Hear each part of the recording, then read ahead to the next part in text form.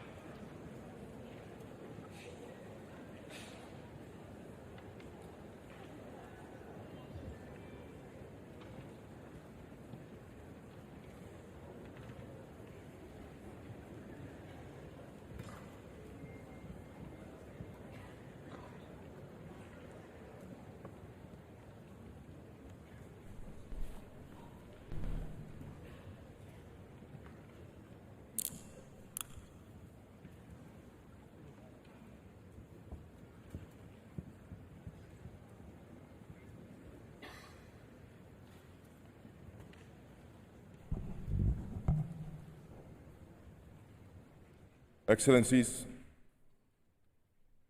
distinguished colleagues,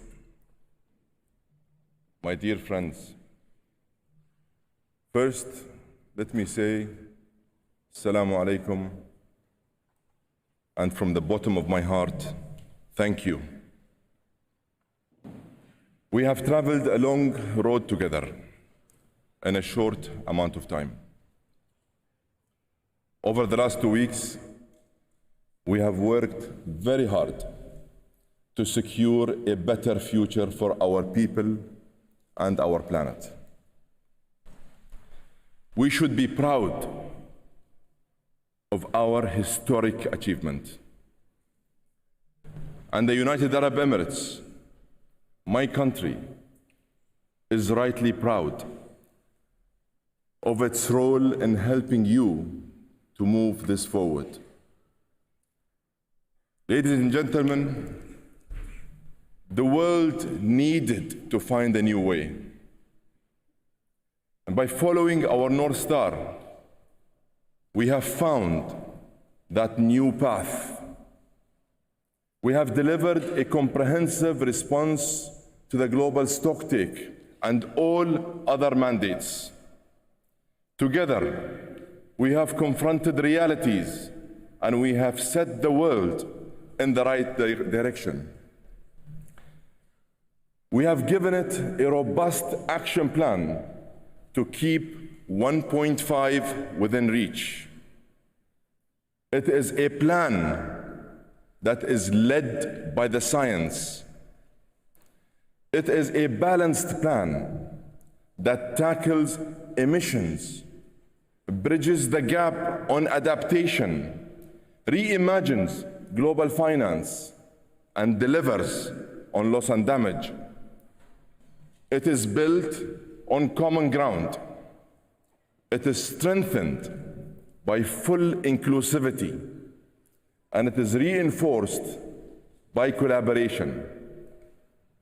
It is an enhanced, balanced, but make no mistake, historic package to accelerate climate action. It is the UAE consensus.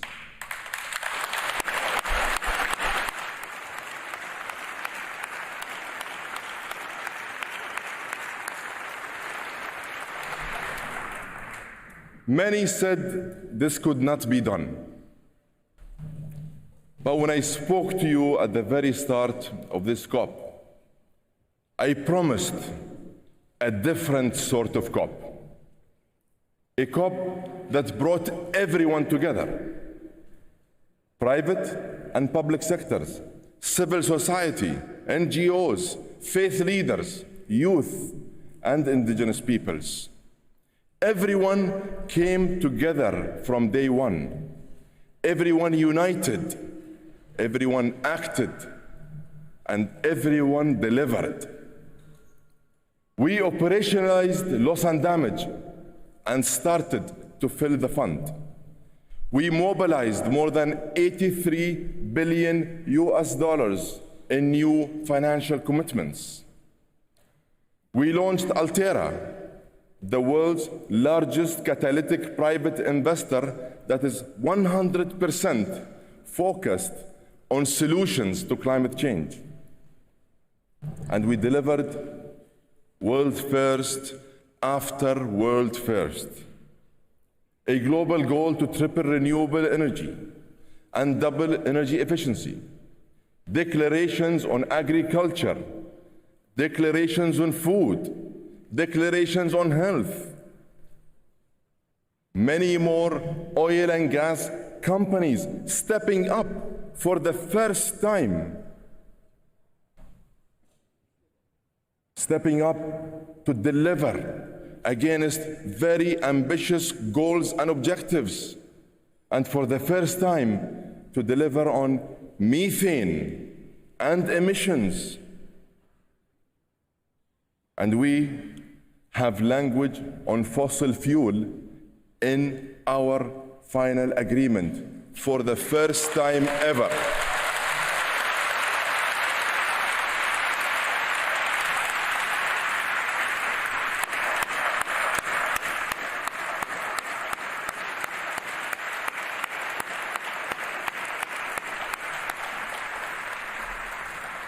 All of these are world firsts.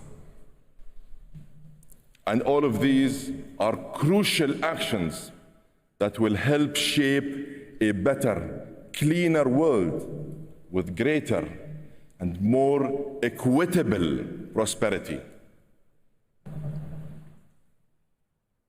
And then we became the first COP to host a change makers majlis.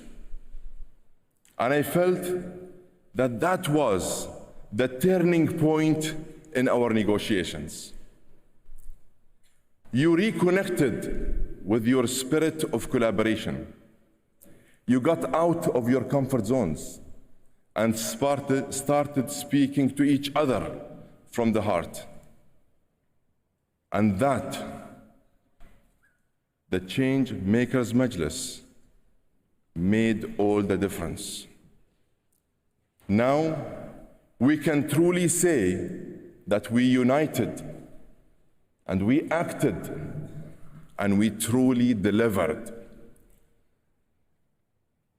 My friends, here let me sound a word of caution. An agreement is only as good as its implementation. We are what we do, not what we say. We must take the steps necessary to turn this agreement into tangible actions. If we unite in action, we can have a profoundly positive effect on all our futures. And I mean all our futures. Because inclusivity has been the beating heart of this conference. It kept us going during the difficult days.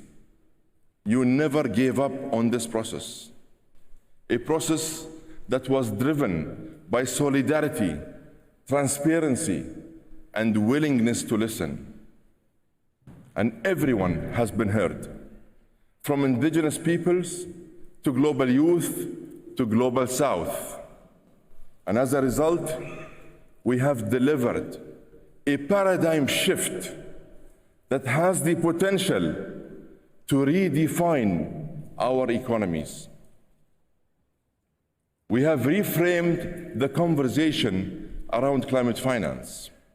We have integrated the real economy into climate action. And we have moved to a new mindset where solutions to climate challenge become the drivers of a new economic age.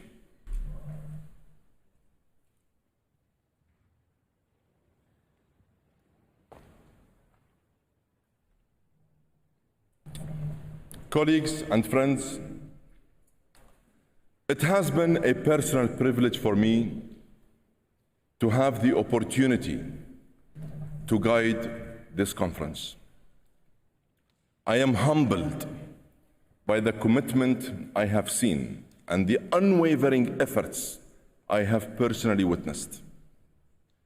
I would like to express my deepest gratitude to all who made this happen, to every country who came and made this COP a success.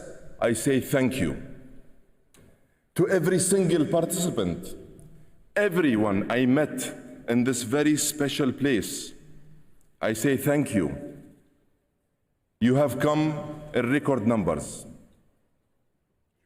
You care deeply about the future of this wonderful planet, and so do I. And to you, the delegates who met me on your rest day, and at 3 a.m. and 4 a.m. and 5 a.m., I also say thank you. And allow me to take this opportunity to express my deepest respect and gratitude to His Highness Sheikh Mohammed bin Zayed Al Nahyan.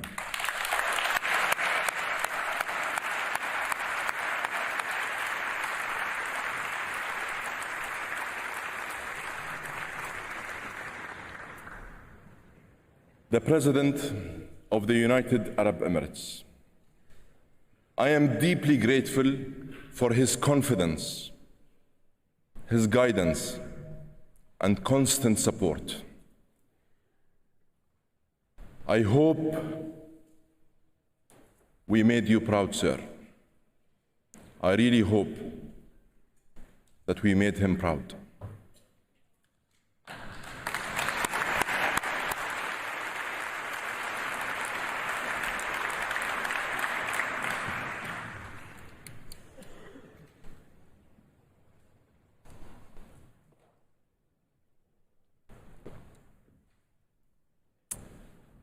And to my family, who I have seen far too little over the last year. You inspire me and you motivate me. I wouldn't be standing here without you.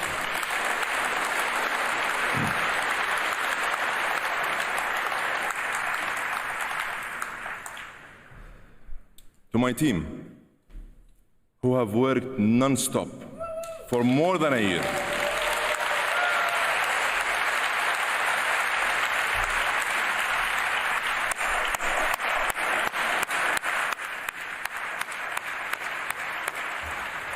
And who have supported me every step of the way in this historic an unprecedented achievement. I also thank you. Our country has shown that we can deliver on the global stage for the benefit of the planet and its people. We have helped restore faith and trust in multilateralism, and we have shown that humanity can come together to help humanity.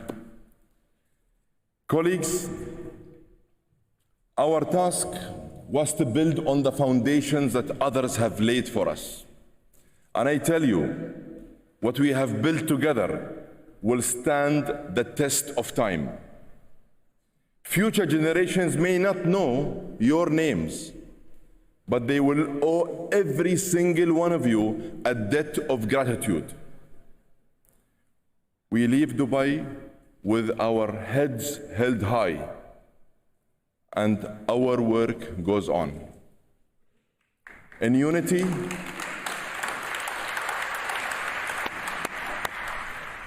and solidarity, we will walk the new path that the UAE consensus has set for the world. Together, we will follow our North Star. We will follow it from here to Baku to Belém. And together, we will secure the future of this beautiful planet for the many generations to come. And let me finish by saying this. I hope that the spirit of partnership, inclusivity, and peace that has welcomed you here in the UAE goes with you from this place and lives for the good of all humanity. I thank you.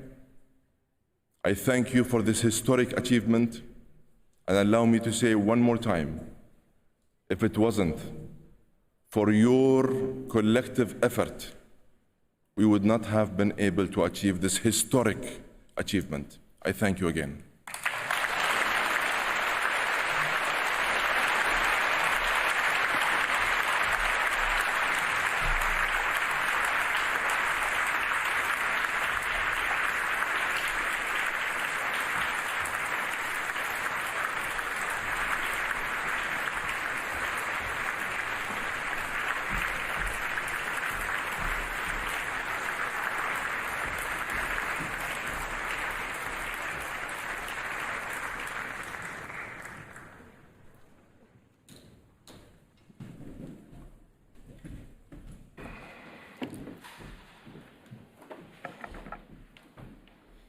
Executive Secretary Simon, I invite you to take the floor.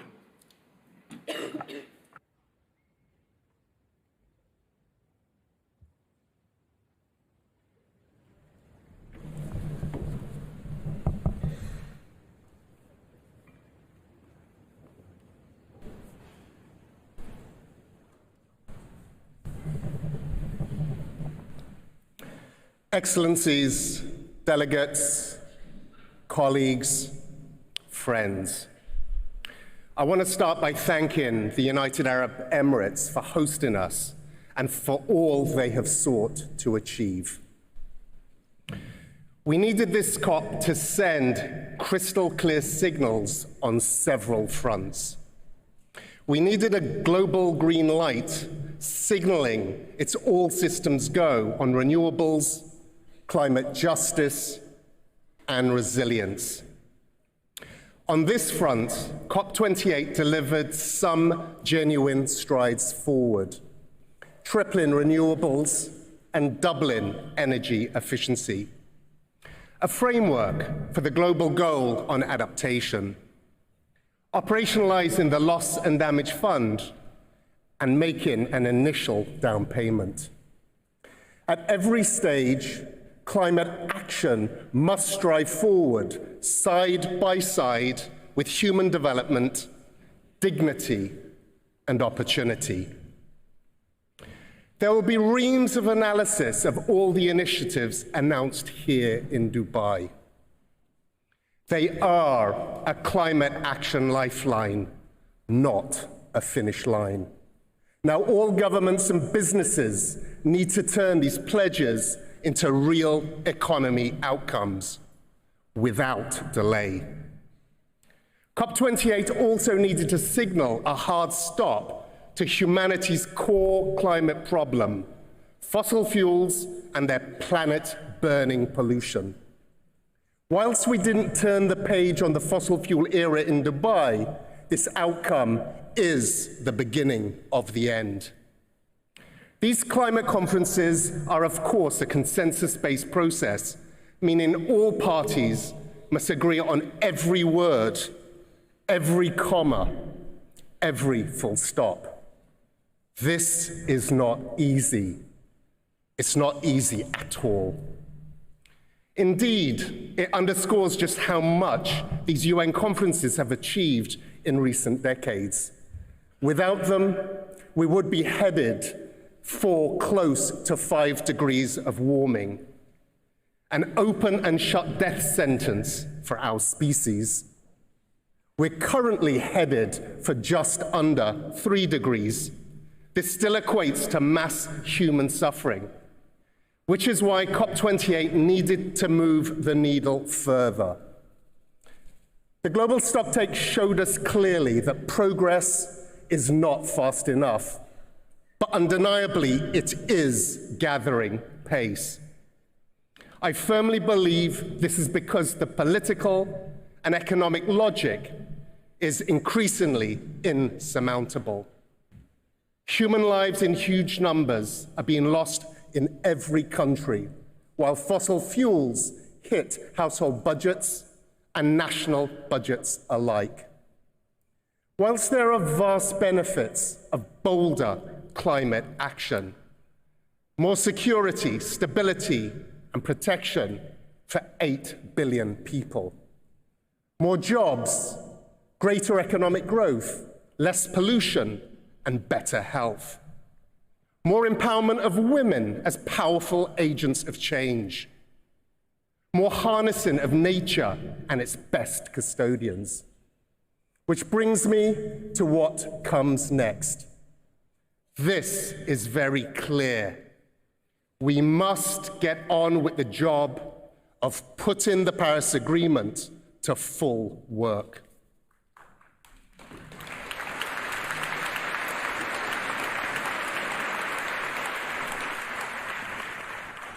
In early 2025, countries must deliver new nationally determined contributions. Every single commitment on finance, adaptation, and mitigation must bring us in line with a 1.5-degree world. Countries must prepare and submit their first ever biennial transparency reports by the end of next year. As UN climate change, we will keep working to improve the process and help parties go further, faster, and fairer. I want to pay tribute to all my colleagues at UN Climate Change for their unfailing professionalism and commitment.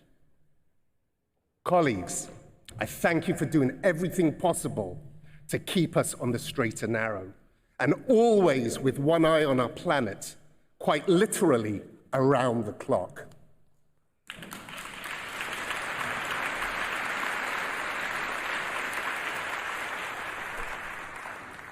Delegates, you deserve the support you need to have all information, facts, and facilities available in a good working order. So allow me to also flag that UN climate change is now creaking under the weight of mandated processes and work streams. Through the first global stocktake, many parties called for various work programs, bodies, processes, and stakeholders to immediately step up their support in response to the GST outcome, helping enable more ambition and implementation of NDCs. Our budget is currently less than half funded, and so I ask you to address this. Otherwise, it will be impossible to fulfill parties' core requirements and expanded demands going forward. My final message is to ordinary people everywhere, raising their voices for change. Every one of you is making a real difference. In the crucial coming years, your voices and determination will be more important than ever. So I urge you never to relent. Delegates, friends, we are still in this race. We will be with you every single step of the way. I thank you. Shukran.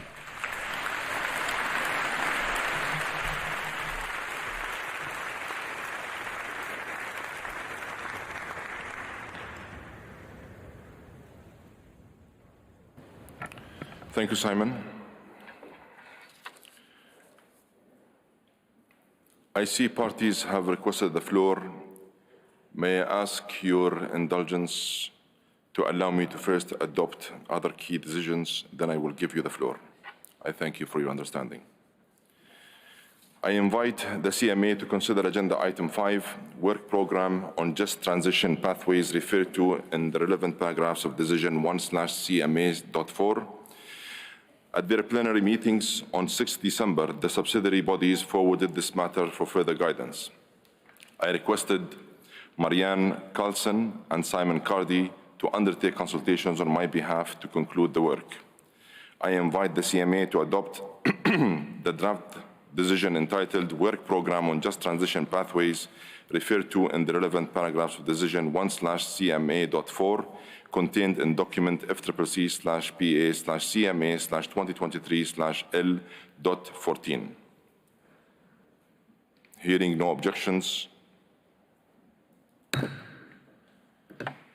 Okay.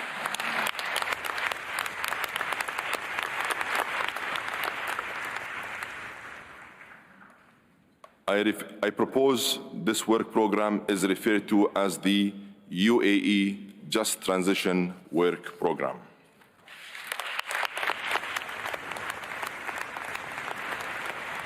I invite the CMA to consider Agenda Item 6, Sharm el-Sheikh Mitigation, Ambition and Implementation Work Program referred in Decision 4/CMA.4. At their plenary meetings on 6 December, the subsidiary bodies forwarded this matter for further guidance. I requested Carlos Fuller and Kay Harrison to undertake consultations on my behalf to conclude the work. In addition, ministerial consultations on issues related to mitigation were conducted by Her Excellency Minister Grace Fu and His Excellency Minister Aspen Barthaid. I invite the CMA to adopt the draft decision entitled Sharm el-Sheikh Mitigation, Ambition and Implementation Work Program referred in Decision 4/CMA.4 contained in document FCCPA/CMA/2023/L.16. Hearing no objections, it is so decided.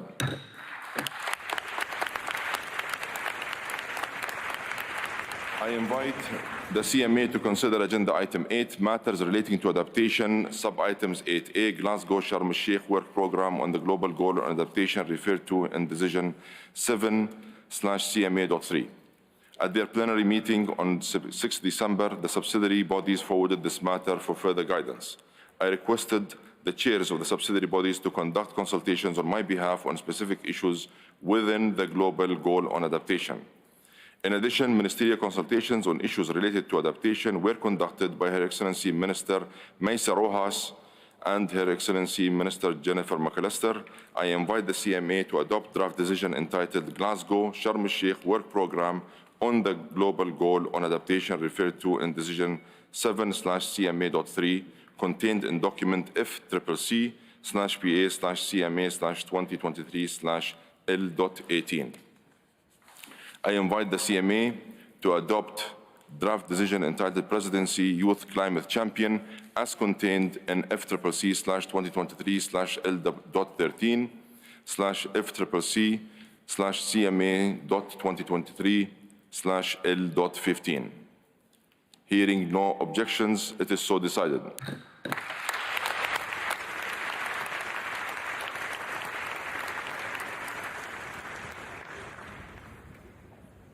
I propose to to call the decisions we have adopted: the Loss and Damage Funding Arrangement and Fund, the Global Stocktake, the Work Program on Just Transition, the Mitigation Work Program, Global Goal on Adaptation, Youth Climate Champion as the UAE Consensus.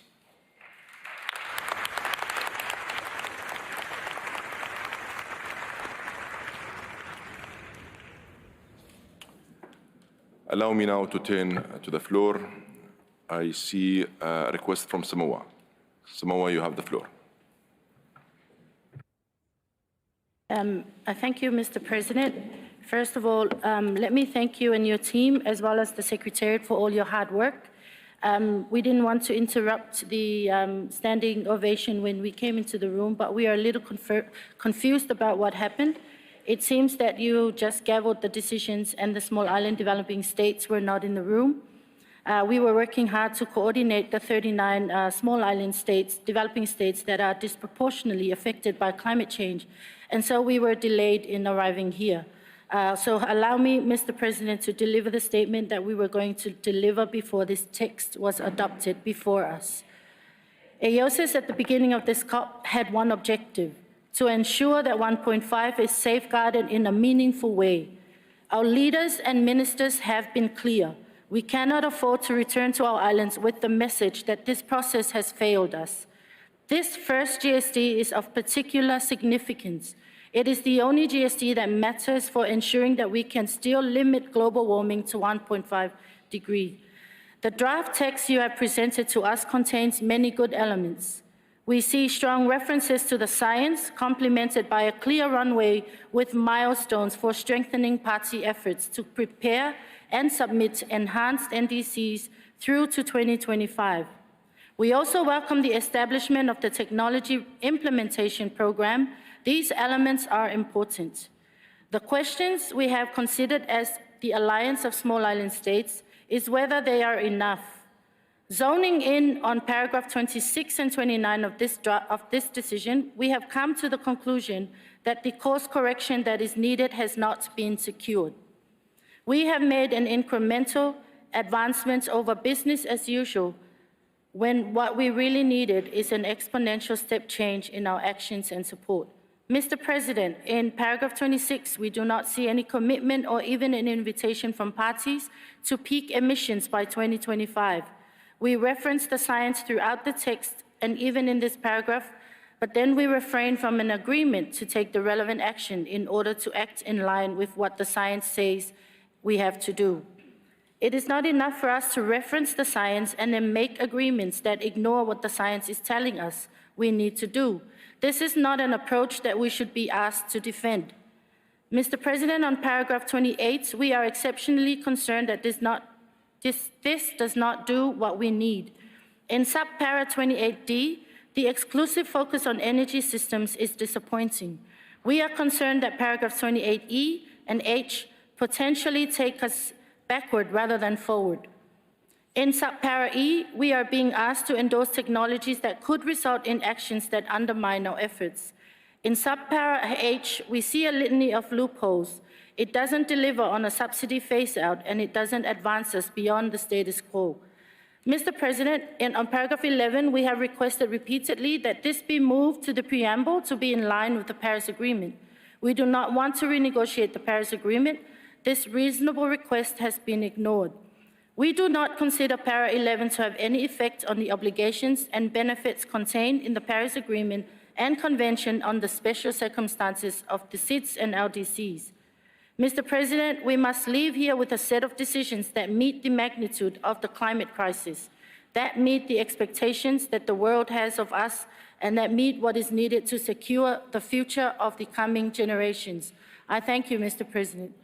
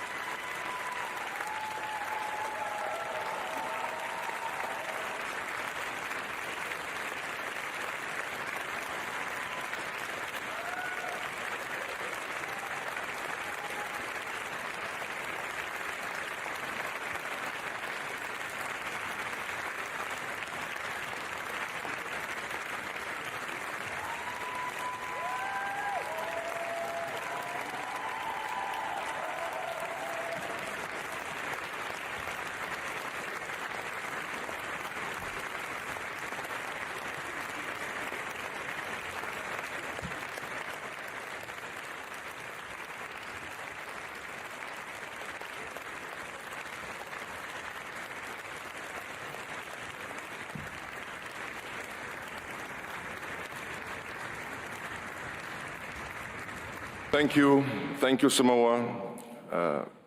We understand your concern and we take note of your statement and will reflect it in this report. On the 7th review of the financial mechanism, Ambassador Tosi Mapano conducted consultations on my behalf on the way forward regarding the proposal from the United States on the 7th review of the financial mechanism.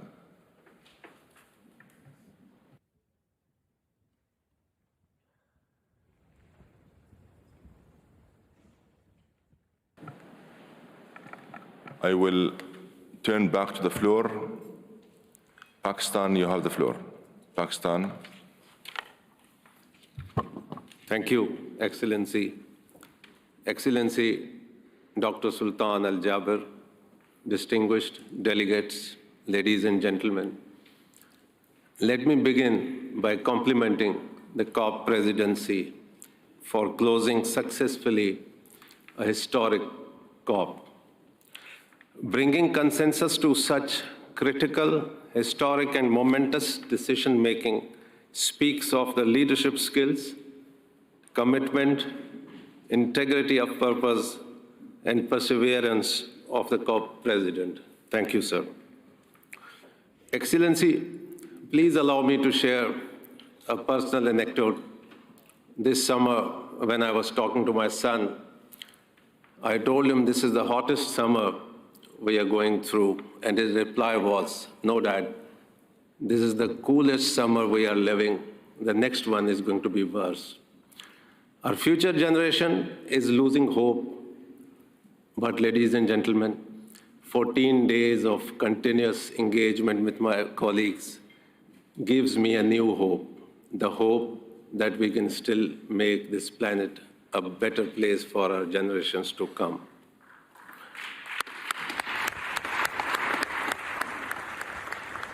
I take with me a sense of support, a sense of commitment, shared responsibility, respect for each country's needs, and unity in fighting the common challenge of climate change.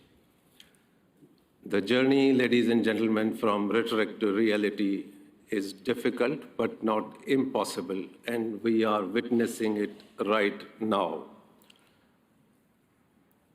I reassure this August forum of our fullest commitment and devotion in meeting the targets set in the Paris agreements and building towards a better tomorrow for all of us. Before I end, I would want to thank the COP presidency, the government of UAE, UNFCCC management, and most importantly, entire support staff, interpreters, staff on duty, security staff, who were there 24/7 to support us. They definitely need a big round of applause. I thank you, ladies.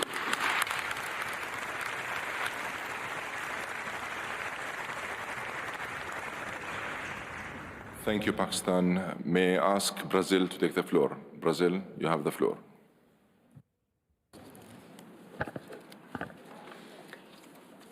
Agradeço imensamente aos Emirados Árabes Unidos e, em especial, ao presidente da COP pela grande hospitalidade, pelo firme e dedicado empenho de ter nos trazido até aqui. Agradeço igualmente ao papel desempenhado pela sociedade civil, representada em todos os setores, nos fazendo fortes cobranças para nos lembrar do sentido de urgência nas decisões que aqui tomarmos. Estamos agora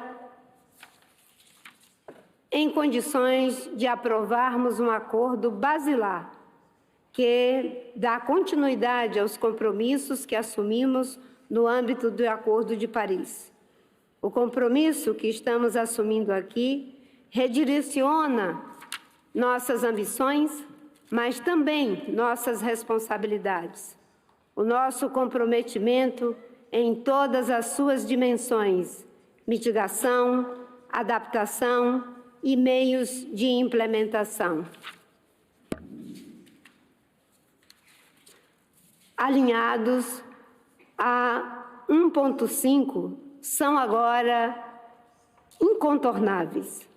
Nós estamos felizes da decisão do estabelecimento de uma troika Emirados Árabes Unidos, Azerbaijão e Brasil para fazermos, nestes 2 anos,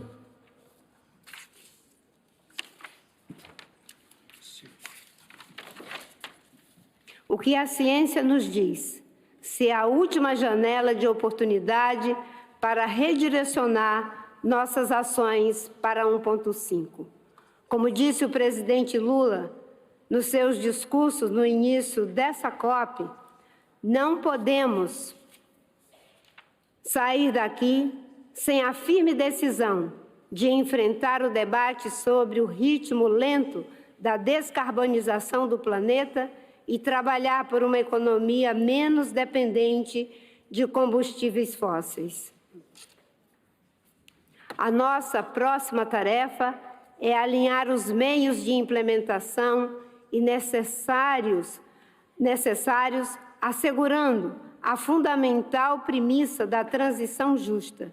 É fundamental que os países desenvolvidos tomem a dianteira na transição rumo ao fim dos combustíveis fósseis e assegure os meios necessários para os países em desenvolvimento poderem implementar suas ações de mitigação e adaptação.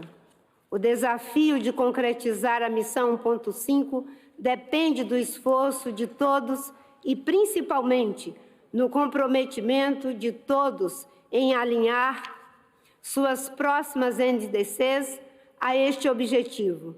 E o Brasil se sente feliz e honrado em ajudar nesta tarefa em que quem sabe, podermos celebrar juntos na COP30 na Amazônia, em Belém do Pará. Muito obrigada.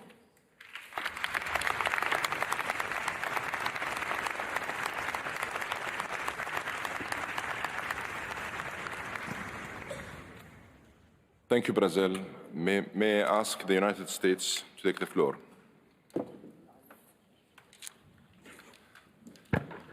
Thank you, Mr. President. That's on. Mr. President, I want to first thank the entire UAE team and all the other parties and the Secretariat for the extraordinary work over the past 2 weeks to finalize this first global stocktake. I think as you look around this room and you look at the number of people who are here, it underscores the complications, the difficulties, the fundamental challenge of bringing 200 countries together and finding consensus. I think that everybody here should be pleased that in a world of Ukraine and the Middle East war and all the other challenges of a planet that is foundering, this is a moment where multilateralism has actually come together and people have taken individual interests and attempted to define the common good. That is hard. It's the hardest thing in diplomacy. It's the hardest thing in politics. And I think everybody here should feel good that while all of us can find a paragraph or sentences or sections where we would have said it differently, where we would have liked it not to appear, we would have liked something else to appear. But in a multilateral venue, to have as strong a document as has been put together, I find, is cause for optimism, cause for gratitude, and cause for some significant congratulations to everybody here. I am in awe of the spirit of cooperation that has brought everybody together. And I think the applause that we just saw for the AOSIS states is a clarion call to all of us about our obligation and responsibility over these next months to make sure we're reaching as far as we can to implement as fast as we can. So I thank the UAE team and the Secretariat for pulling everybody together, for having the courage to put some things on the table for the first time ever.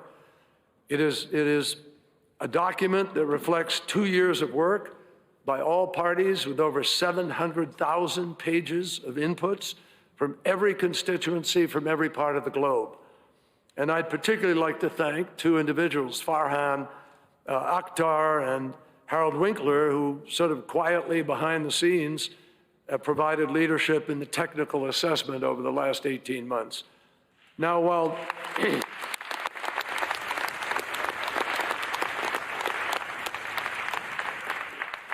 while nobody here will see their views completely reflected in a consensus document of so many nations, the fact is that this document sends very strong messages to the world. First, the document highlights that we have to adhere to keeping 1.5 degrees within reach. That is the North Star.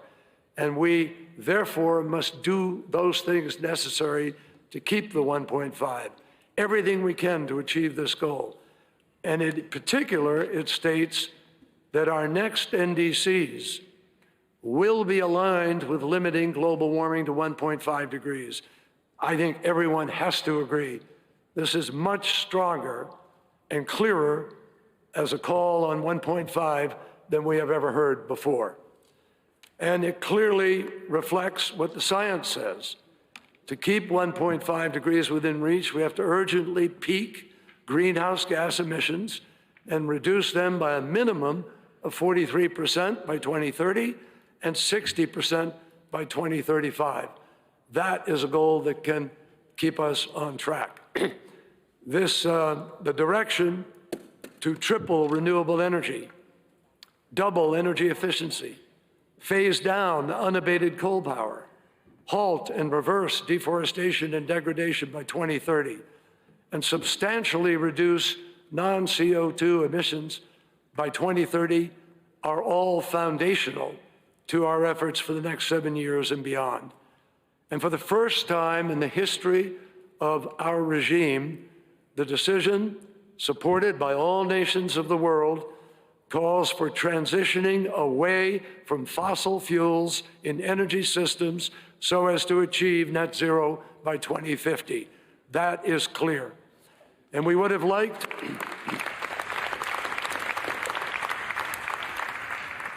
clearly, many people here would have liked clearer language about the need to begin peaking and reducing fossil fuels in this critical decade. But we know this was a compromise between many parties.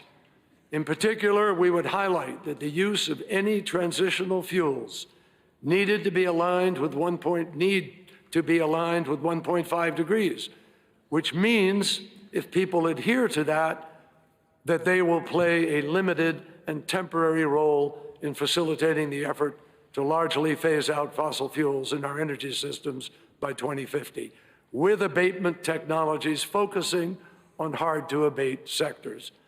On adaptation, COP28 has successfully delivered a framework for the global goal on adaptation that will provide critical momentum to accelerate actions and increase resilience.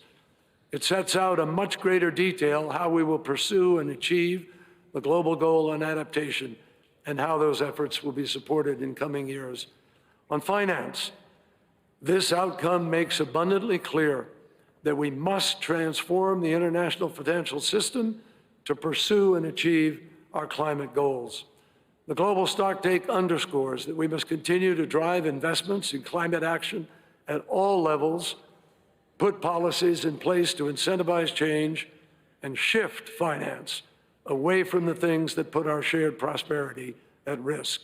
And it makes clear that we will stand by and support our partners in developing countries every step of the way as they take ambitious steps to build clean energy systems and resilient futures for everyone. Mr. President, both the Paris Agreement and the global stocktake decision that we just adopted emphasized the importance of preparing and updating long-term strategies to reduce emissions and enhance resilience. 2 years ago, the United States and China committed in our Shanghai Joint Statement to update our long-term strategies by the Glasgow COP, which we both did. Most recently, we both issued the Sunnyland Statement, which we hope made a positive contribution to this COP. And today, I would join with Xi Jinping and Chinese delegation in announcing that the United States and China both intend, based on the many initiatives set out in the global stocktake decisions, we will again update our long-term strategies, and we invite other parties to join us in doing so. This decision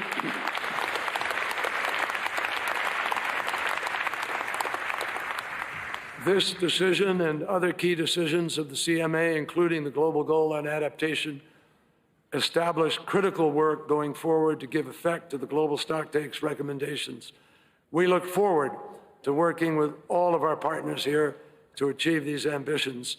And again, I say how deeply impressive I believe this multilateral effort is. I thank everybody here. The spirit of cooperation is palpable and significant, and I think a major statement by all countries participating about what we would like to see in so many other sectors of global relationships in this day and age. I thank all for the efforts here and for what we have accomplished. Thank you, Mr. President.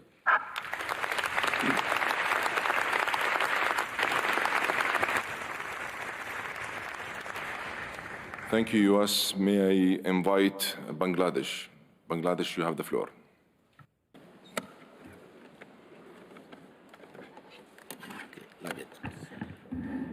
Thank you, Excellency, for giving Bangladesh the floor. And let me first congratulate you and your team for the excellent work.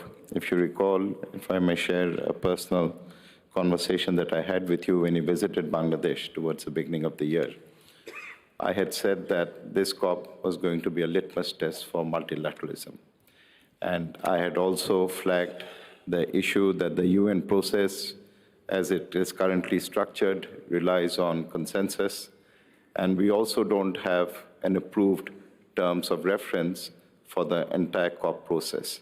It's been over 30 years, but still we have not been able to agree. So those were constraints. And I think what is perhaps one of the most impressive parts of this COP is, unlike in the past when we have all tried to hide behind the term consensus, we have tried to use that to protect our national positions. This is the first time that we have perhaps come out of our respective comfort zones and tried to look at the bigger picture. And we have all along said that consensus has to be on the basis of science. When the first draft was presented, we expressed, and we didn't mince words, that we were extremely disappointed because it didn't capture the ambition, and the North Star that you had talked about, I said, was now hiding behind dark clouds. I think over the last 2 days, thanks to the work and your initiative and that of your team, and our collective will, because at the end of the day, this is a member-driven process, and we have to really decide what we want to achieve. We have been able to remove those clouds. And what I see as significant is that this is the 28th COP. Between COP1 and COP27, we basically moved from one COP to the other. And here, I think we have not just transitioned, there is a potential of a game-changing outlook in terms of how we look at the COP processes, and we thank you, your leadership, and the team in that regard.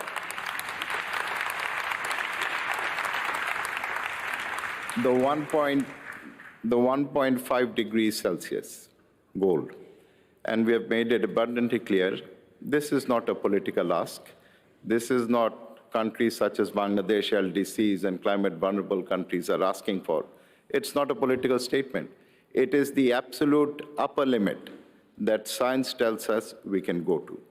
And we feel that this then shapes the entire discourse in terms of mitigation, adaptation, funding, loss and damage, the entire chain. And let us not forget that the better we are at keeping temperature increase to within 1.5, the lesser will be the resources needed for adaptation. The lighter will be the burden on loss and damage. So this is critical. And as we unpack the text of the GST, I'm sure there will be issues which will require further clarification, which will require further discussion. And that the fundamental principle that we are going to have is the 1.5.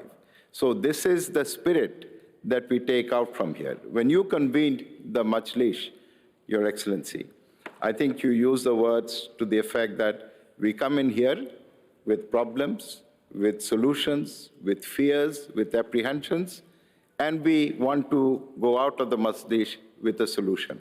I think we are on the path to a solution through COP28, and again, we thank you for your initiative. Trust, solidarity is going to be absolutely imperative. Even if we had the perfect text, and we know that no text can be perfect, and this text is also not perfect, but it lays the foundation, given continued trust, given continued goodwill, given continued empathy, given continued solidarity, we can build on it. And I think that is what we take back. Of course, we would have liked more specificity, more concrete steps. Adaptation is really a life and death issue for a lot of parties who are represented around the table. We cannot compromise on adaptation. We cannot compromise on lives and livelihoods. So the finance delivery, rather than just reporting what has been done, should actually be geared towards action to delivering the resources that we need. And that is absolutely fundamental. So as we go back with certainly better spirits, we also have to keep in mind that the real test is delivery on this. And if I may say so, we came to UAE and we looked upon it as the Asia COP. We wanted to show that not just UAE, but Asia can also deliver. And I think all of us, and I thank all of the delegates that we have been able to do that. At least we have got off to a start. This is not the finish line. We have started on a line where everyone starts together. And I think this is the real achievement of this COP. UAE, as we know, and Dubai is a city of dreams. The impossible comes true. And this is a nation that was diving for pearls for thousands of years. And you are now reaching for the furthest stars in the galaxy. Let us also reach for that. And I believe that this COP is really going to set the tone for all future COPs. Let us have that trust. Let us have that empathy. Let us have that solidarity so that we can, in fact, when we look back at this COP 5 or 10 years from now, we can say that this was indeed, in delivery, a game-changing COP. Thank you, Mr. President.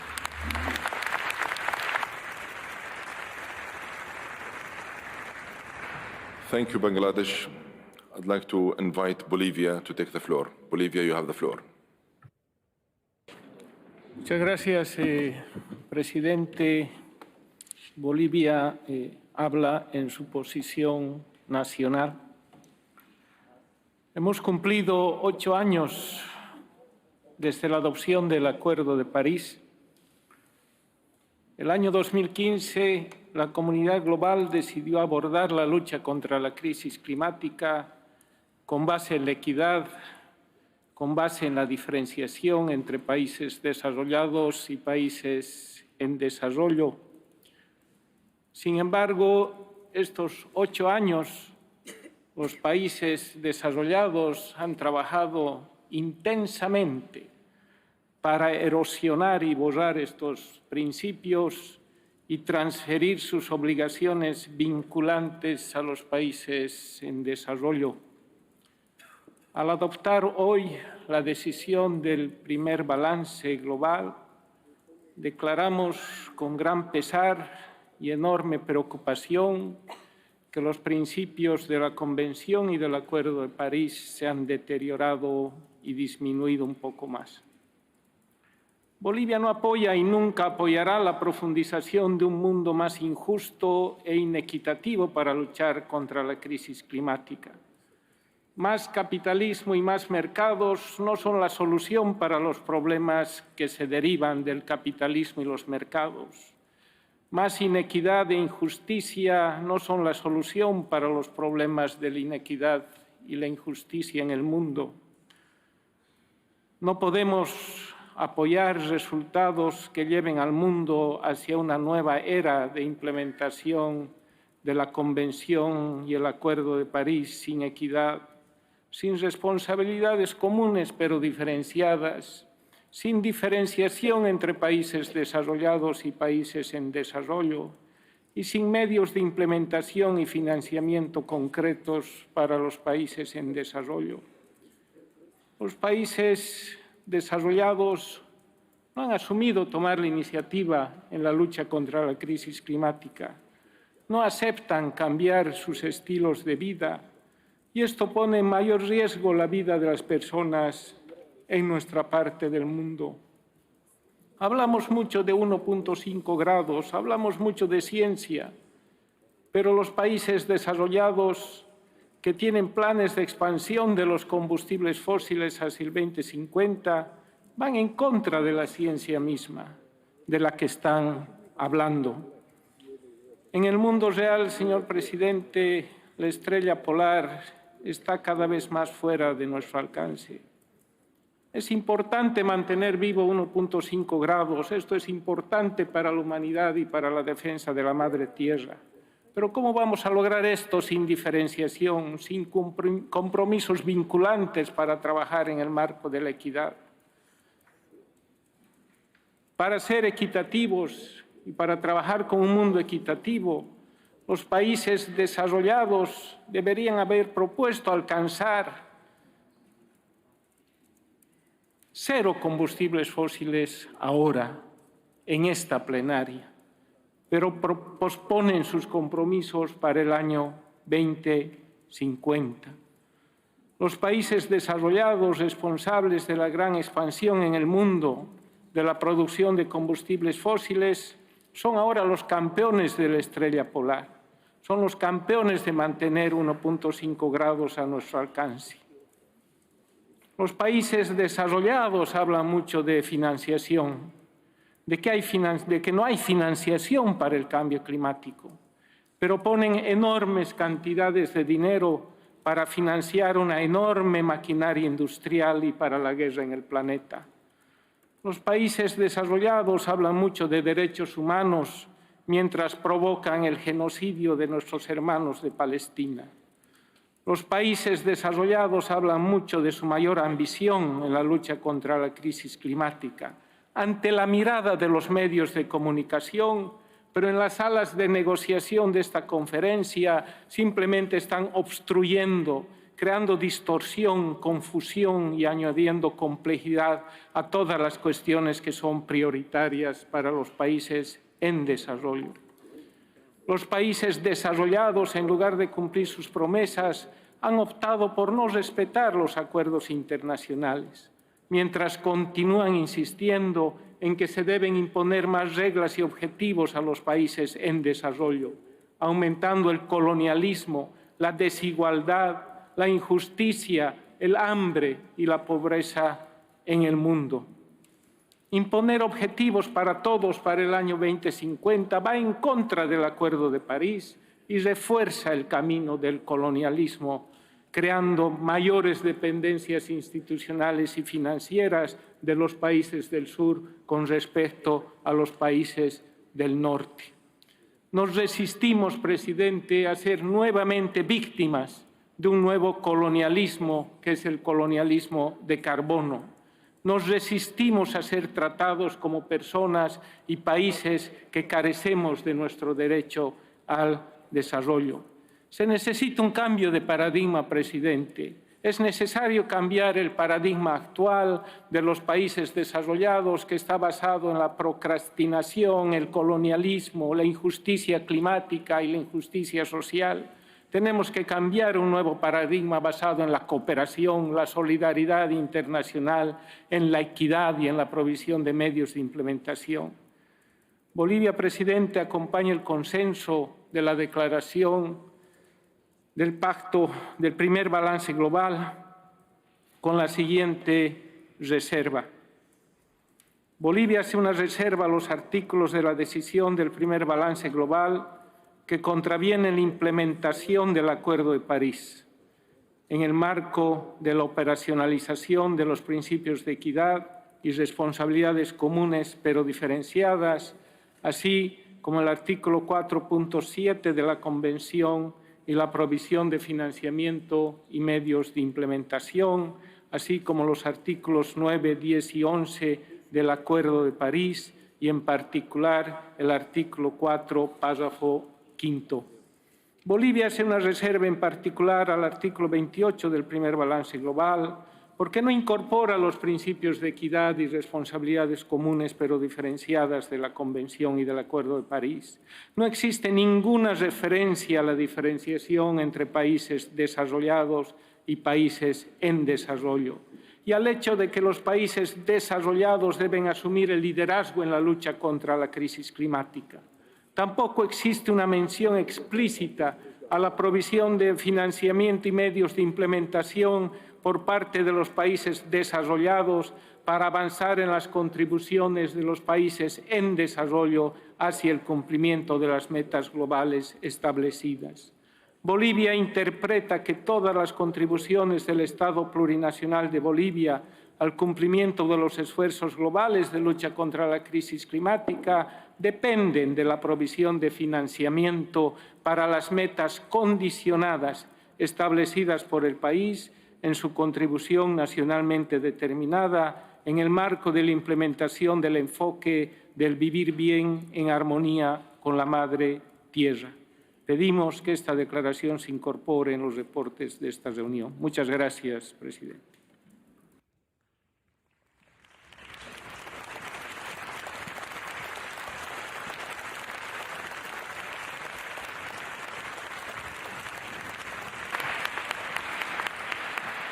Thank you, Bolivia.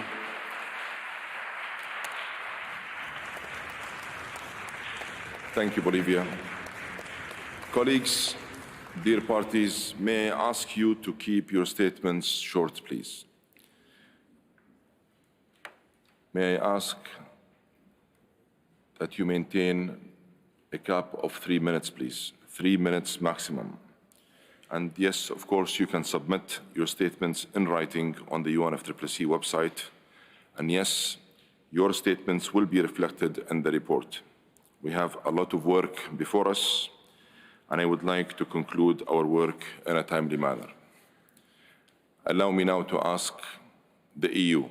EU, you have the floor.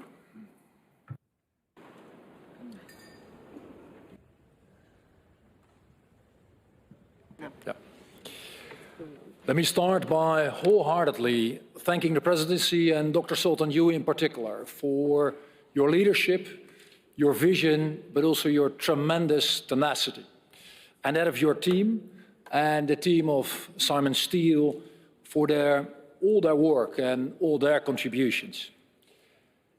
And dear friends, let me also say that we have found it a tremendous privilege to work alongside all of you, from wherever you are, from Africa, Latin America, the Caribbean, North America, Asia, the Pacific, and the Middle East, to team up, to bridge the divide, and to unite. Because, dear friends, when we are all long gone, our children and our children's children and their children will be there to deal with all the things we have left for them, the good and the bad. And with them in mind, and with that in mind, it makes this a day of gratitude, a day of solemn satisfaction, and maybe also of silent determination. And a day to salute the fact that humanity has finally done what is long, long, long overdue. 30 years. 30 years we've spent to arrive at the beginning of the end of fossil fuels, and to bridge our ambition on adaptation, finance, and mitigation. to get concrete and actionable on 1.5, as scientists have urged us to do for so long. And to all our friends from around the world who will continue to need our help, the islands in particular, I want you to know, and I will say to you, that we will stand with you in unity during this transition for as long as is necessary. Because prosperity within the planetary boundaries is there to be had for all of us. Thank you, Teresa. Thank you.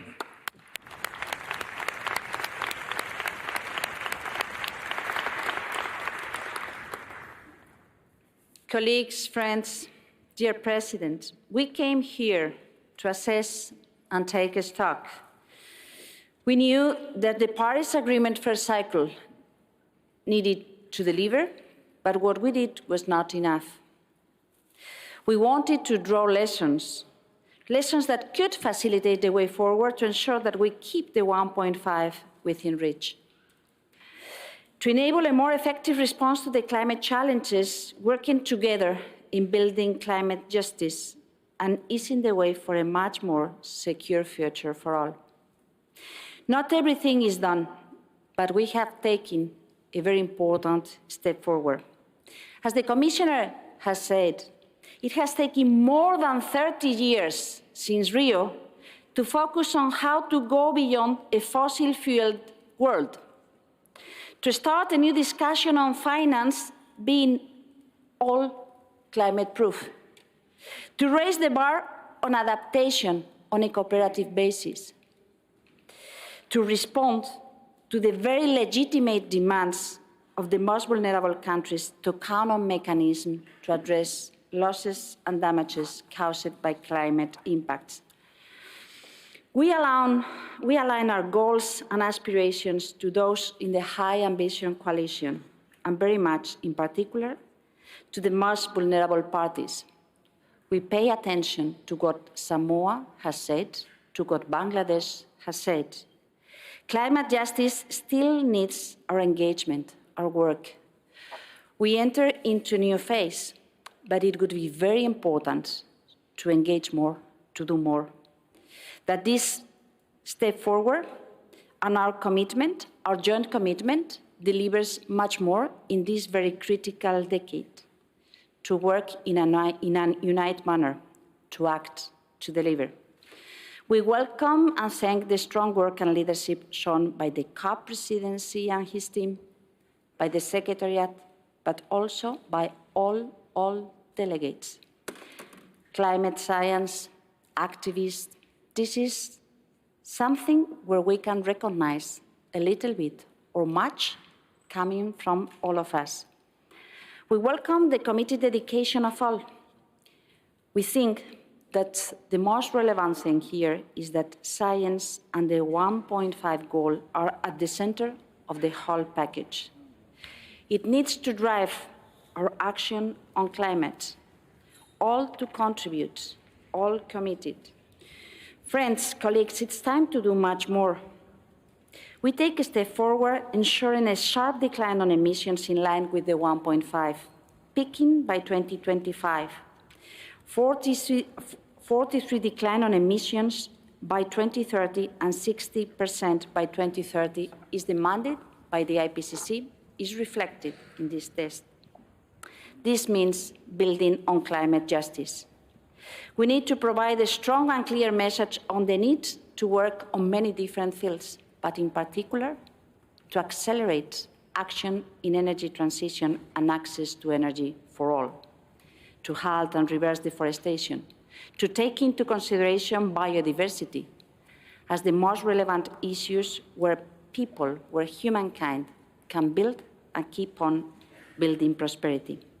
Adaptation is at the forefront and takes on the relevance it needs. Still, much needs to be done, but we understand that we need to work much more to ensure common goods such as fresh water, health, biodiversity, or food security.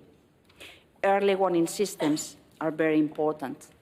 Delivering on loss and damage, changing the way we address climate in the international financial institutions, doubling adaptation funding, are only the first step forwards. Back home, we Europeans are committed. Current action, current legislation ensures we will be doing more than 57% reduction by 2030. And we are committed in our legislation to achieve net zero by 2050 at the latest.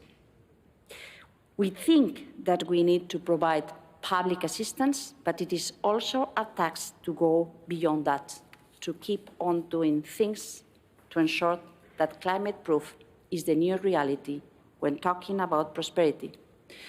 We are committed not to leave anyone behind. There are many things that we miss in this text, but we sincerely think that this is a very relevant and positive step forward, and we are very happy to take this step forward with you all. Thanks a lot.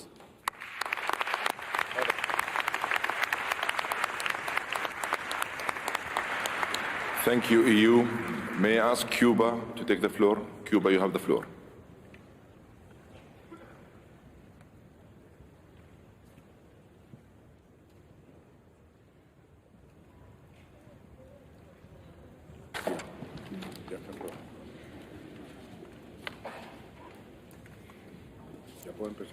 Buenas tardes, señor presidente. Reconocemos la importancia y los resultados alcanzados en esta conferencia, para lo cual ha sido decisivo el papel de la presidencia emiratí y su equipo de trabajo en la búsqueda de posiciones comunes en un contexto que configura esta COP como una de las más complejas, sino la más difícil desde la adopción del Acuerdo de París en 2015. Las dificultades que hoy enfrentamos tienen múltiples causas. Entre ellas destaca, y ha sido aquí reiteradamente mencionada, el incremento de las emisiones y el constante cierre de la ventana de tiempo para mantener el aumento de la temperatura por debajo de 1.5 grados.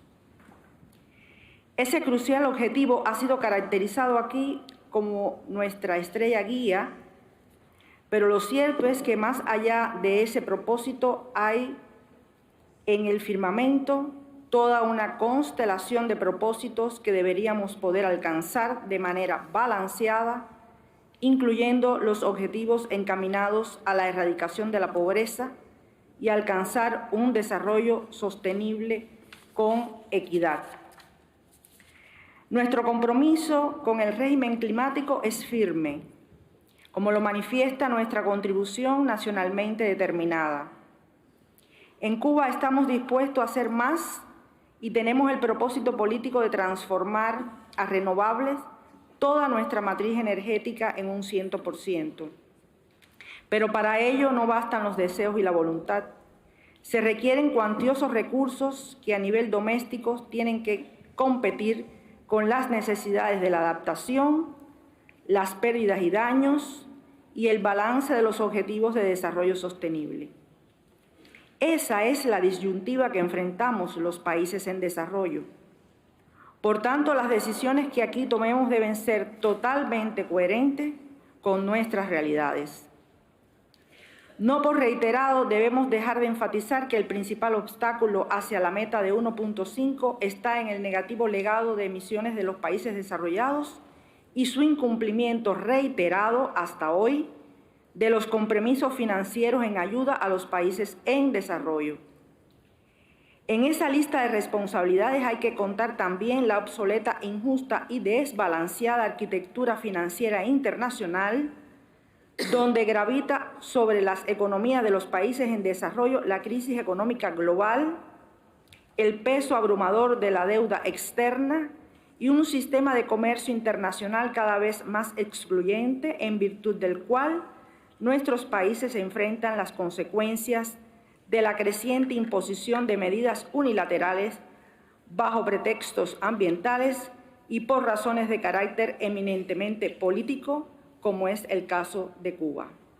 Señor presidente, a todos aquellos que han estado presionando aquí para asumir metas y compromisos que nada tienen que ver con nuestras responsabilidades ni circunstancias nacionales, les invitamos a hacer una reflexión profunda una vez retornen a sus países. Piensen en la historia, en cómo llegamos hasta aquí, en el despojo y la explotación a que fueron sometidas nuestros pueblos y que sirvió de base para un desarrollo que ahora nos está pasando factura en forma de cambio climático. Analicen sus propios deberes y obligaciones y tal vez eso les permita llegar a la próxima COP con los mensajes de responsabilidad, humildad y empatía necesarios para alcanzar mayores resultados. Muchas gracias.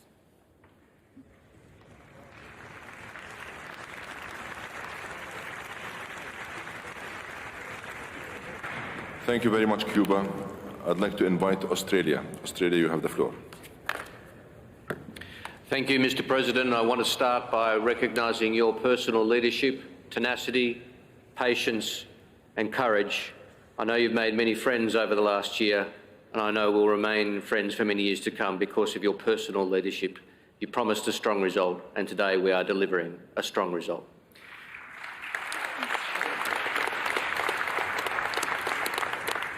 Mr. President, I speak on behalf of the umbrella group of countries.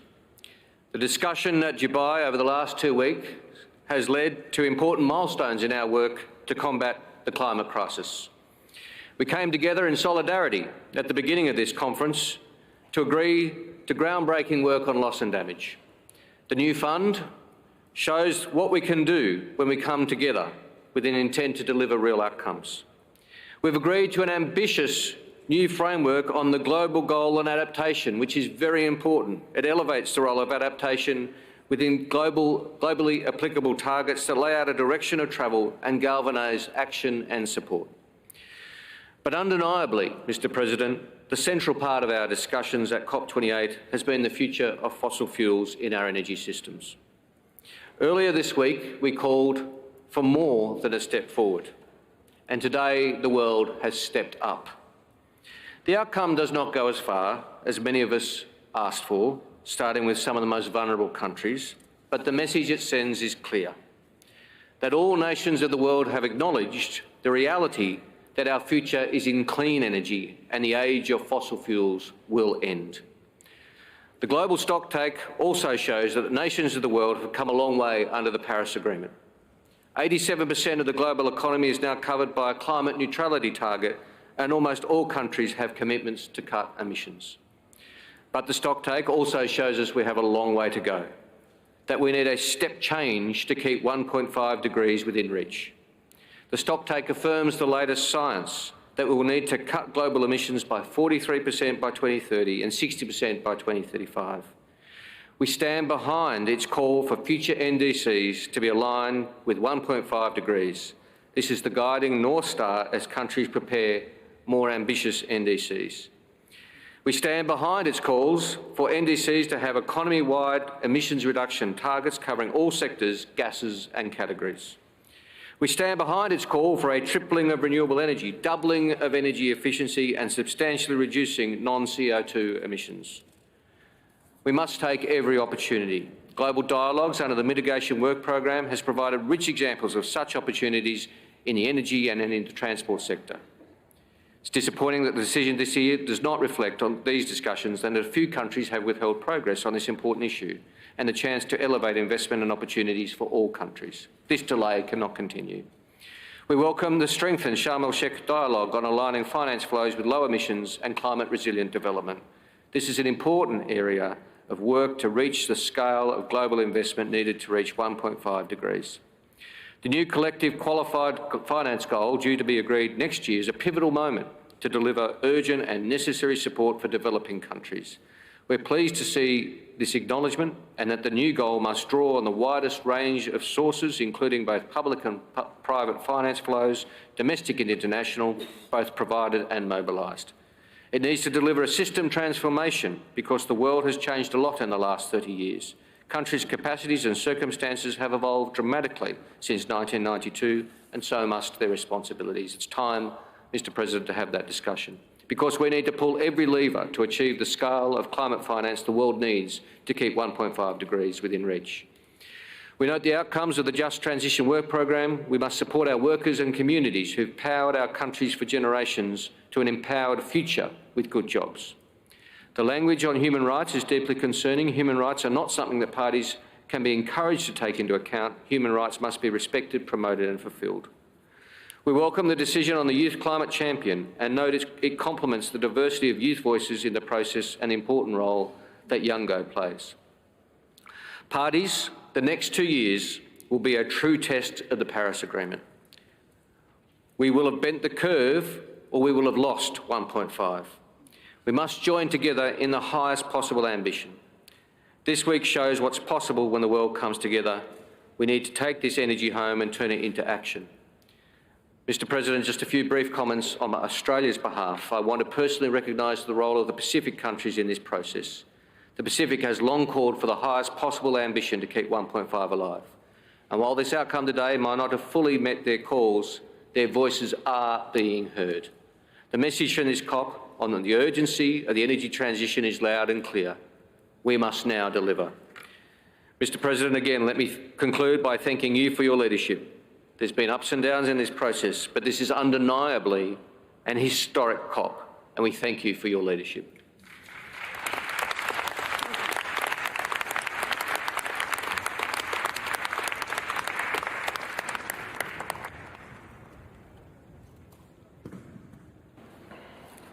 Thank you, Australia.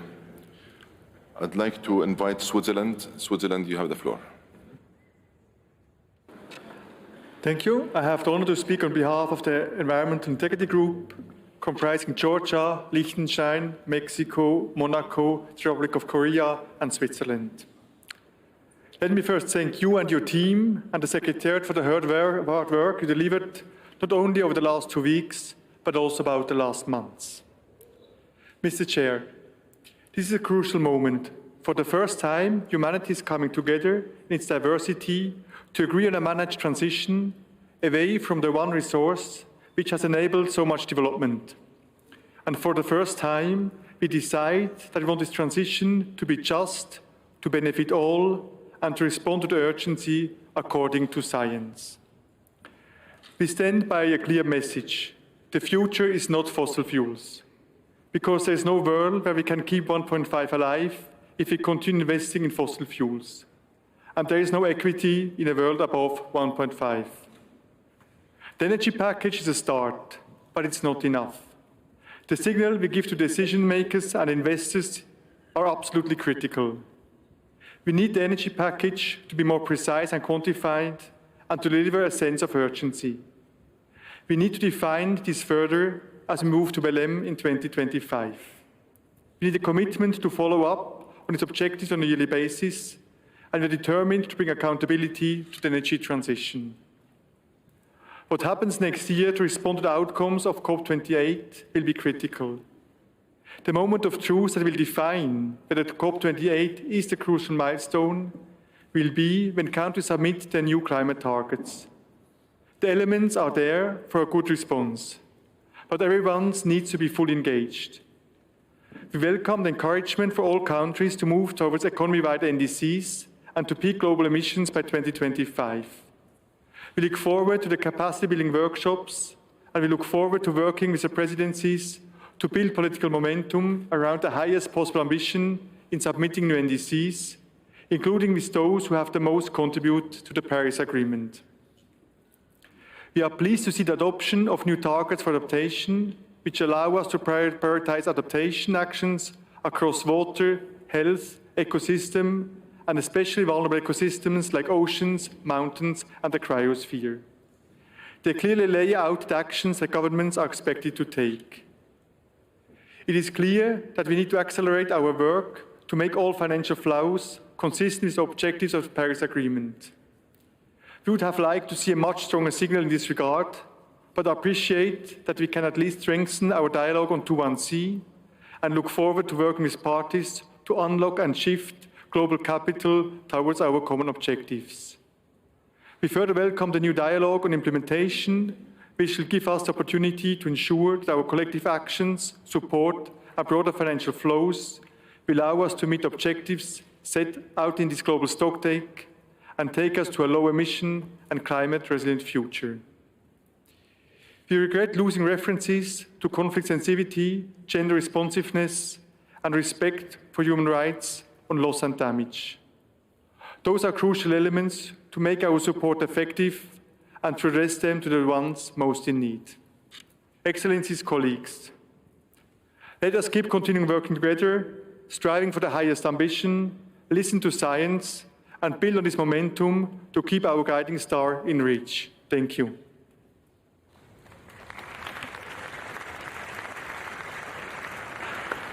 Thank you, Switzerland. May I ask Venezuela to take the floor? Venezuela, you have the floor.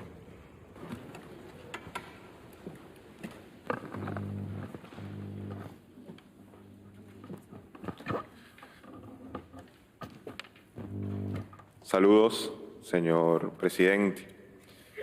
Venezuela, en primer lugar, desea agradecer a la Presidencia de Emiratos Árabes Unidos y las presidencias de los órganos subsidiarios, a la Secretaría Ejecutiva y a todos los representantes de los países presentes por los esfuerzos en este paso que hemos dado adelante el día de hoy. La labor que han llevado en estas últimas semanas a fin de apoyar en la búsqueda de consensos definitivamente no ha sido tarea fácil, pero con esfuerzo y voluntad política se abren los caminos para continuar trabajando por la implementación de la Convención y del Acuerdo de París. La humanidad enfrenta una de las peores crisis de su historia y en todos los ámbitos: financiero, energético, climático, alimentario, institucional y cultural, afectando así la vida del planeta entero. Nuestra región es una de las más vulnerables del planeta como consecuencia de los efectos de esta crisis climática, al sufrir los impactos crónicos y graduales de los eventos naturales cada vez más intensos y más extremos, lo cual repercute y paraliza los avances del desarrollo sostenible y la lucha contra la pobreza, no solo de mi país, sino de todos nuestros pueblos. Para Venezuela, el artículo 28 deja espacios abiertos a la interpretación y queremos dejar constancia en acta, presidente, en esta reunión lo siguiente. Nada de lo especificado en el párrafo 28 disminuye las obligaciones que se establecen en la Convención del Acuerdo de París. No pueden ser reinterpretados y se especifican claramente que los países desarrollados deben tomar la iniciativa de acciones de mitigación. Es por ello que desearíamos que hubiese sido incluido en el texto. El párrafo 28 no puede ser utilizado como una base para imponer condicionalidades sobre las políticas de los países en desarrollo, sobre todo en lo que concierne al acceso a financiamiento, transferencias de tecnología o apoyo en la creación de capacidades. Tampoco puede ser la base para la imposición de medidas coercitivas unilaterales, como sobre la cual nuestro país se ve afectado, o medidas comerciales sobre la base de criterios climáticos que tengan efectos adversos en los países en desarrollo. Hemos trabajado arduamente en la defensa de los principios de responsabilidades comunes pero diferenciadas, la equidad, la promoción y la defensa de los derechos de la madre tierra, la justicia climática, la necesidad de mayor financiamiento para la adaptación y la acción climática, así como el derecho al desarrollo de los pueblos en el contexto de la crisis climática capitalista. Esto sigue siendo la ruta que en adelante los países y los pueblos del mundo debemos seguir. No queremos finalizar, presidente, esta intervención sin antes agradecer al Gobierno de Emiratos Árabes Unidos por su arduo trabajo tratando de lograr acuerdos por el bien de la humanidad y en esta compleja negociación. Y recordar las palabras de nuestro padre Simón Bolívar: mucho hemos hecho, pero más nos queda por hacer, como una invitación a seguir construyendo juntos un camino para la salvación del único planeta que tenemos. Muchas gracias.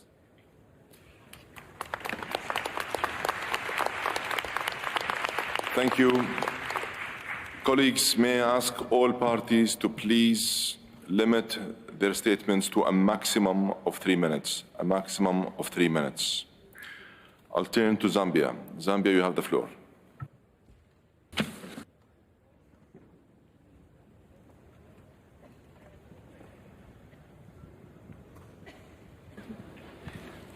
Thank you very much, Mr.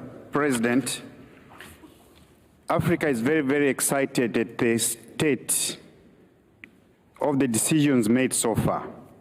Mr. President, coming to Dubai a few days ago, we found an atmosphere of love, one where people wanted to discuss honestly, with respect. Consultation were deep. Indeed, everybody wanted to succeed. Mr. President, your office welcomed everybody from Africa, from Asia, from the Americans. Indeed, talking to everybody around the rooms, there was climate love. I knew that we were at the verge of making history here in Dubai. Coming to Dubai, Mr. President, one of the key asks from Africa was indeed the global goal on adaptation, as it was the most important ask for Africa. We are confident, Mr. President, that going by the deep spirit of unity and love exhibited throughout this conference, that further work on the GGA will grant us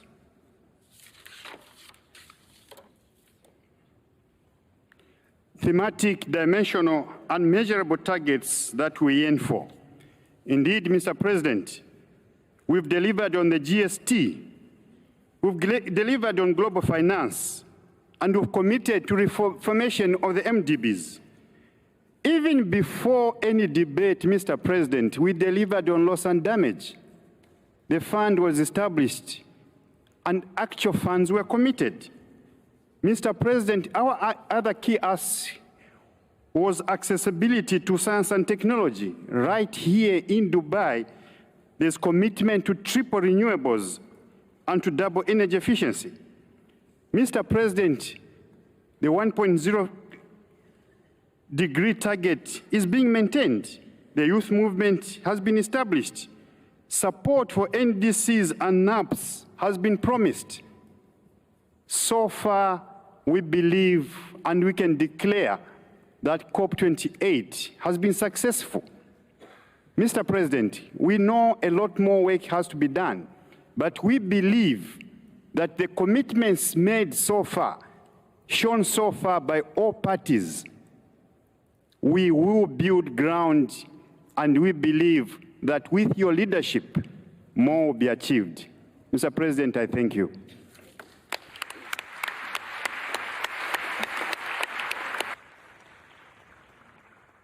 Thank you, Zambia. I'd like to invite Germany, please. Germany, you have the floor. Oh my God,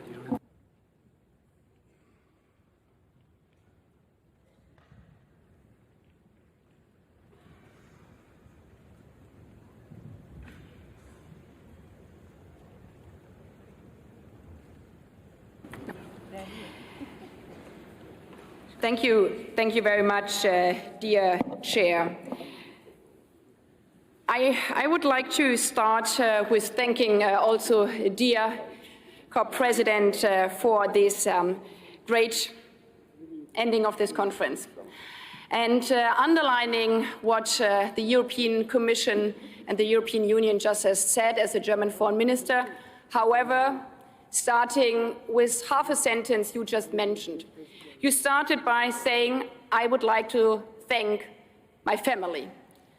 And I think this was actually in the end the most important here, that in the critical moments, all of us, no matter if we come from Germany, from Samoa, from the Marshall Islands, from Colombia, from Taiwan, we thought at one moment of our family. What would they ask us when we come home? And I think this was a moment when we joined forces, when we united in diversity, as Brazil has said it yesterday night. And by this, we were capable of delivering on the motto you gave us before we came here, that we cannot just continue what we did in the past, but that this is now the moment for moving forward. And we have decided here today by this COP all together that we can save the future for our children only together. And by all the tears of joy we just had in our eyes, we saw also that there were some tears from some of us in the rooms who might be not only tears of joy. And we heard it from Samoa, and I'm looking back to the Marshall Islands. We feel you, we see you, and we feel and see that for your children, this might not be enough. And therefore, this text is for us as the European Union, as Germany, just the starting point. We have decided now on a transition to phase out fossil fuels. We have decided now that this way can be walked only together. If we are supporting the most vulnerable here in the world, if we are providing the technologies that everybody is capable of bringing together the fight against the climate crisis and justice. So this COP is not only about deciding that we are going to gather renewable, this COP is also about deciding that we are walking the path of climate justice together. And we would like to thank everybody who made this possible because we united in diversity, especially in those times where some people, and especially children, might question if multilateralism still works. We have showed that we can work together if we unite. Thank you very much.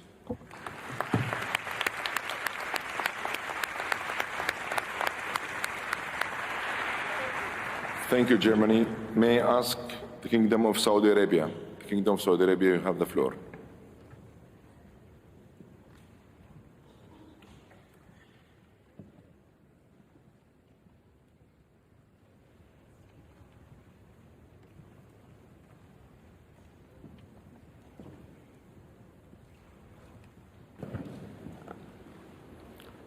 بسم الله الرحمن الرحيم.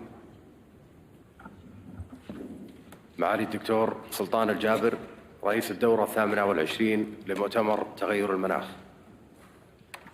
أصحاب السمو، أصحاب المعالي، الزميلات والزملاء، يتحدث وفد بلادي باسم 22 دولة عضو في جامعة الدول العربية. بداية تود المجموعة العربية عن التعبير عن شكرها للجهود العظيمة التي قمتم بها والفريق الرئاسي من الإمارات العربية المتحدة.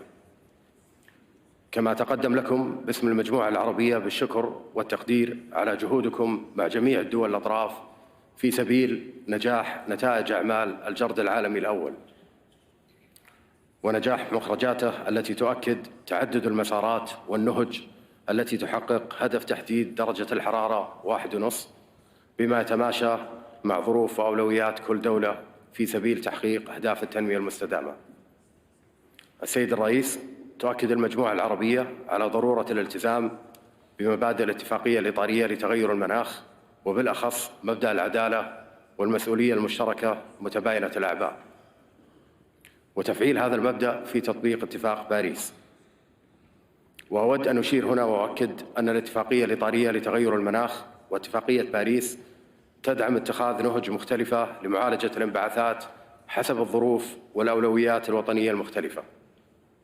وهنا نؤكد أن نهج الاقتصاد الدائري للكربون يقدم نهجاً متوازناً وشمولياً لمعالجة الانبعاثات وتحقيق أهداف التنمية المستدامة، وبذلك نتمكن من تحقيق أوسع نطاق للعمل المناخي.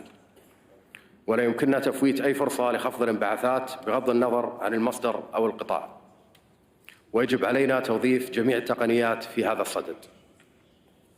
السيد الرئيس، بما يتعلق بالتكيف، تؤكد المجموعة العربية على أهمية الهدف العالمي للتكيف الذي يهدف إلى تعزيز قدرات التكيف ويوطد القدرة على التحمل ويحد من التأثر بالتغير المناخي، على أن يتم ذلك في نطاق هدف درجة الحرارة لاتفاق باريس وتحقيق التنمية المستدامة بما يتناسب مع القدرات والظروف الوطنية المختلفة.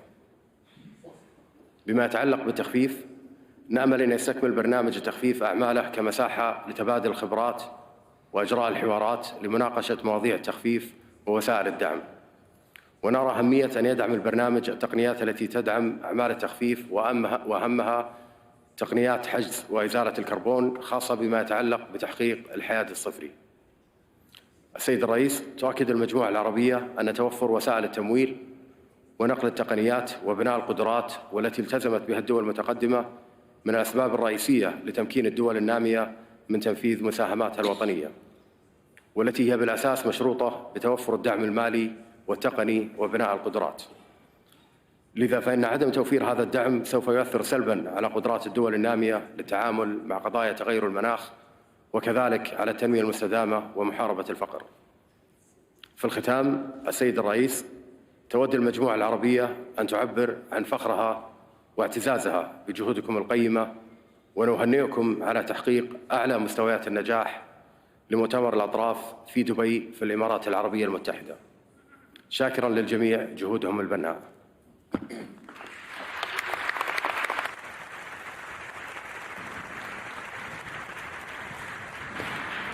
Thank you, Saudi Arabia. May I ask Turkey? Turkey, you have the floor.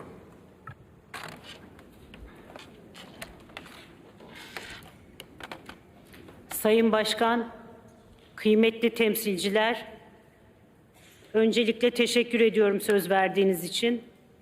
Kapsamlı ve zorlu bir müzakere sürecinin sonunda COP28'i başarıyla sonuçlandırıyoruz. Dünya İklim Eylemi Zirvesi, tematik bakanlar oturumları, müzakereler, yan etkinlikler, sergiler, kısaca her yönüyle çok başarılı bir organizasyona tanıklık ettik. Bu süreçte BA Başkanlığı'nın sergilediği liderlik ile kapsayıcı, şeffaf, çözüm odaklı ve kimseyi geride bırakmayan yaklaşımı sayesinde COP28 iklim değişikliği ile mücadelede hafızalarda yer edecek bir başarı göstermiştir. BAE'nin eşsiz ev sahipliği, misafirperverliği ve sağladığı lojistik imkanlar da bu başarıda önemli bir rol oynamıştır.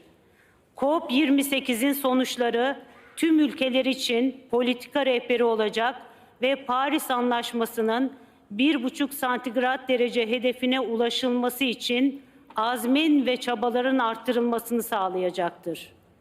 COP29'un gelecek yıl dost ve kardeş ülke Azerbaycan'da düzenlenecek olmasından büyük bir memnuniyet duyuyor ve başarılar diliyoruz.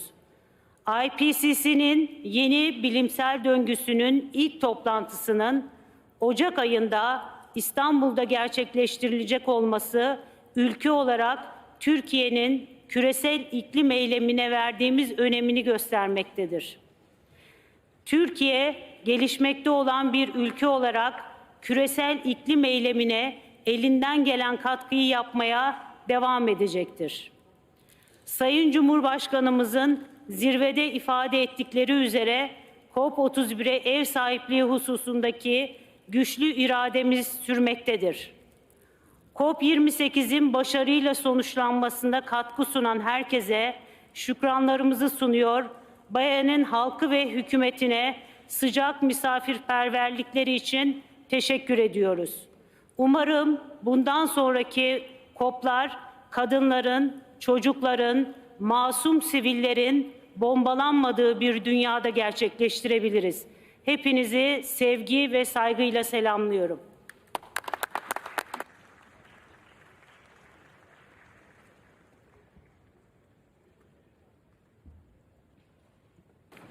Thank you, Turkey. I'd like to invite Colombia to take the floor. Colombia, you have the floor. Thank you, President. First, I want to communicate my greetings and thanks to the Presidency, to the United Arab Emirates, for its commitment, for its very professional team, for the organization of this COP that has been remarkable. I can say today that you acted on good faith and that the process intended to bring the parties together. The agreement that we have on the table, the text that we have on the table, what reflects is the political reality of this plenary. It is not on the process led by the Presidency, but it actually genuinely reflects the political reality of this plenary. President Petro defines the struggle of this century as the struggle between fossil capital and life. How was that struggle lived here at COP28? We were able to live intense discussions that I can say have helped us to move a step forward. But there are also loopholes which can create difficulties in the path ahead towards reaching the 1.5. We have to recognize that for the first time in such a deep way, science influenced the political decisions of the COP. And this is something remarkable. The IPCC reports were not reports on the shelves that we recognize and acknowledge but didn't use for political decision making. And I invite scientists all around the world to continue their hard work and continuing with their influence because it's opening doors. The most important decision is the commitment to transition away from fossil fuels. The loophole in terms of the definition of energy systems is not minor. But we have to recognize that we keep the commitment to reduce emissions in 43% towards 2030.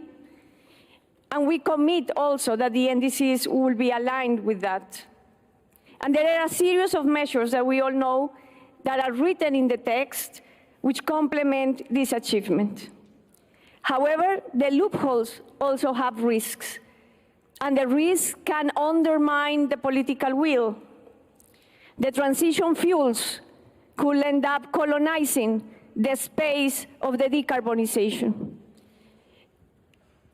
Because right now, in the financial segment of the text, we don't have still the economic structure required for this deep transition, which is not only energy transition, but is fundamentally a whole society economic transition. The inequalities of the current economic system, if prevail, will generate that, for example, a mayor in any city of the South, when faced with the option of electrifying its transport system or getting in one of the transition fuels, if it has not the support right now to move to where the technology is available and it could be possible, will end up in the transition fuel linked to fossil fuels for other 15 years. We didn't acknowledge also, although it is implicit in the paragraph, that the production of fossil fuels need to start being reduced. The frontier of extraction needs to stop, and we need to start reducing it to be able to have a transition. Otherwise, any new investment in oil and gas will be there for other 30 years and will not allow the goals of the Paris Agreement to be achieved. We only have 6 years to show that we can materialize in reality what we have just put in text. And I want to thank especially the young people that were present at this COP, the activists, the indigenous people, the more than 90,000 people that mobilized from all around the world, the representatives of all different faiths that came here looking for an answer. Adaptation was also critical. We want to thank the inclusion of the indigenous people's knowledge system and the role that forests and biodiversity have. We have to be clear that this energy transition cannot be at the cost of indigenous peoples, local communities, and biodiversity. Forests are critical for the transition as well. And we want also to celebrate the early warning systems for all as a right, as a universal purpose that now requires to be matched with the finance. So in this balance between opportunities and risk lie our responsibility. And I would want to call everybody to keep being mobilized, because intergenerational justice with this text is still at stake. The struggle goes on. And I cannot leave, Mr. President, this region and your country without expressing my deep solidarity, sorrow, and prayers for the Palestinian people. Thank you very much.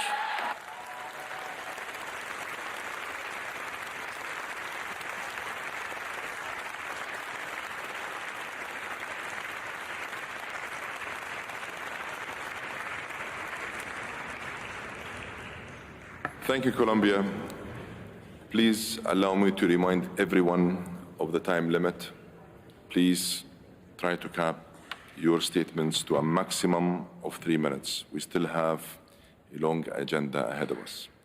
Allow me to invite the United Kingdom, please. United Kingdom, you have the floor. May I begin, Mr. President, by thanking you, the UAE team, and the Secretariat for their tireless work over the last year, and particularly in the last 2 weeks. I also say I'm proud of the UK team, and I want to thank Alison Campbell in particular, along with her co-chair, Joseph Teo, in supporting you on the GST text.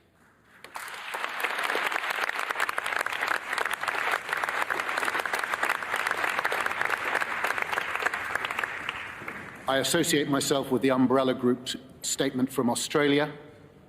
We came to COP28 with 2 main objectives: to agree the fund and funding arrangements for loss and damage, and to keep 1.5 degrees in reach through the global stocktake.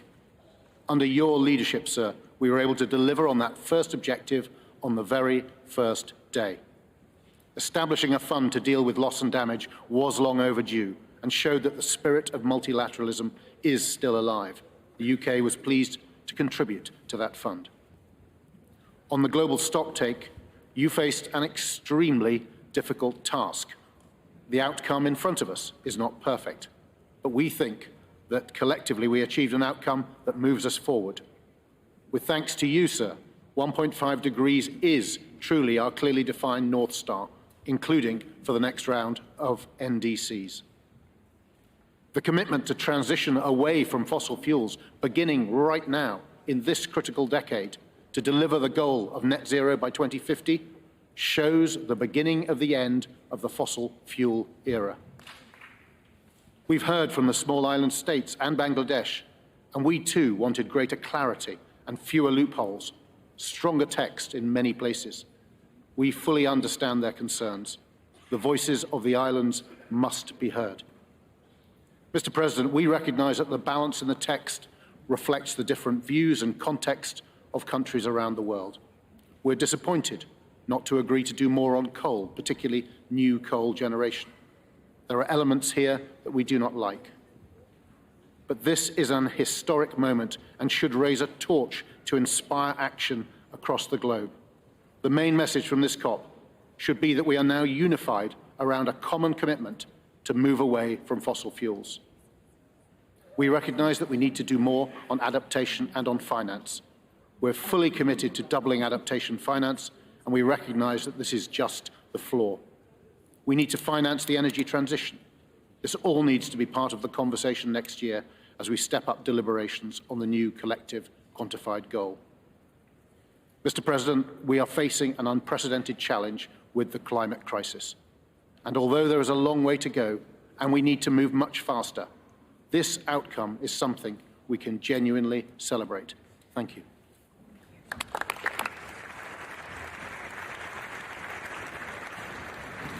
Thank you, UK. I'd like to invite India.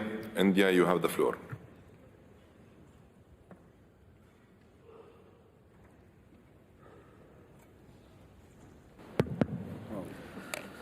Mr. President, I extend India's compliment to the Presidency for their efforts and leadership in organizing this conference. You are presiding over a historic COP.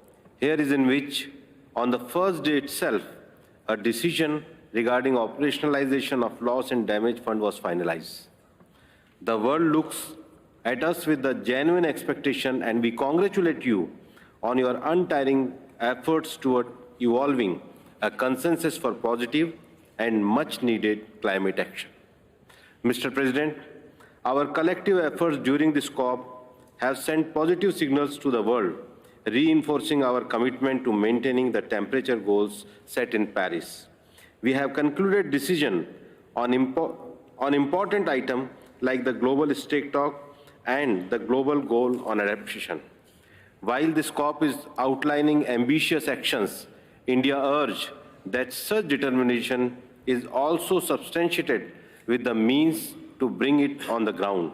Mr. President, the way ahead must be based on equity and climate justice.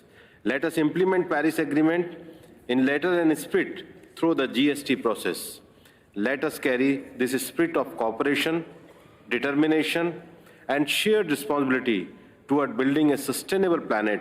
As we have one Earth, we are one family, and we sharing one future. Thank you very much.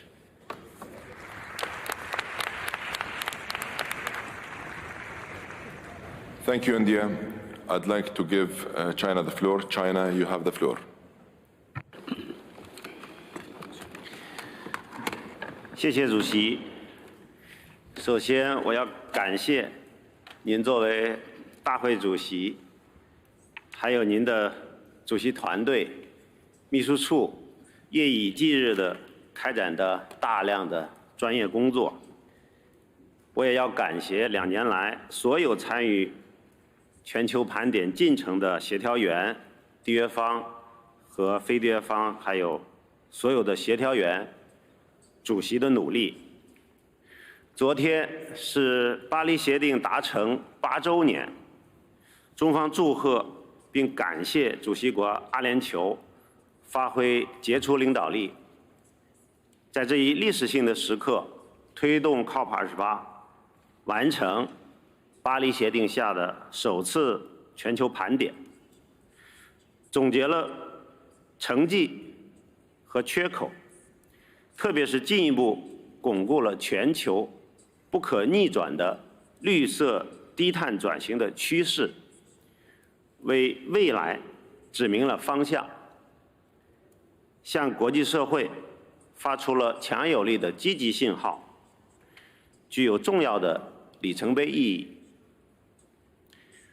中方认为，应对气候变化问题必须雄心与务实兼备，关键还是在于务实行动，在于兑现做出的承诺，在于雄心和与雄心相匹配的实施手段切实到位。公约及其巴黎协定明确的公平、共同担有区别的责任、各自能力和国家自主贡献等原则和目标，是我们全球气候进程的基石。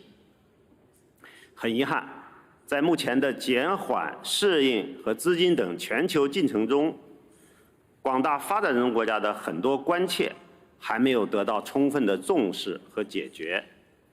发达国家对于气候变化负有不可推卸的历史责任，必须要发挥带头作用，以远早于全球保持1.5度可及的路径，在现有的基础上率先大幅减排，并尽早实现净零排放。在能源转型等关键行动上，加快速度和力度，尽快兑现并切实增强对于发展中国家的资金、技术和能力建设支持规模和力度，确保全球公正转型，为发展中国家实现可持续发展提供应有的空间和必要的支持，更加积极地回应广大发展中国家的合理关切。中方呼吁，人类只有一个地球，面对全球气候危机，国际社会必须团结协作，共同应对，要共同抵制影响全球气候努力的单边措施，中国将致力于推动构建人类命运共同体，维护多边秩序和规则，统筹环境与发展，重信守诺，推动落实巴黎协定。中国将坚定实施积极应对气候变化国家战略，落实双碳目标，大力发展可再生能源，与各方广泛开展气候变化国际合作，在努力实现双碳目标的同时，为全球气候进程做出中国贡献。今天，我们在迪拜的第一次全球盘点，开启了全球气候进程的新篇章。让我们共同努力，向巴黎协定确定的目标迈出坚实步伐，共同构建清洁美丽世界。谢谢主席。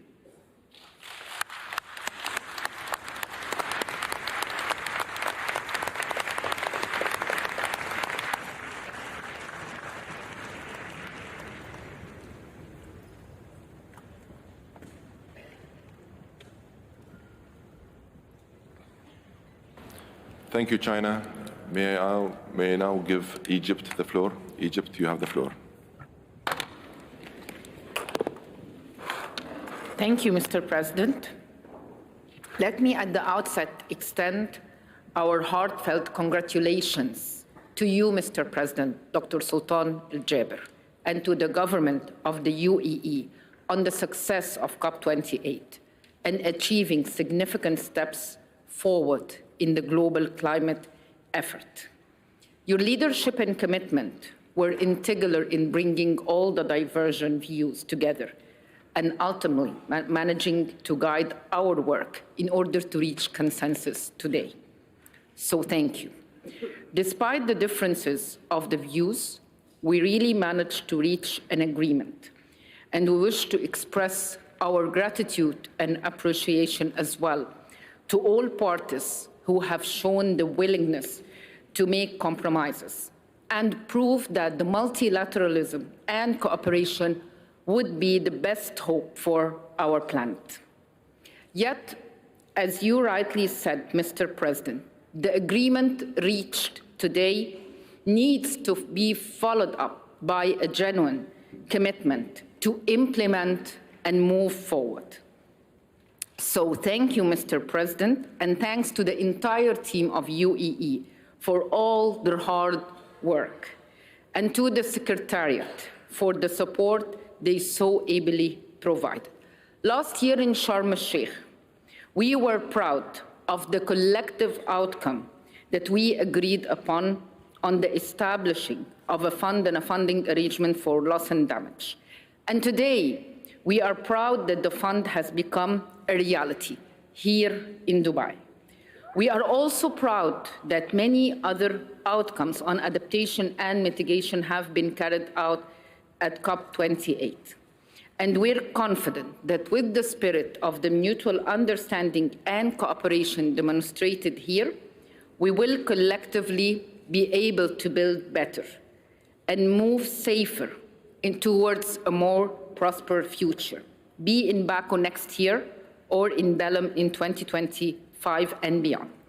Mr. President, your commitment and delivery in COP28, especially on finance and mobilizing substantial resources to the loss and damage and to the Green Climate Fund, is highly and much appreciated. And we expect that this shown commitment and leadership will continue in order to bridge the finance gap that allows for the actual delivering of the UAE consensus issued and announced today, particularly regarding the envisaged transition, including within, especially the one on adaptation, while ensuring that we continue to be guided by the notions of the justice and equity within our work, and while ensuring the right of developing countries towards sustainable development and poverty eradication. Again, Mr. President, much appreciation goes to your personal leadership and to your team commitment and efforts. I thank you.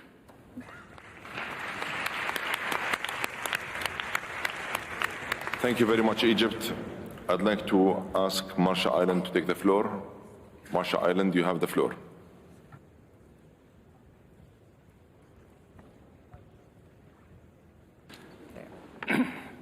Thank you, Mr. President, and thank you for hosting us. And please extend our thanks to the President and government and people of UAE for their kind hospitality.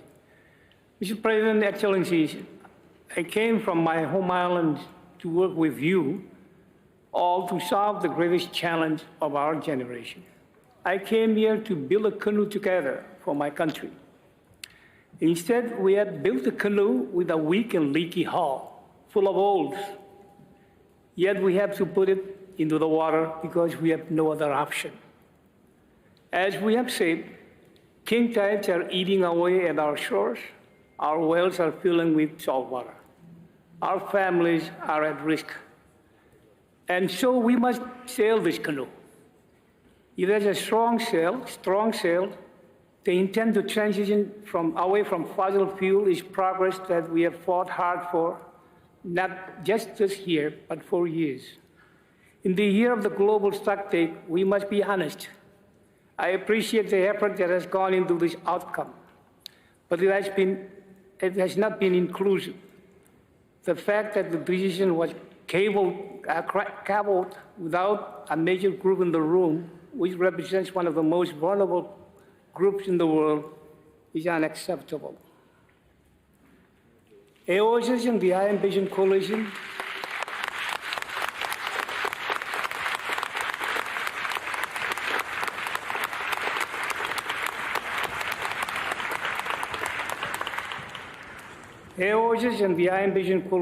and many other groups, our youth, our elders, civil society organizations, are to be thanked for consistently making the case that we need to phase out fossil fuels. They are to thank for saying how important adaptation is. Our job was clear: to keep 1.5 alive and to keep the world livable as temperatures rise. This is a small step in the right direction for this progress, a good signal.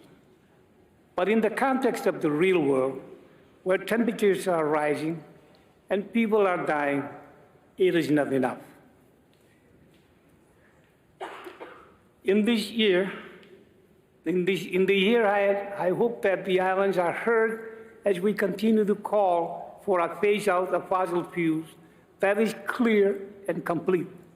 And so, as we sail this leaky canoe together, let's agree to patch the leak so that we can keep the canoe afloat for the sake of all of us, especially the most vulnerable.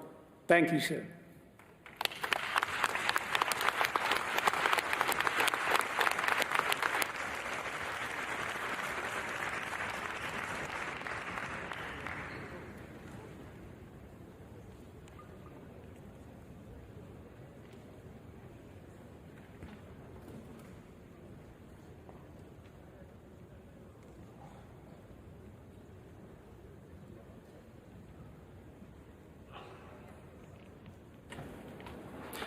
I now give the floor to Antigua and Barbuda.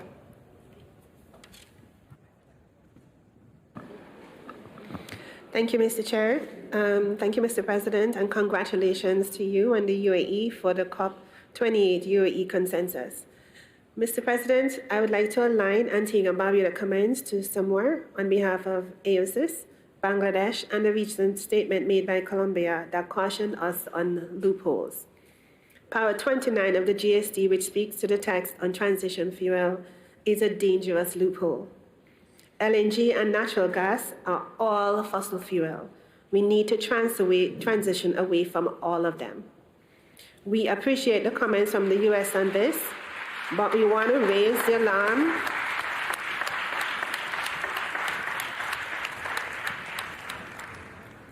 Mr. President, we want to raise the alarm that transition fuel will become permanent, especially in developing countries, and will take away and even block investments into renewables, as well as leaving poor developing countries with high energy costs and stranded assets. Mr. President, thank you for making 1.5 yours and our North Star, finally, and for mentioning fossil fuel transition in the text for the first time. This is a great feat, and Antigua and Barbuda commend your courage, because this is what it will take. Since the Paris Agreement, emissions have increased and is still increasing today. The real reason for this, though, is that in all of our countries, access to funding for fossil fuel investment and technology is far greater in scale and easier to access than that available for the implementation of the decisions that we are taking today. With all things being equal, it is easier today to get funding for a $100 million LNG plant than for a $20 million solar investment, even though solar is far cheaper and less polluting. Mr. President, we need to address the ease of access of financing for fossil fuel investments compared to that of renewables, for adaptation, and for loss and damage. Our finance sector is not aligned to implement the UAE consensus, much less to get us to 1.5 degrees. Mr. President, I therefore challenge you in the next year to work with all parties to fully operationalize Article 2.1c of the Convention. This article is designed to change this inequity in accessing financing for renewables, for adaptation, and for loss and damage. Further, the current financing for energy system does not support social inclusion, it does not support gender, it does not support youth, women, indigenous people, and entrepreneurs, who are all looking for a way to participate in the new and inclusive energy system and the investments and opportunities that this will bring to their communities and their families. In our global and national financial sector, our global and financial sector is actively aligned against our words. We will continue, therefore, to be known for what we say and not for what we do. Thank you, Mr. President.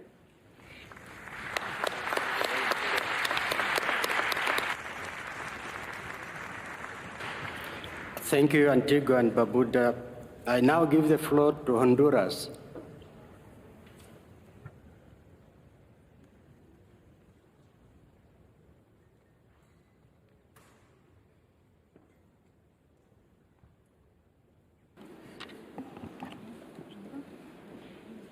Estimado presidente, excelencias, estimados delegados. Señor presidente, agradecemos su liderazgo a lo largo de este año en estas últimas 2 semanas, asegurando 2 hitos históricos en esta conferencia. Celebramos la pronta operacionalización del Fondo de Pérdidas y Daños y las promesas financieras históricas. El fondo será trascendental para países como Honduras, que constantemente sufrimos los efectos adversos del cambio climático. El resultado del primer balance mundial es indicativo y propositivo. Falta mucho por hacer para lograr los objetivos del Acuerdo de París. La ciencia es clara y sin una mayor ambición en acciones de mitigación, las necesidades de adaptación serán mayor y las pérdidas y daños se aumentarán, de las cuales lo lamentaremos en muchas ocasiones. La adaptación sigue siendo prioritaria para los países en desarrollo. Es un tema de supervivencia y de vidas humanas, de medios de vida y de desarrollo sostenible. Sin embargo, por demasiado tiempo la adaptación ha sido invisibilizada y ya es hora de que pasemos de la planificación a la implementación, y para ello los países en desarrollo necesitamos los medios de implementación para lograrlo.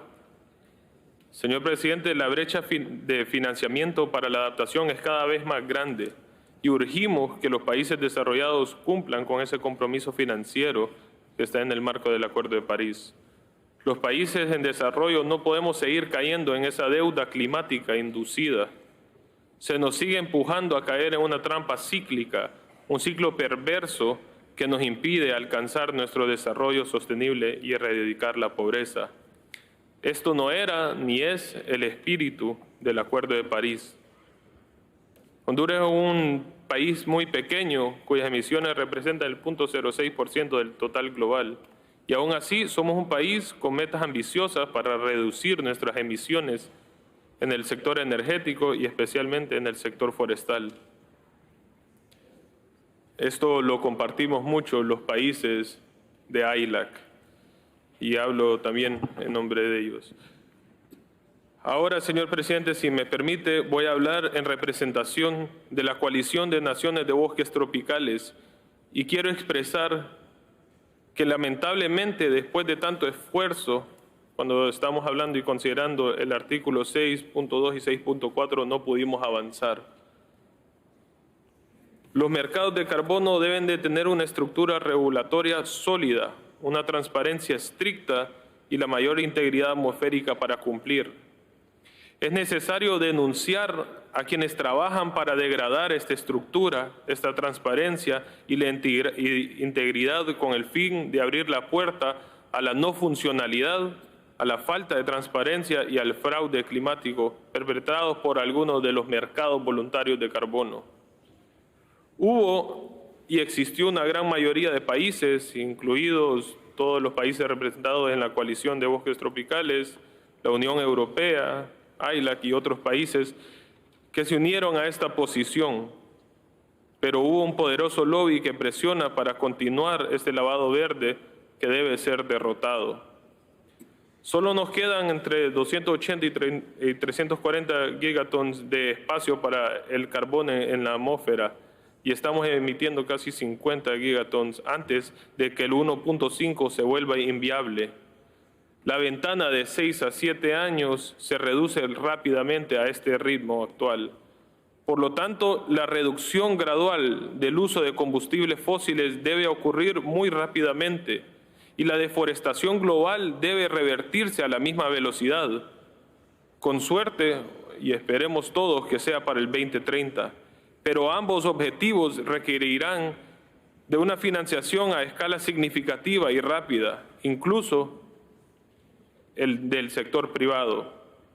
No podemos tener éxito si confiamos en que los mercados voluntarios de carbono, después de 20 años, todavía no cubren ni el 1% de esas emisiones globales. Debemos regular las emisiones de carbono o no cumpliremos nuestros objetivos climáticos.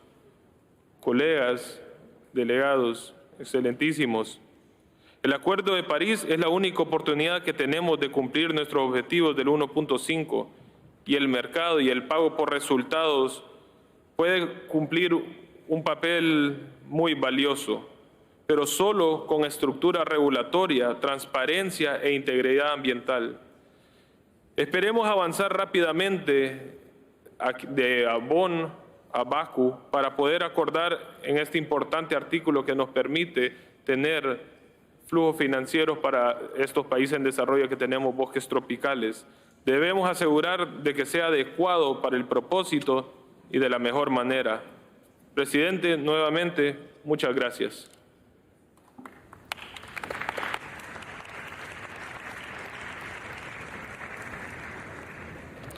Thank you, Honduras. I now give the floor to Guatemala.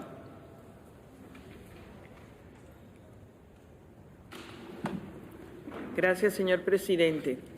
Guatemala tiene el honor de hacer esta intervención en nombre del Grupo de Países AILAC. Nos adherimos a la intervención realizada por la República de Cuba en nombre del Grupo G77 y China. Agradecemos a la Presidencia y a su equipo por el arduo trabajo demostrado en esta COP y el apoyo del Secretariado de la Convención Marco de Naciones Unidas sobre Cambio Climático.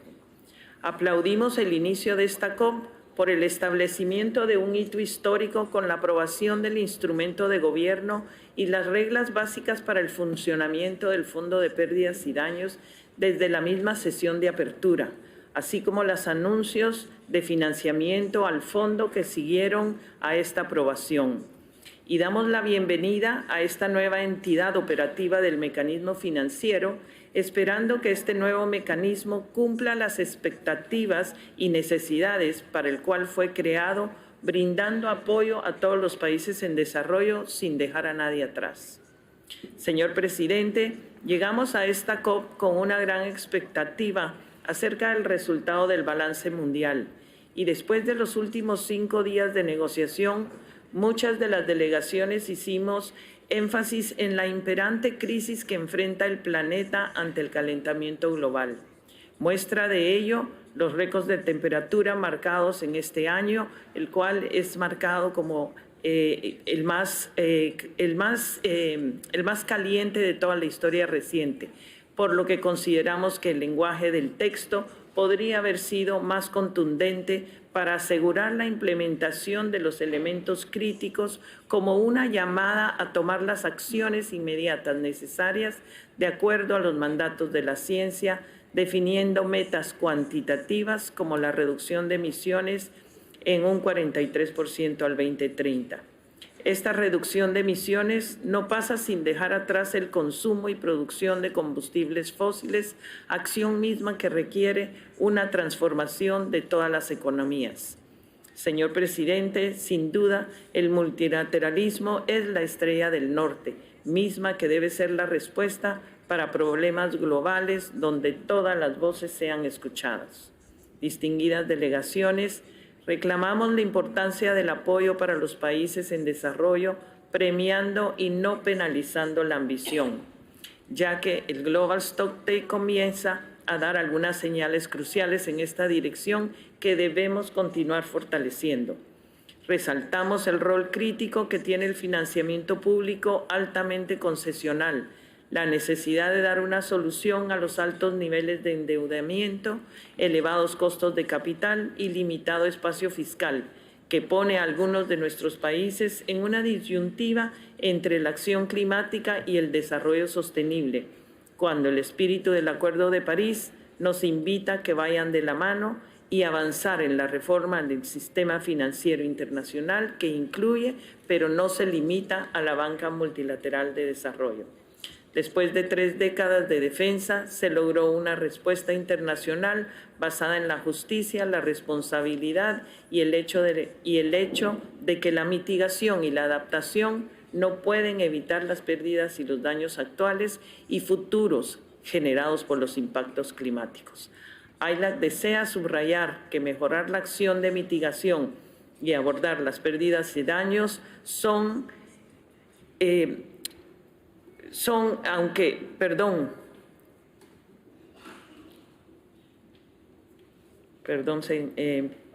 señor presidente.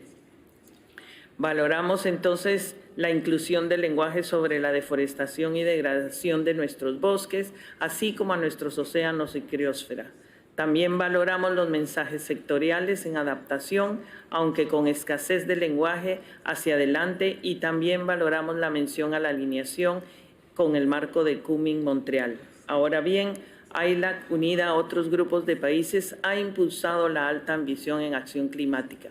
Nuestros países, comunidades y ecosistemas y familias esperan una respuesta real para enfrentar esta crisis. Nos solidarizamos con el mensaje entregado por Samoa en nombre de AOSIS, así como el mensaje de Bangladesh y el de la Unión Europea. Muchas gracias, señor presidente.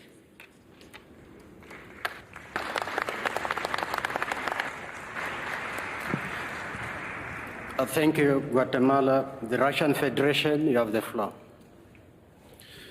Спасибо большое, уважаемые дамы и господа. 28-я сессия конференции сторон РКИК-ООН ознаменовалась принятием решений по всей повестке дня. Коллективно мы начали наполнение фонда по потерям и ущербу, существенно продвинулись в разработке новых глобальных целей по адаптации и климатическому финансированию. Но самое главное, первое глобальное подведение итогов стало той самой путеводной звездой, которая осветила путь на ближайшие десятилетия. Нам необходимо сделать выводы из опыта реализации Парижского соглашения, принятого 8 лет назад. За это время мы смогли значительно продвинуться в борьбе с изменением климата, но многое нам еще предстоит сделать. Главное – преодолеть распри и разделительные линии и работать сообща над выполнением Парижского соглашения. Климатическая проблематика продолжает оставаться одной из немногих повесток, объединяющей весь мир во имя нашего будущего. В результате глобального подведения итогов мы пришли к сбалансированному набору рекомендаций, которые представляют достижимые, доступные и эффективные меры. При этом каждая страна может выбрать для себя наиболее оптимальный рецепт декарбонизации от ядерной генерации до возобновляемых источников энергии. Это отражает подход снизу вверх и принципы Парижского соглашения. Сегодня, подведя глобальные итоги Парижского соглашения, мы поставили перед собой амбициозные задачи. Эти задачи могут быть выполнены только при условиях международного сотрудничества, сохранения свободы торговли и финансовых потоков, трансфера технологий. В этой связи мы поддерживаем позицию Кубы, Венесуэлы и Китая. Мы возражаем против зеленого протекционизма, введения односторонних мер и барьеров под видом прогрессивной климатической политики. Эти меры имеют негативное воздействие на устойчивое развитие других стран, подрывают их право на свободу выбора собственных мер климатической политики. Решить проблему изменения климата невозможно в одиночку. Мы должны отдавать приоритет скоординированным на международном уровне действиям. Благодарим Эмиратское председательство и лично доктора Султана Аль-Джабера за критически важную роль в нахождении консенсуса, за заложенный надежный фундамент для дальнейшего прогресса на КС-29 в Азербайджане. Благодарю за внимание.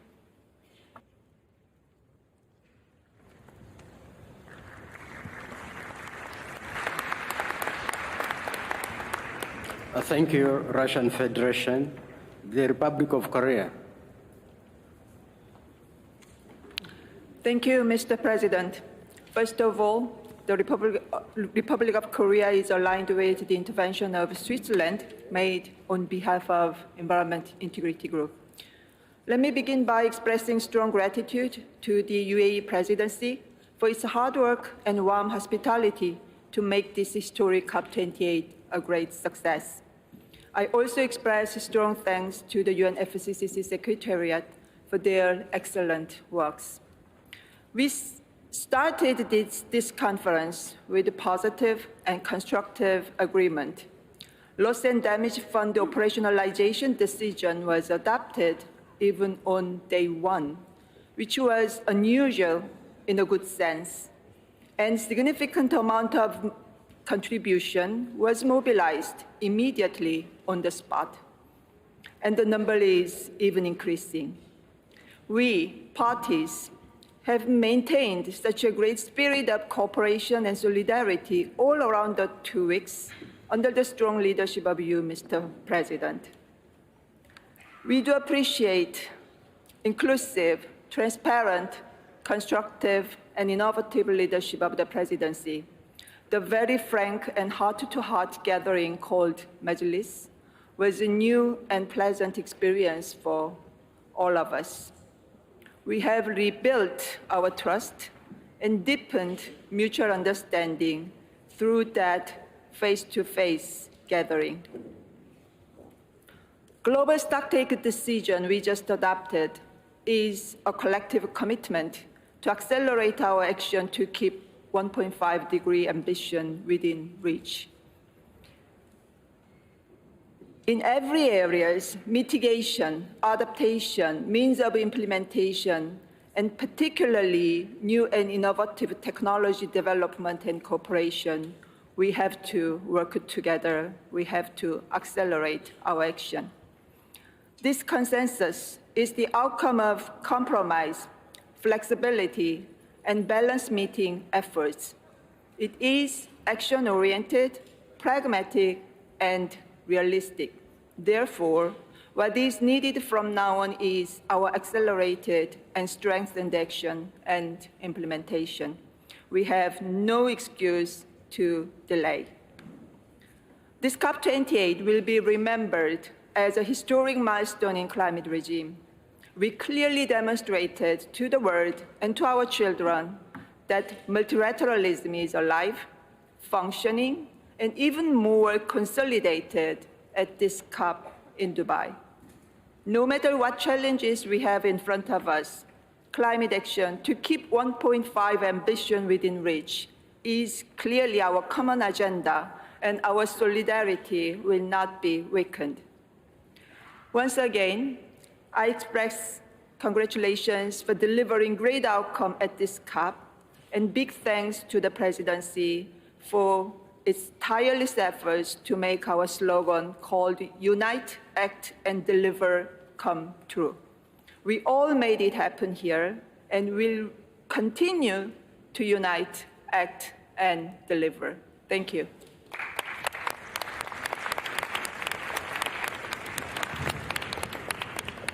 Thank you, Republic of Korea. I now give the floor to Qatar. بسم الله الرحمن الرحيم. شكرا سعادة الرئيس، رؤساء الوفود المحترمين. أولا نود أن نشكر الرئاسة على حسن الضيافة وعلى جهودها في محاولة تحقيق التوازن في هذا النص.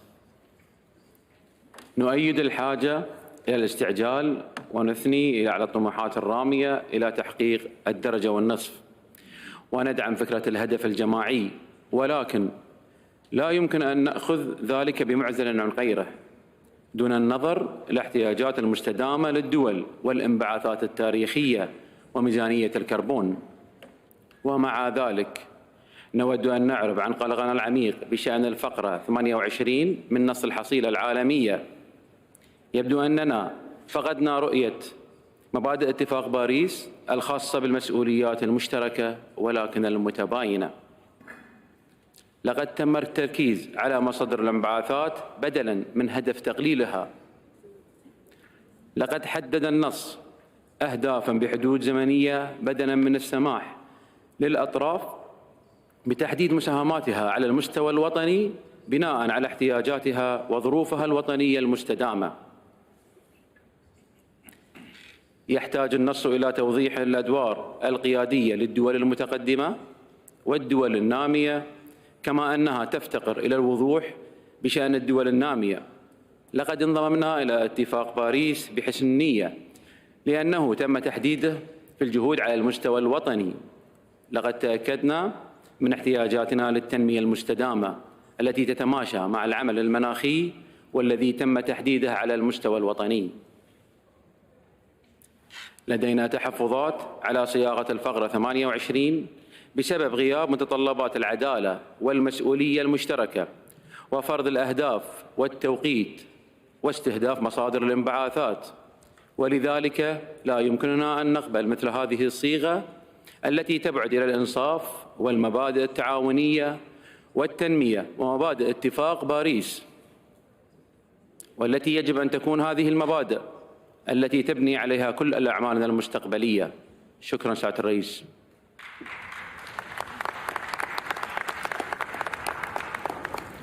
Thank you, Qatar. I now give the floor to the Holy See. Mr. President, the delegation of the Holy See wishes to express its gratitude to the UAE for hosting this conference. We also welcome the efforts of the Presidency to bring parties together and the delicate and hard work achieved by the COP28 Presidency's team. Thank you very much indeed. At the same time, the delegation of the Holy See expresses its concerns that the expectations of the youth and future generations, especially those of the people living in the areas mostly affected by climate change, have not been completely met, and that there was not a full response to the science. We understand the difficulties that a drastic transition to a decarbonized society represents for several countries. Nevertheless, a growing number of countries have already committed themselves on this transition. It is encouraging that these countries move forward with their plans, but it would be much more encouraging when all of us commit ourselves to moving on in this same direction. The principles of equity and common but differentiated responsibilities and respective capabilities are vitally important to making sure this process is just as well as ambitious. Yet we must also consider intergenerational justice and our duty to do all we can for the sake of the common good. Mr. President, it is the responsibility of each one of us to leave no one behind. This is possible through action built upon dialogue, trust, and solidarity. The goal is clear. Firstly, to accelerate climate action and transition away from fossil fuels in a just and equitable manner in this critical decade in order to keep 1.5 within reach. Secondly, to give hope and secure a livable common home for our children where everyone, everywhere can thrive.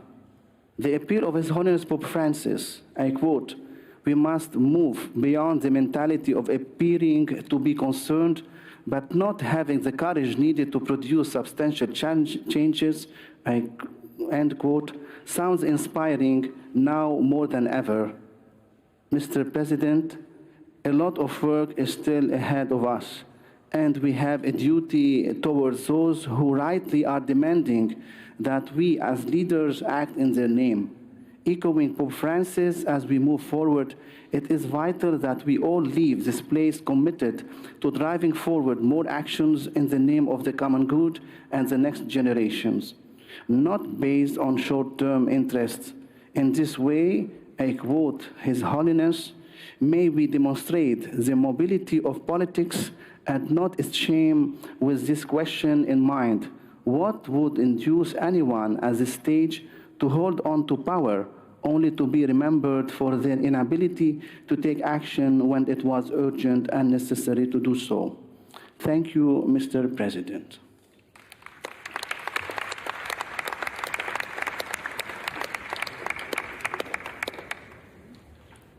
Thank you for your statement. I now give the floor to Sierra Leone. Thank you, Mr. President. Sierra Leone wishes to thank the UAE, the COP Presidency, and the UNFCCC Secretariat for their tireless efforts to achieve consensus. This has been a truly historic COP. Sierra Leone, on behalf of the Least Developed Countries Group, would like to share our reflections on the outcome of the global goal on adaptation. Our group acknowledges the efforts made in developing the text for the framework of the GGA. This task, vital for over 1 billion people in our countries, has often been overlooked, lacking the necessary attention and support. Since the establishment of the Glasgow Sharm el-Sheikh program in 2021, our group has been actively participating in workshops and advocating for a substantial outcome in the form of a framework with clear targets and solid provisions for means of implementation. Our message has been consistent and clear. Without a means of implementation, the framework remains purely aspirational. The current GGA, devoid of actionable commitments, is not the ambition we expected and advocated for in adaptation. Mr. President, our countries are amongst the most vulnerable to the impacts of climate change, despite minimal contribution.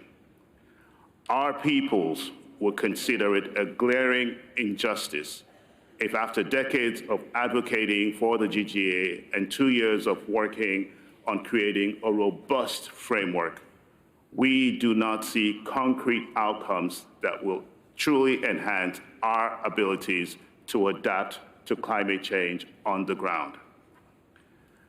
Adaptation needs more than just good intentions. It needs a robust framework that protects the lives, property, and livelihoods of our people and our ecosystems. Our communities deserve more than aspirational goals. They need real, immediate, and impactful support to adapt to the realities of climate change. Mr. President, this is just the start of a conversation on the GGA framework.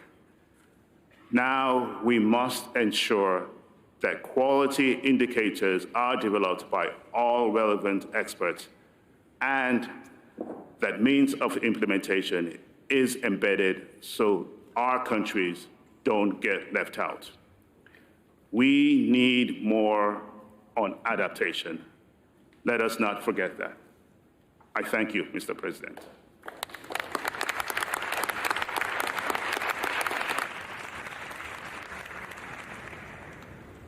Thank you. I give the floor to Chile. Chile, you have the floor. Thank you. Muchas gracias, señor presidente. Quisiera expresar nuestras felicitaciones a usted y a su equipo por el enorme trabajo realizado y por habernos convocado aquí para esta COP. En la decisión adoptada del balance mundial tenemos una serie de razones para sentirnos contentos. Tenemos una mejor sección en Way Forward. Tenemos mucho trabajo a partir de esta decisión, pero este trabajo tendrá que realizarse sobre señales que no son del todo claras y que podrían dar lugar a preocupantes resquicios o loopholes. Nos preocupa la nueva formulación de los subsidios a los combustibles fósiles, así como el reconocimiento de los llamados combustibles de transición. Creemos que estos elementos no ayudarán a una transición más fácil y van en contra del lenguaje de Transition Away from Fossil Fuels, que reconocemos, sin embargo, como uno de los avances más significativos de esta decisión. Al mismo tiempo, vemos con satisfacción que algunas de nuestras propuestas y las de nuestro grupo han sido adoptadas en este texto. Esto incluye un diálogo de expertos sobre el impacto del cambio climático en los niños. Igualmente, nos congratulamos por la inclusión de un programa de implementación tecnológica, que puede estar también entre los legados más relevantes de esta COP. También damos la bienvenida al reconocimiento de la importancia de los ecosistemas, incluyendo los océanos. Tenemos mucho trabajo y esperamos que en los próximos meses podamos construir mucho más sobre la ambición que nos une. En el caso de la meta global de adaptación, estamos muy complacidos por haber contribuido al resultado de este ítem con un trabajo cercano e incansable de las ministras de Australia y de Chile. Sin perjuicio de ello, queremos hacer presente que no entendemos la inclusión de la expresión where possible en el párrafo 13 de la decisión, que no reconocemos como aplicable en esta parte del texto. Agradecemos también su iniciativa para promover un Youth Climate Champion. Chile ha incluido a los jóvenes en su delegación junto a programas de entrenamiento y creación de capacidades para ellos. Instamos, en este sentido, a todas las delegaciones aquí presentes para que incluyan a jóvenes en sus delegaciones, con responsabilidades concretas y con capacidad de influencia en la definición y en la promoción de decisiones. Señor presidente, quisiéramos finalizar con la siguiente declaración relativa a la implementación de finanzas climáticas en el contexto del balance mundial, pero también en el contexto del siguiente año, que será muy relevante en cuanto a las finanzas, y que también quisiéramos solicitar que quede registrada en el reporte de la conferencia. Vemos con mucha preocupación la situación de los países de renta media y su acceso al financiamiento climático. Pareciera que existieran algunas reglas no escritas que afectan a nuestros países, limitando nuestro acceso a financiamiento, con los efectos que esto tiene en nuestros altos niveles de endeudamiento. Sin embargo, muchos de los países de renta media somos de los más ambiciosos, con metas para ser carbono neutrales en 2050 establecidas en nuestras propias leyes internas. Hemos buscado la innovación para financiar nuestros planes, por ejemplo, a través de instrumentos financieros e innovadores, como bonos verdes o vinculados a la sostenibilidad, y frecuentemente con nuestros propios recursos. Sin embargo, nuestra ambición y compromiso, pese a los múltiples desafíos que enfrentamos, no es premiada. Al contrario, es dejada de lado. Tenemos que movernos en una dirección donde la ambición sea premiada, donde se busquen resultados efectivos, donde se promueva la innovación a través de instrumentos financieros novedosos, donde se creen las condiciones que permitan la participación del sector privado y donde se respeten las mejores prácticas en transparencia. El financiamiento climático no es una competencia entre países en desarrollo. Al contrario, la estructura financiera es la que debe ir a ser suficientemente comprensiva, variada y ambiciosa para dar cabida a todos los países en desarrollo. Solo de esta forma vamos a avanzar en el cumplimiento de nuestros objetivos climáticos, reconociendo que es un esfuerzo colectivo y donde ningún país es dejado atrás, especialmente aquellos que están más comprometidos con esta causa. Muchas gracias.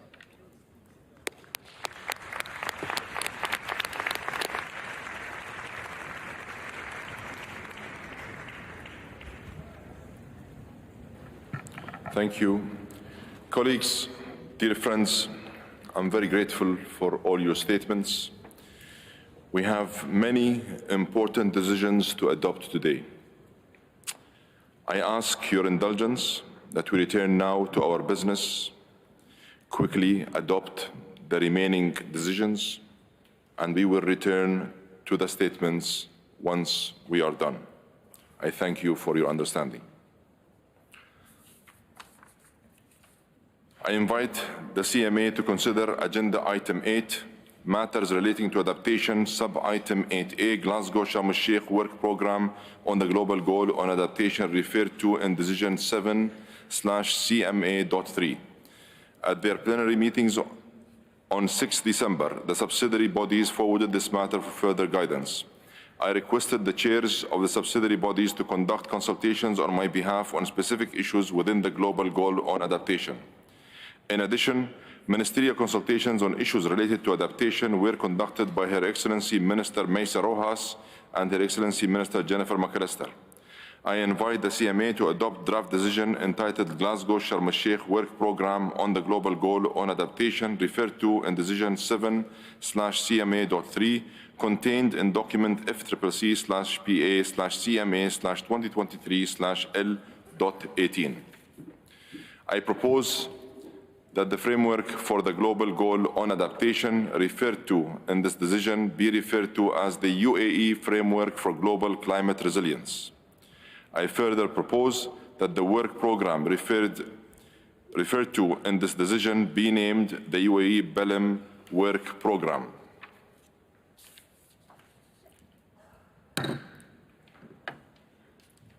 Ambassador Tosi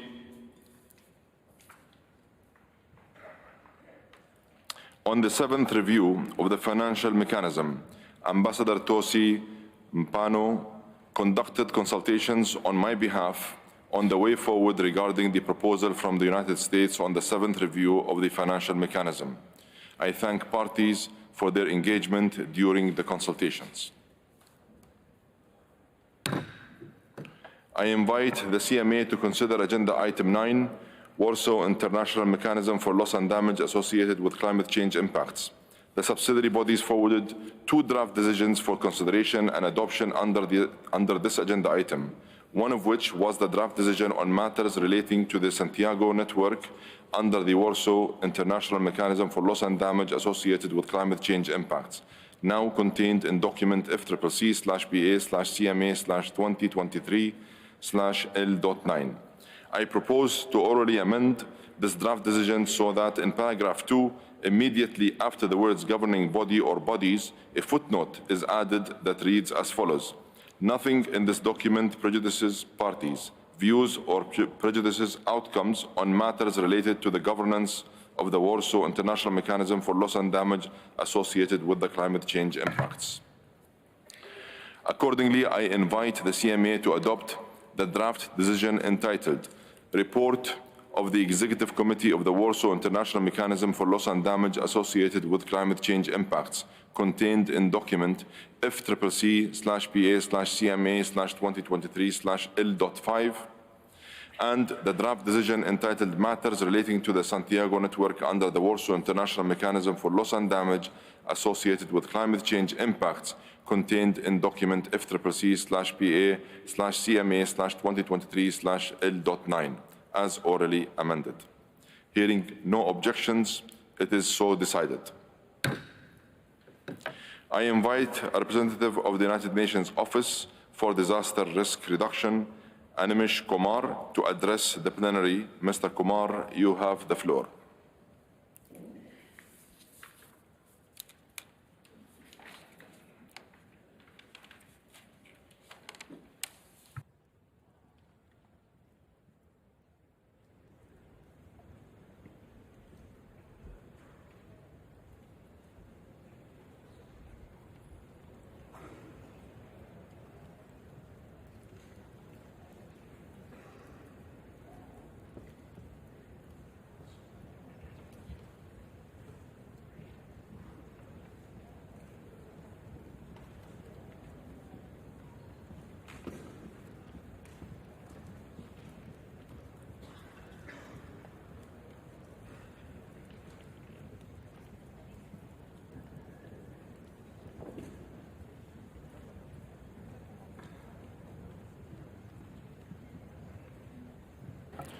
I believe the representatives of UNDRR and the UNOPS representatives are not available at this point. Sorry. I apologize, the microphone wasn't working, Mr. President. Please proceed. Thank you. Thank you. Mr. President, distinguished delegates, ladies and gentlemen, if you allow me, Mr. President, I would now like to make a joint statement on behalf of the UN Office for Disaster Risk Reduction, as well as the UN Office for Project Services, UNOPS, our partner organization. I extend our sincere gratitude to you, Mr. President, for this unique opportunity to speak. It's an honor to address this plenary as the newly appointed co-host of the Santiago Network Secretariat. We warmly welcome the decision to entrust us with this crucial role that is not just a recognition of our collective responsibilities and capabilities, but also a significant responsibility. We are keenly aware of the Santiago Network's pivotal role in assisting nations in averting, minimizing, and addressing loss and damage, and reaffirm our commitment to make this a reality. There are high expectations for the Santiago Network to quickly become fully operational, delivering tangible benefits at local, national, and regional levels. Leveraging our distinct strengths, technical expertise of UNDRR, and operational capacity of UNOPS, we pledge to focus our efforts on putting in place the mechanisms to make this happen. We emphasize that partnerships will be the cornerstone of the Santiago Network's success. We eagerly anticipate collaborating with parties and all the stakeholders, including international, regional, national organizations, and also to exploring ways to collaborate with the Caribbean Development Bank. Our commitment extends to maximizing the effectiveness of organizations, bodies, networks, and experts providing technical assistance. We will also support coherence and synergy with the newly formed loss and damage funding arrangements and the fund, aligning the Santiago Network's technical assistance with the programmatic approaches of the funding arrangements and the fund. I would like to end by extending our congratulations to you, Mr. President, for the organization of this session, and we look forward to demonstrating the progress we have made when we meet in Azerbaijan next year. Thank you very much. Thank you for your statement. The Caribbean Development Bank has submitted a written statement which will be uploaded to the submission portal and reflected in the report of the session. I invite the CMA to consider Agenda Item 10, Matters Relating to Finance. You will recall the following organization of work we established at our first meeting on 30 November. For Sub-Item 10A, a contact group was established, co-chaired by Apollonia Mola and Ali Wakas. For sub-items 10B and C, a contact group was established for each sub-item, both co-chaired by Marine Lanoy and Richard Mayongi. For sub-item 10D, a contact group was established, co-chaired by Diane Blacklane and Luis Rosso. For sub-item 10E, a contact group was co-chaired by Gabrielle Blatter and Amina Yovoli. For sub-item 10F, a contact group was co-chaired by Elena Pereira and Kelly Sharp. In addition, ministerial consultations on issues related to means of implementation were conducted by Her Excellency Minister Yasmin Fouad and His Excellency Minister Stephen Gulbo. I invite the CMA to consider Agenda Sub-Items 10A, matters relating to the Standing Committee on Finance. I invite the CMA to adopt the draft decision entitled Matters Relating to the Standing Committee on Finance as contained in document FCCPA/BA/CMA/2023/L.12. Hearing no objections, it is so decided. Regarding the matter of the second review of the functions of the SCF, the SBI agreed to continue its consideration of this matter at SBI 61. I invite the CMA to consider Agenda Sub-Item 10B, Guidance to the Green Climate Fund. I invite the CMA to consider the draft decision entitled Guidance to the Green Climate Fund contained in document FCCPA/BA/CMA/2023/L.4. In paragraph 5 of the total of that draft decision, I propose to add the words framework for the in the first line before global goal on adaptation, so as to accurately refer to the decision just adopted under item 8A, matters relating to adaptation. Paragraph 5 will therefore read, also requests the board to take into consideration the framework for the global goal on adaptation referred to in decision CMA.5 and explore ways to assist parties in fully and effectively implementing the goal, in line with the existing investment results framework and funding windows and structures of the Green Climate Fund. I invite the CMA to adopt the draft decision entitled Guidance to the Green Climate Fund contained in document FCCPA/PA/CMA/2023/L.4 as orally amended. Hearing no objections, it is so decided. I invite the CMA to consider sub-item 10C, Guidance to the Global Environment Facility. I invite the CMA to adopt the draft decision entitled Guidance to the Global Environment Facility contained in document FCCPA/PA/CMA/2023/L.6. Hearing no objections, it is so decided. I invite the CMA to consider sub-item 10E, New Collective Quantified Goal on Climate Finance. I invite the CMA to adopt the draft decision entitled New Collective Quantified Goal on Climate Finance contained in document FCCPA/PA/CMA/2023/L.10. Hearing no objections, it is so decided. I invite the CMA to consider sub-item 10F, compilation and synthesis of and summary or report on the in-session workshop on biennial communications of information related to Article 9, Paragraph 5 of the Paris Agreement. I invite the CMA to adopt the draft decision entitled Compilation and Synthesis of and Summary Report on the in-session workshop on biennial communications of information related to Article 9, Paragraph 5 of the Paris Agreement, contained in document FCCPA/PA/CMA/2023/L.11. Hearing no objections, it is so decided. I invite the CMA to consider Agenda Item 13, Report of the Forum on the Impact of the Implementation of Response Measures.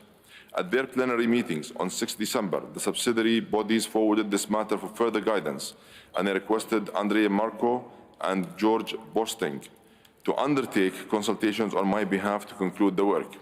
I invite the CMA to adopt draft decision entitled Review of the Functions, Work Program and Modalities of the Forum on the Impact of the Implementation of Response Measures, Midterm Review of the Work Plan and Report of the Forum, contained in document FCCC/CP/2023/L.14, FCCC/KP/CMP/L.6, FCCC/PA/CMA/2023/L.19. Hearing no objections, it is so decided. I invite the CMA to consider Agenda Item 14, matters relating to Article 6 of the Paris Agreement. At its plenary meeting on 6 December, the SBSTA forwarded these matters for further guidance. I requested the same pairs of co-chairs to conduct consultations on outstanding technical work.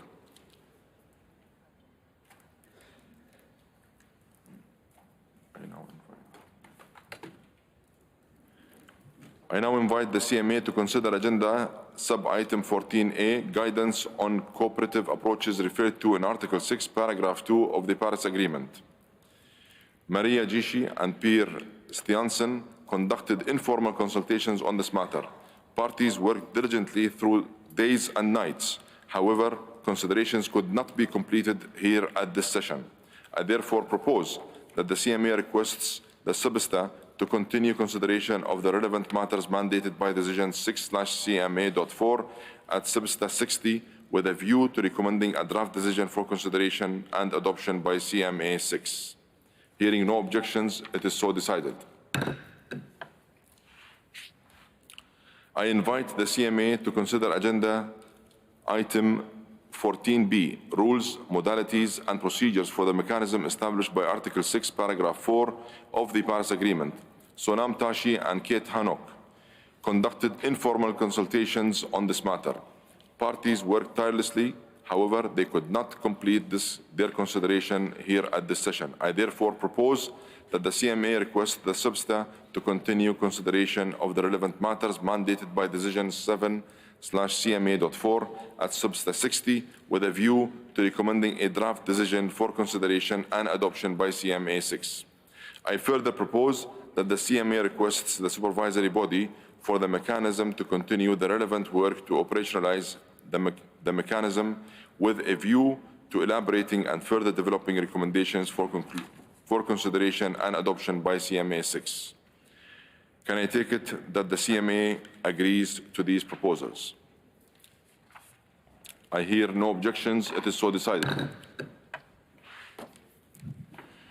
I now invite the CMA to consider Agenda Item 14C, Work Program under the Framework for Non-Market Approaches referred to in Article 6, Paragraph 8 of the Paris Agreement. Kristen Q. and Jackie Roeska conducted informal consultations on this matter. I invite the CMA to adopt the draft decision entitled Work Program under the Framework for Non-Market Approaches referred to in Article 6, Paragraph 8 of the Paris Agreement in Decision 4/CMA.3, contained in document FCCA/PA/CMA/2023/L.13. Hearing no objections, it is so decided.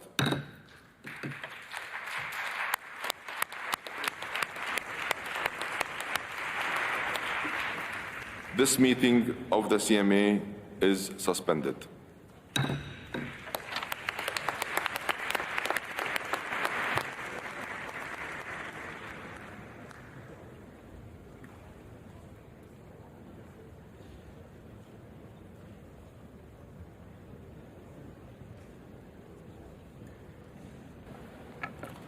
I declare open the 6th meeting of the CMP.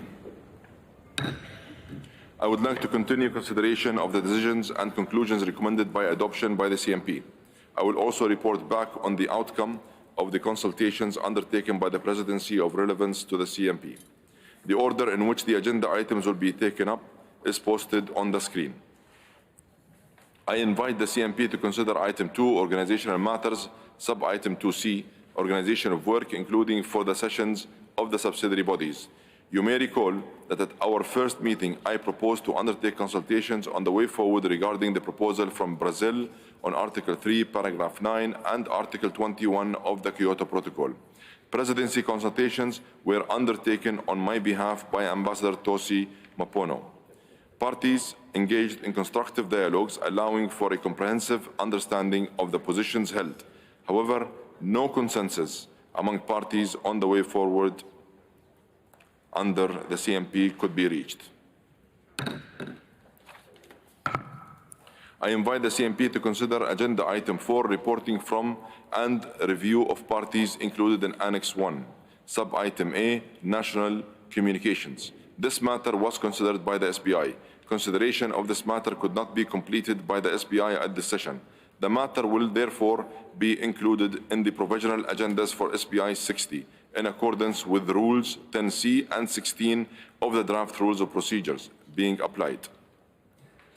I invite the CMP to consider Agenda Item 6, Matters relating to joint implementation. I invite the CMP to adopt the draft decision entitled Matters relating to joint implementation as contained in document FCCP/KP/CMP/2023/L.4. Hearing no objections, it is so decided. I invite parties to consider Agenda Item 7, Matters relating to the Adaptation Fund. The CMP considered this matter in a contact group co-chaired by Diane Blacklane and Louise Rosso. I invite the CMP to adopt the draft decision entitled Matters relating to the Adaptation Fund, contained in document FCCP/KP/CMP/2023/L.5. Hearing no objections, it is so decided. I invite the CMP to consider Agenda Item 9, Report of the Forum on the Impact of the Implementation of Response Measures. I invite the CMP to adopt the draft decision entitled Review of the Functions Work Programme and Modalities of the Forum on the Impact of the Implementation of Response Measures, Midterm Review of the Work Plan and Report of the Forum, contained in document FCCC/CP/2023/L.14, FCCC/KP/CMP/L.6, FCCC/PA/CMA/2023/L.19. Hearing no objections, it is so decided. I invite parties to turn to Agenda Item 11, Report of the High-Level Ministerial Roundtable on Increased Ambition of Kyoto Protocol Commitments.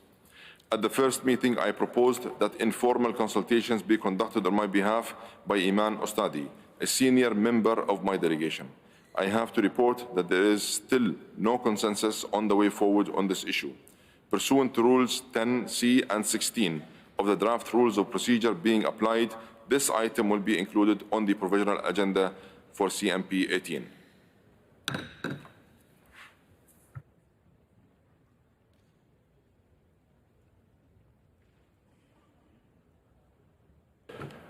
I invite the CMP to consider Item 2, Organizational Matters, Sub-Item 2B, Election of Additional Officers. Agenda Item 5, Matters relating to the Clean Development Mechanism. Agenda Item 7, Matters relating to the Adaptation Fund. And Agenda Item 10, Report of the Compliance Committee. The list of nominations received by the Secretariat is available on the UNFCCC website. There will be no election of an additional member of the Bureau, as all nominees for the Bureau of the COP, whose election will be taken up later today, are also from parties to the Kyoto Protocol. I invite the CMP to elect the members and alternate members of the following bodies as contained in the list of nominations: the Clean Development Mechanism Executive Board, the Kyoto Protocol Compliance Committee, and the Adaptation Fund Board. Hearing no objections, it is so decided. I congratulate the members and alternate members of these bodies on their election. I thank all the outgoing members and alternate members for their commitment and hard work that ensured the success of the work of these bodies. I note that there are nominations outstanding. I invite groups and constituencies to continue consultations and submit the outstanding nominations to the Secretariat as soon as possible, and in any case by 29 February 2024 at the latest. Once received by the Secretariat, the nominees will be deemed elected at CMP 18 in accordance with established practice. Hearing no objections, it is so decided.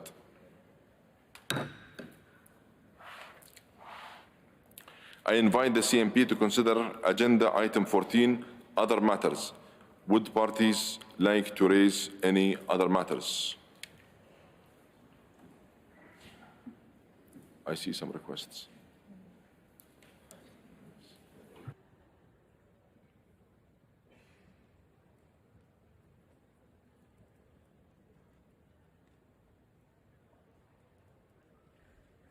I invite parties to turn to Agenda 15, conclusion of the session.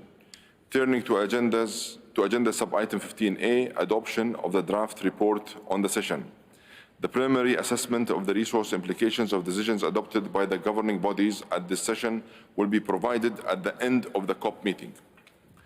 The draft report is contained in document FCCP/KP/CMP/2023/L.1. I invite the CMP to adopt the draft report on the understanding that the rapporteur, with the assistance of the Secretariat, will complete the report and make it available to all parties. Hearing no objections,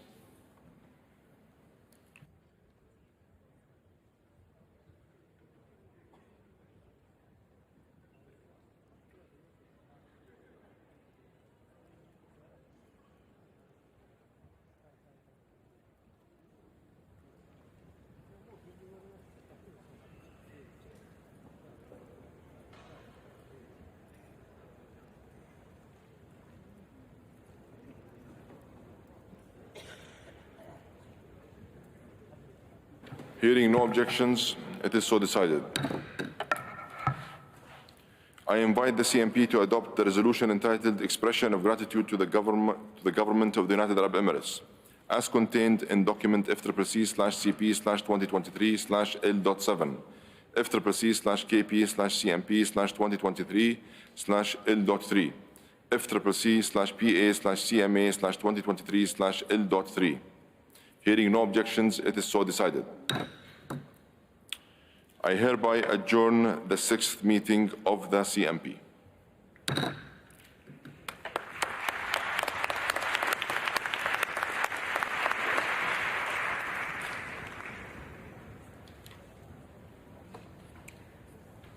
I hereby resume the 6th meeting of the CMA.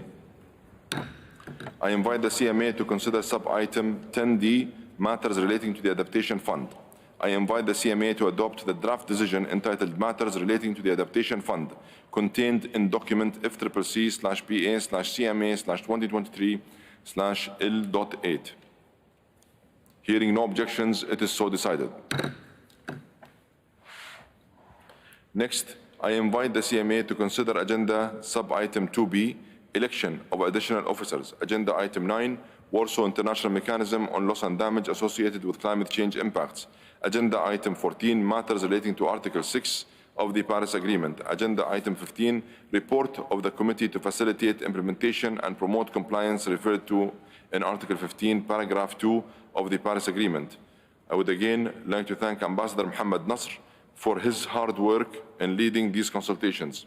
The list of nominations received by the Secretariat is available on the UNFCCC website. There will be no election of an additional member of the COP Bureau, as all nominees for the Bureau of the COP, whose election will be taken up later today, are also from the parties to the Paris Agreement. I invite the CMA to elect the members and alternate members of the following bodies as contained in the list of nominations. The Executive Committee of the Warsaw International Mechanism on Loss and Damage, the advisory body of the Santiago Network, Article 6.4 Supervisory Body, and Paris Agreement Implementation and Compliance Committee. Hearing no objections, it is so decided.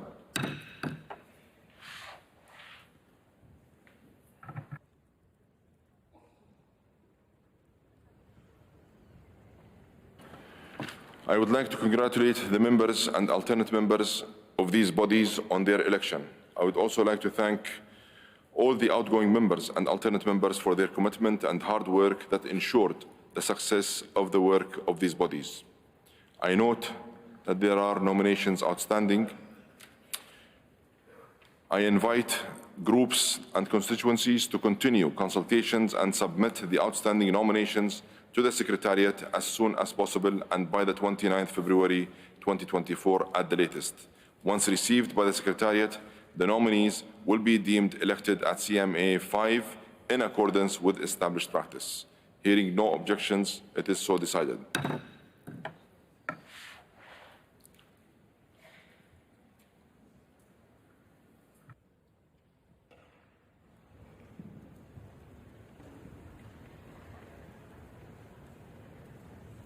I invite the CMA to consider Agenda Item 18, Other Matters. You may recall that at our first meeting, I proposed to undertake consultations on the way forward regarding the proposal from Zambia on behalf of the African Group on the issues of special needs and special circumstances of Africa, and stated that I would report on this and any other issues raised in the consultations under Agenda Item 18, Other Matters.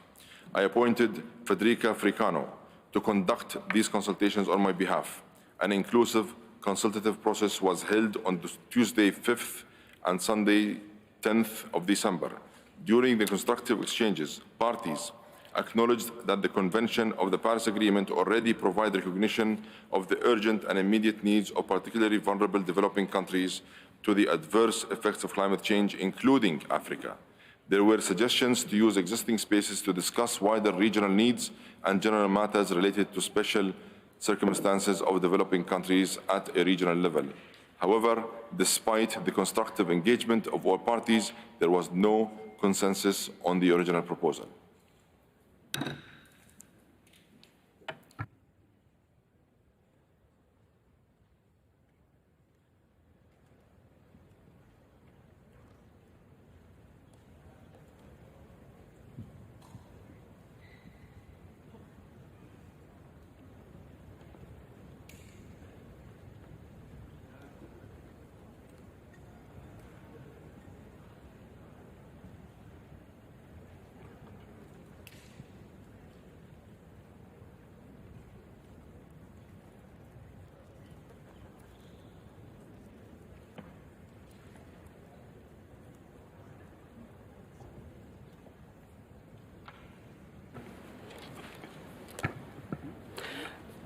I invite the CMA to consider Agenda Item 19, conclusion of the session.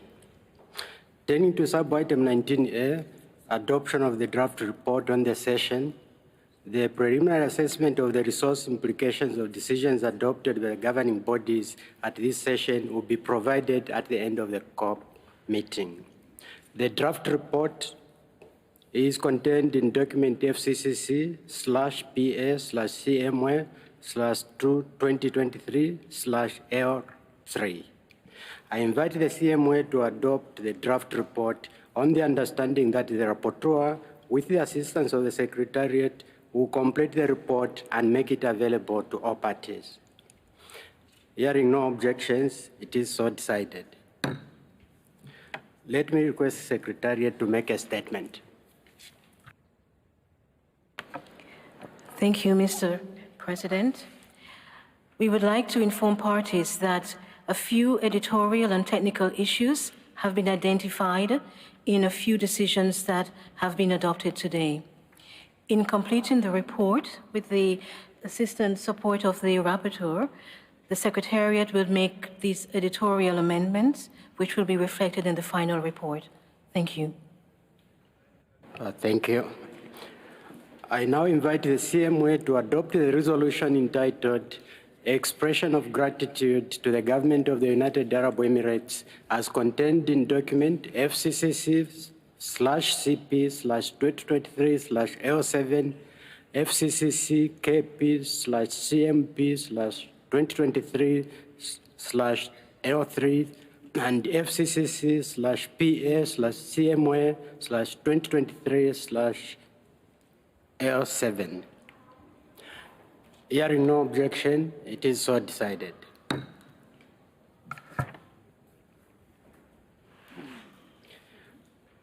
I would like to continue consideration of the remaining decisions and conclusions recommended for adoption by the COP. I will also report back on the outcome of the consultations undertaken by the Presidency on building opportunities for youth to engage in the UNFCCC process. The order in which the agenda items will be taken up is posted on the screen. I invite parties to turn to sub-agenda item 2F, organization of work, including for the sessions of subsidiary bodies. Ms. Widad Al-Hassan and Ms. Fatima Al-Halami conducted consultations on a way forward to build opportunities for stronger inclusion and engagement of youth in climate action and UNFCCC processes.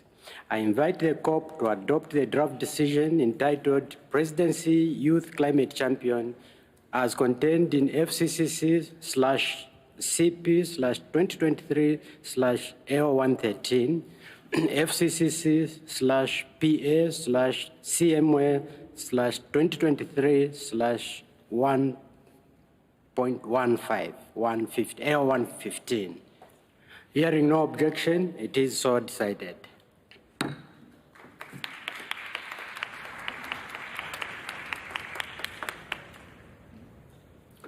I invite the COP to consider agenda item 7, Warsaw International Mechanism for Loss and Damage associated with climate change impacts.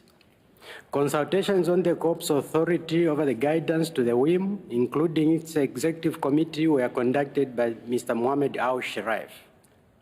Considerations related to the governance of the WIM will continue at the next session. Parties were, however, able to reach a resolution that will enable the critical work of the WIM to continue to progress.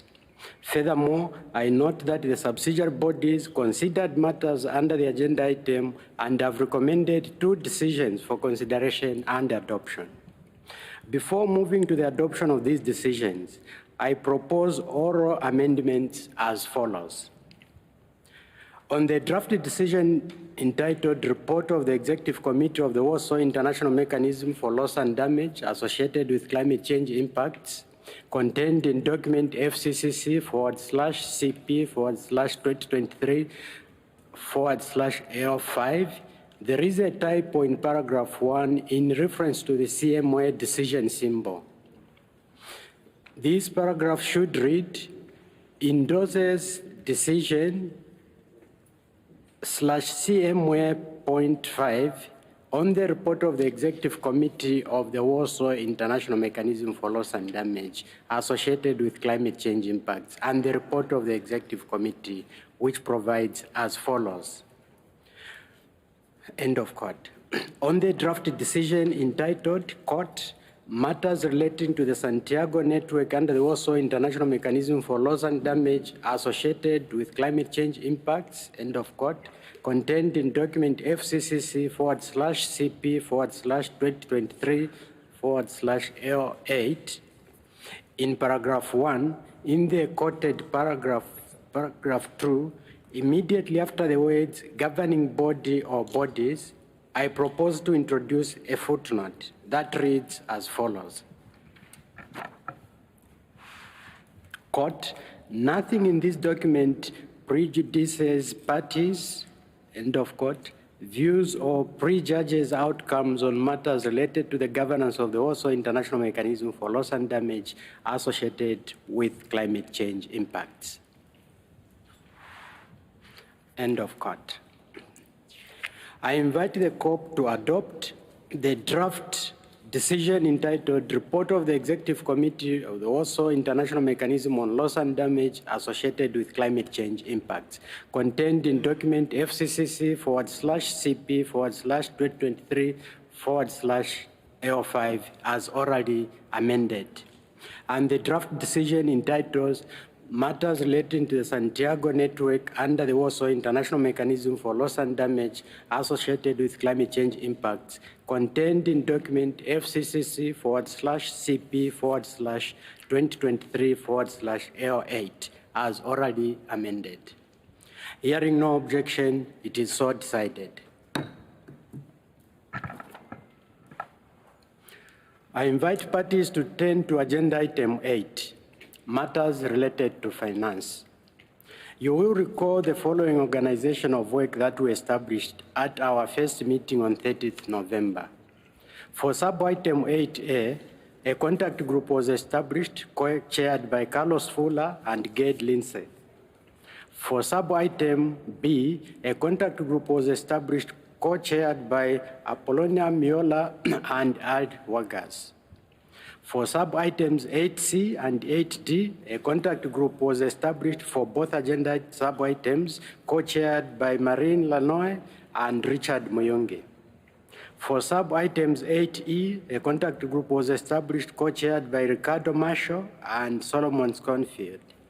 For sub-item 8F, a contact group was established, co-chaired by Elena Pereira and Kelly Sharp. In addition, ministerial consultations on issues related to means of implementation were conducted by His Excellency Minister Yasmin Ford and His Excellency Minister Stephen Gilbert. I invite the COP to consider agenda sub-item 8A, long-term finance.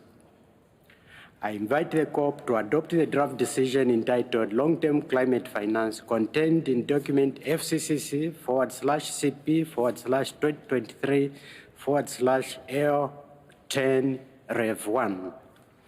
Hearing no objection, it is so decided.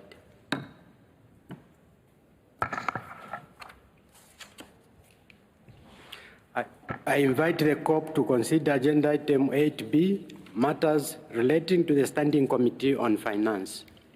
I invite the COP to adopt the draft decision entitled Matters Relating to the Standing Committee on Finance, contained in document FCCC/CP/2023/L9. Hearing no objection, it is so decided. Regarding the matter of the second review of the functions of the Standing Committee on Finance, the SBI agreed to continue its consideration of this matter at SBI 61. I invite the COP to consider sub-item 8C, report of the Green Climate Fund, to the Conference of the Parties and guidance to the Green Climate Fund.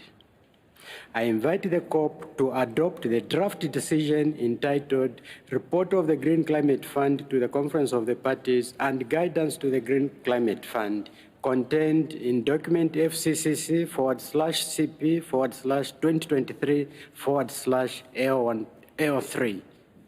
Hearing no objection, it is so decided.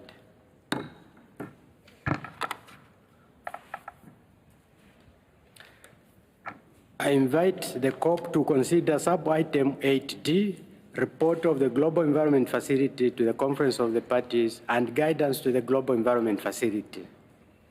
I invite the COP to adopt the draft decision entitled Report of the Global Environment Facility to the Conference of the Parties and guidance to the Global Environment Facility contained in document FCCC/CP/2023/L.6. Hearing no objection, it is so decided.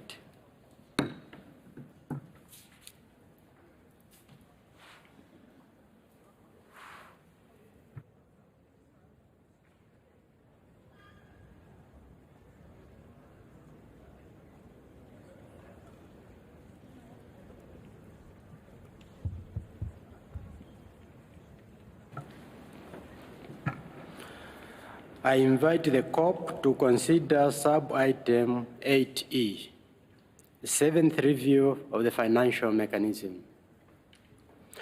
I invite the COP to adopt the drafted decision entitled 7th review of the financial mechanism contained in document FCCC/CP/2023/L12.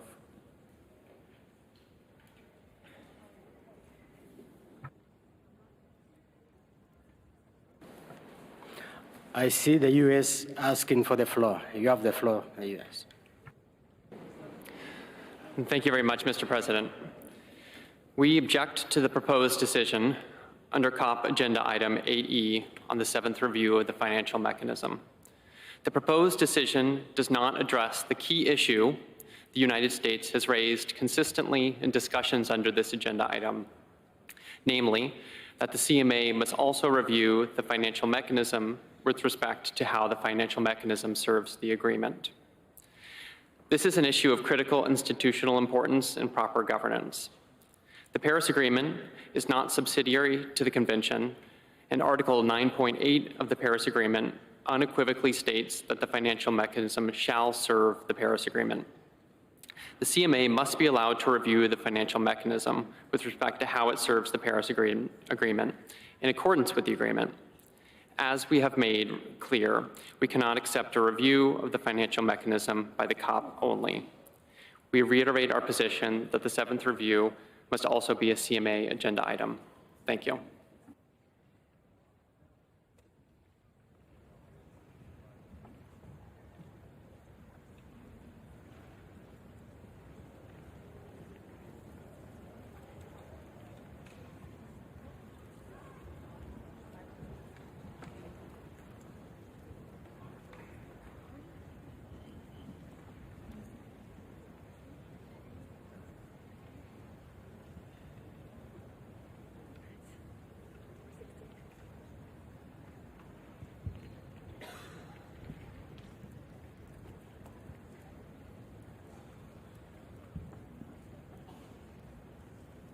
Thank you for your statement.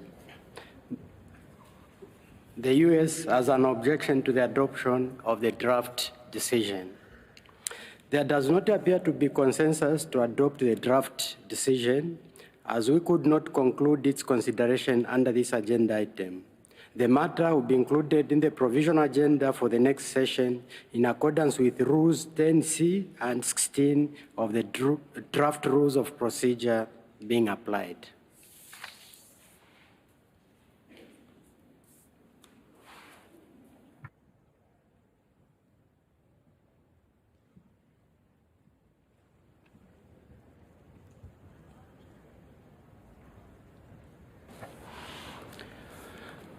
I invite the COP to consider sub-item 8F, compilation and synthesis of, and summary report on the in-session workshop on biannual communication of information related to Article 9, Paragraph 5 of the Paris Agreement. I invite the COP to adopt the draft decision entitled Compilation and Synthesis of, and summary report on the in-session workshop on biannual communication of information related to Article 9, Paragraphs 5 of the Paris Agreement, contained in document FCCC/CP/2023 L11.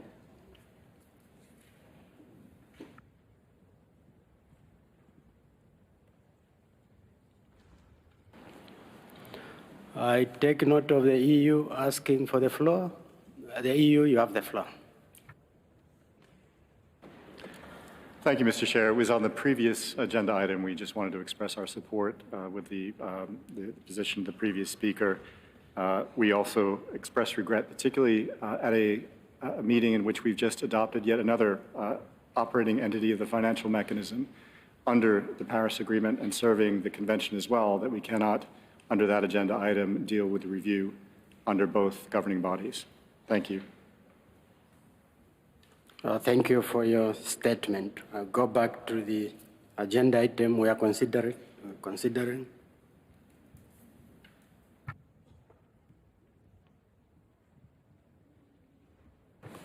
Australia.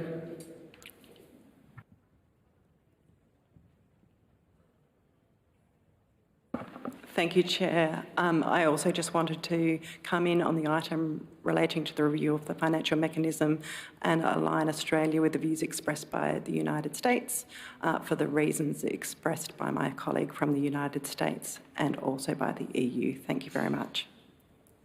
Thank you, Australia.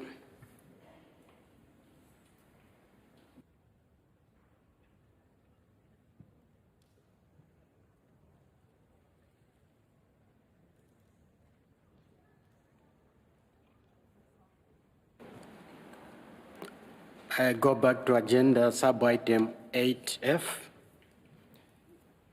I invite the COP to adopt the draft decision entitled Compilation and Synthesis of and Summary Report on the in-session workshop on biannual communication of information related to Article 9.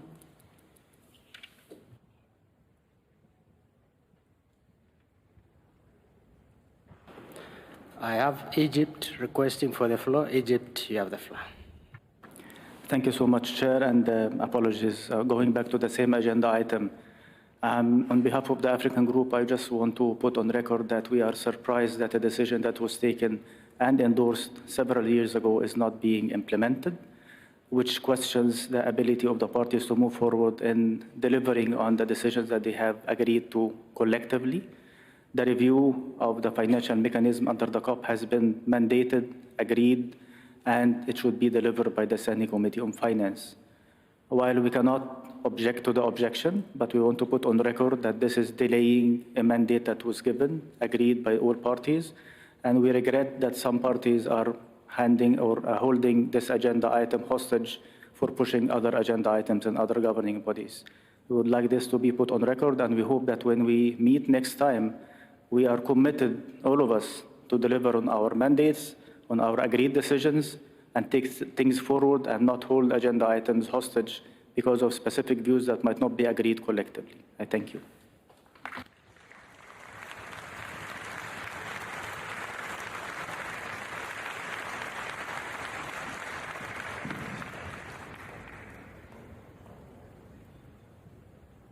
Thank you for all these statements.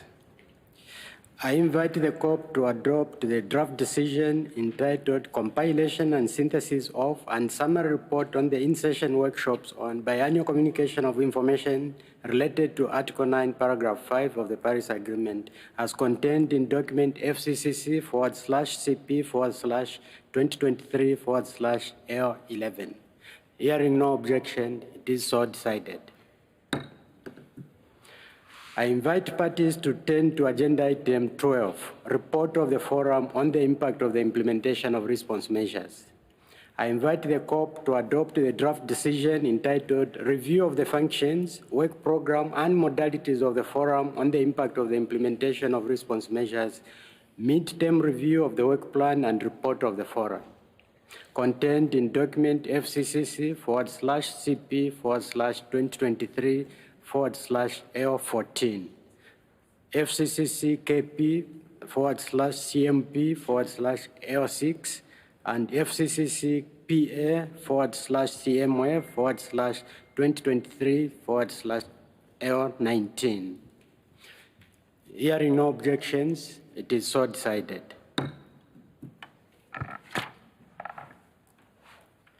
I invite parties to turn to sub-item 2D, election of officers other than the President. Item 6, report of the Adaptation Committee and review of the progress, effectiveness, and performance of the Adaptation Committee. Item 8B, matters related to the Standing Committee on Finance. Item 9, development and transfer of technologies and implementation of technology mechanism, joint and annual report of the Technology Executive Committee and the Climate Technology Center and Network. And item 10, capacity building under the convention. I would like to inform parties that consultations on the nominations for election have been concluded, and nominations received for election to bodies under the convention, the Kyoto Protocol, and the Paris Agreement.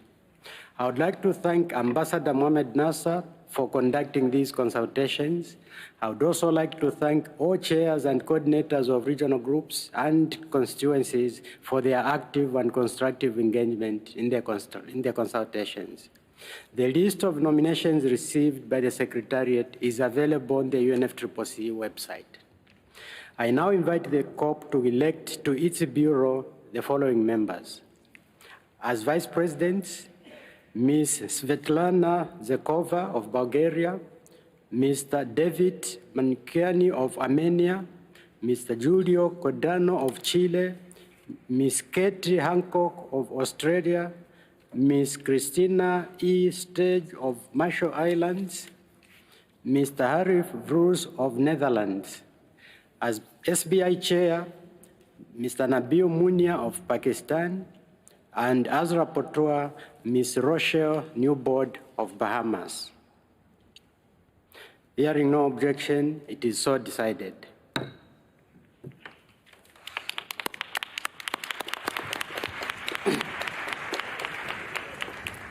I would like to congratulate the members of the Bureau on their election. I would also like to express appreciation to the various Bureau members under whose guidance and leadership we have made tremendous progress, especially their guidance for the organization and the work of the conference. I note that nominations are outstanding from African states. I invite the African states to continue consultations and submit the outstanding nominations to the Secretariat as soon as possible and by 29 February 2024 at the latest. Once received by the Secretariat, the nominees will be deemed elected at COP28 in accordance with the established practice. Hearing no objection, it is so decided.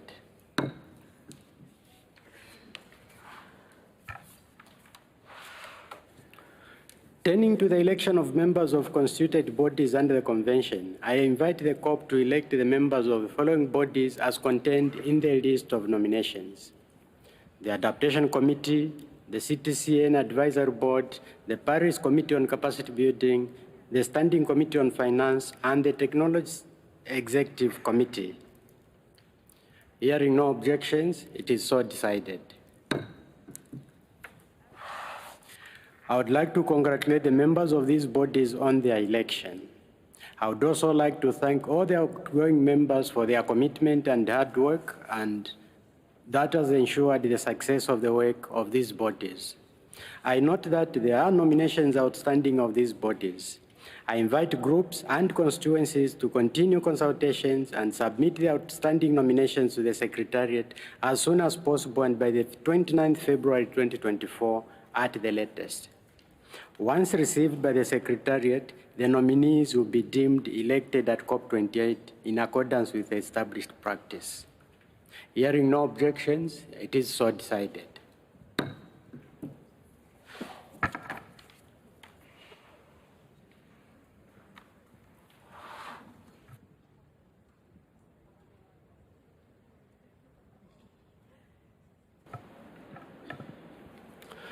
I see no request for the floor.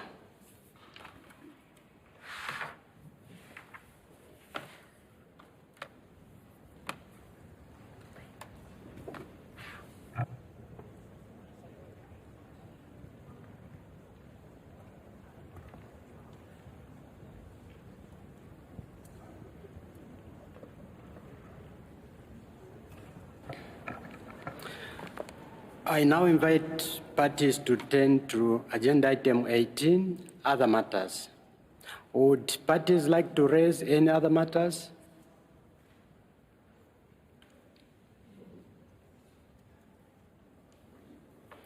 I see no requests for the floor.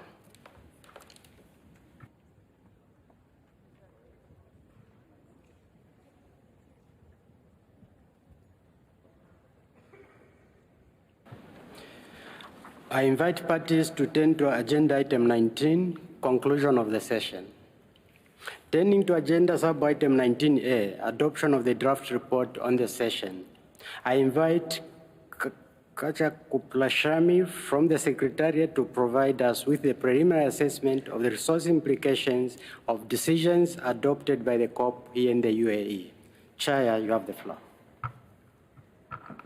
Thank you, Mr. President. Several decisions adopted at this session have financial and human resource implications beyond the provisions in the biennium 2024-2025 budget. All funding estimates and categorization of activities as per the methods established for the UNFCCC budget as specified in paragraph 26 of the document FCCC/SBI/2023/2 are preliminary assessments and based on information currently available. Before I go into the details of the financial implications of the decisions taken by the governing bodies at this session, I wish to emphasize that the Secretariat requires reliable and sustained funding for the party-approved mandates. In addition, it is imperative that the funding is available in order to start the work on the critical mandates. We will only be in a position to prepare and deliver the newly mandated outputs when, to say it plainly, money is in the bank. Additional contributions will be required urgently in the Trust Fund for supplementary activities, as contributions received to date are not sufficient to prepare and deliver on all mandated outputs that were requested by the governing and subsidiary bodies at previous sessions. I will now turn to the budgetary implications of decisions taken by governing bodies at the current session under the relevant agenda items. Under COP Agenda Item 2, Presidency Youth Climate Champion, supplementary funding in the amount of €2.29 million will be required to provide support for the work of the respective champions during the 2024-2025 period. Out of the total requirement, the amount of €308,000 will be absorbed from existing resources. This item includes activities under Budget Category 2, long-term or recurring, under the method established for UNFCCC budget as specified in paragraph 26 of the document FCCC/SBI/2023/2. Under COP Agenda Item 7 and CMA Agenda Item 9, Warsaw International Mechanism for Loss and Damage Associated with Climate Change Impacts, requirements of €235,000 will be absorbed from existing resources. Related outputs include the development of draft guidelines on preventing conflict of interest in relation to the Santiago Network, translation of knowledge products, and arrangement for events. Under COP Agenda Item 8A, long-term climate finance supplementary funding in the amount of €1.45 million will be required for the biennium 2024-2025 to prepare a report. Under COP Agenda Item 8B and CMA Agenda Item 10A, matters related to the Standing Committee on Finance, supplementary funding in the amount of €3.66 million will be required in the biennium 2024-2025 to support the implementation of further work on Paris Agreement, Article 2, Paragraph 1C. Under COP Agenda Item 8G and CMA Agenda Item 10G, operationalization of the funding arrangements for responding to loss and damage referred to in paragraph 2, including the fund referred to in paragraph 3 of decisions 2/CP27 and 2/CMA4, requirements for the interim secretariat consisting of the UNFCCC Secretariat, the United Nations Development Programme, and the Secretariat of the Green Climate Fund amount to €3.15 million in 2024 to make arrangements for convening meetings of the board of the fund and support the development and implementation of the work plan of the board until the Secretariat of the fund is fully operational. The budget of the interim Secretariat is expected to be sourced from financing to be made available for operationalizing the fund. Additional contributions outside the fund will not be required. Under COP Agenda Item 9 and CMA Agenda Item 11, Development and Transfer of Technologies and Implementation of the Technology Mechanism, supplementary funding in the amount of €200,000 will be required in 2024 to produce a technical paper on artificial intelligence for climate action, to collaborate with CTCN and UNEP on resource mobilization, and to prepare a synthesis report and organize an in-session workshop. The estimate for the same outputs was reported to SBI and SBSTA under the respective agenda items. Under COP Agenda Item 10, Capacity Building under the Convention, and CMA Agenda Item 12, Capacity Building under the Paris Agreement, supplementary funding in the amount of €27,000 will be required in 2024 to produce a synthesis report. Under COP Agenda Item 12, CMA Agenda Item 13, and CMP Agenda Item 9, report on the forum on the impact of implementation of response measures, supplementary funding in the amount of €1.16 million will be required in 2024 and 2025 for several knowledge products to be prepared by the KCI and events and dialogues to be organized by the forum. This item includes activities under budget category 2, long-term or reoccurring, and category 3, temporary or short-term under the methods established for the UNFCCC budget as specified in paragraph 26 of the document FCCC/SBI/2023/2. Under COP Agenda Item 13, Gender and Climate Change, requirement of €102,000 will be absorbed from existing resources. Related outputs include a synthesis report, an in-session workshop, and a summary report. Under the CMA Agenda Item 4, first global stocktake, an estimated amount of at least €4.3 million will be required in 2024 and 2025 for the dialogues and preparation of reports. Please note that the budgetary implications for implementation of the GST decisions are very preliminary at this point. The Secretariat will carefully study the implications and update the estimate accordingly, including how much of those implications are already covered by existing resources. Under CMA Agenda Item 5, Work Program on Just Transition Pathways, referred to in the relevant paragraphs of Decision 1/CMA4, funding in the amount of €1.75 million will be required in 2024 to hold at least 2 dialogues prior to the regular session of the subsidiary bodies, prepare an annual report on the dialogues, and an annual report on the activities from the work program. Under CMA Agenda Item 6, Sharm el-Sheikh Mitigation Ambition and Implementation of Work Program, referred to in Decision 4/CMA4, supplementary funding in the amount of 1.31 million euro will be required in 2024 and 2025 to organize and report on global dialogues and investment-focused events.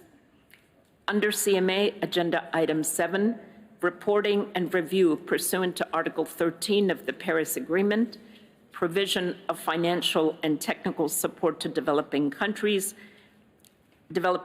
parties for reporting and capacity building, supplementary funding in the amount of 175,000 euro will be required in 2024 and 2025 to organize online regional workshops prior to SB 60, organize an in-person workshop at SB 60, to produce a synthesis report prior to SB 62, to organize a facilitated dialogue at SB 62, and to prepare a summary report of lessons learned and best practices.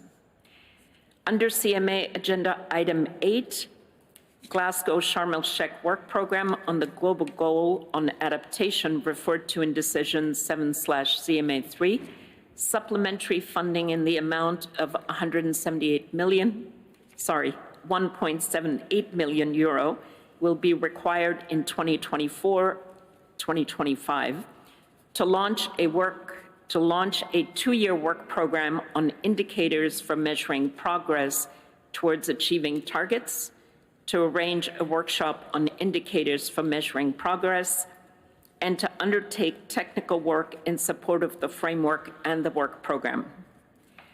Under the CMP Agenda Item 5, matters related to clean development mechanism, supplementary funding in the amount of 20,000 euro will be absorbed from existing resources. The Secretariat is requested to prepare 2 technical papers.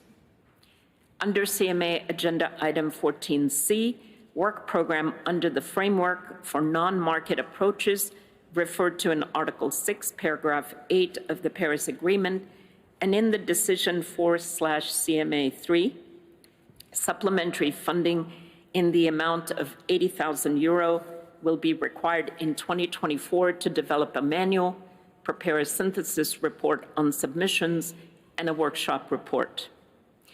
Unless specified otherwise, all activities under the aforementioned items are temporary or short-term in nature and fall under Category 3 under the established methodology for UNFCCC budget as specified in paragraph 26 of document FCC/SBI/2023/2. The total amount of estimated additional contribution required in the Trust Fund for supplementary activities to enable the Secretariat to develop the outputs in the biennium 2024-2025 as mandated by the governing bodies in this session amounts to 17.8 million euro.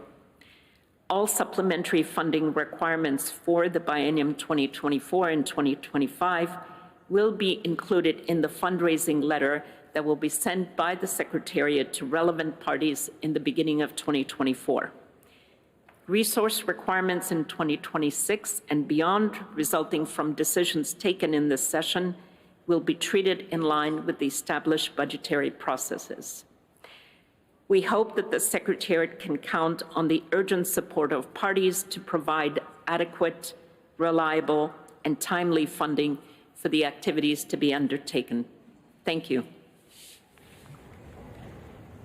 Thank you, Chair. The draft report is contained in document FCCC/CP/2023/AO2. I invite the COP to adopt the draft report on the understanding that the rapporteur, with the assistance of the Secretariat, will complete the report and make it available to all parties. Hearing no objection, it is so decided.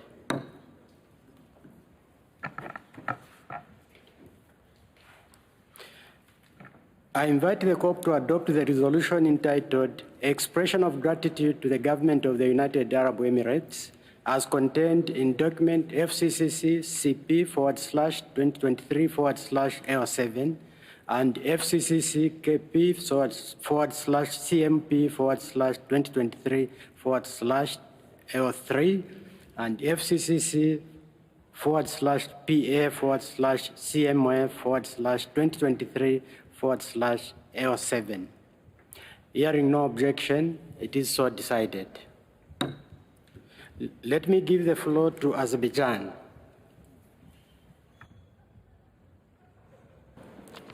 Thank you, Mr. Chair. The Conference of Parties expressed their profound gratitude to the government of United Arab Emirates for having made it possible for the 28th session of the Conference of the Parties, the 18th session of the Conference of the Parties serving as the meeting of the parties to the Kyoto Protocol, and the 5th session of the Conference of the Parties serving as the meeting of the parties to the Paris Agreement to be held in Dubai. The Conference of Parties requests the government of the United Arab Emirates to convey the city and people of the Dubai the gratitude of the Conference of the Parties, the Conference of the Parties serving as the meeting of the parties to the Kyoto Protocol, and the Conference of Parties serving as the meeting of the parties to the Paris Agreement for the hospitality and warmth extended to the participant. I thank you.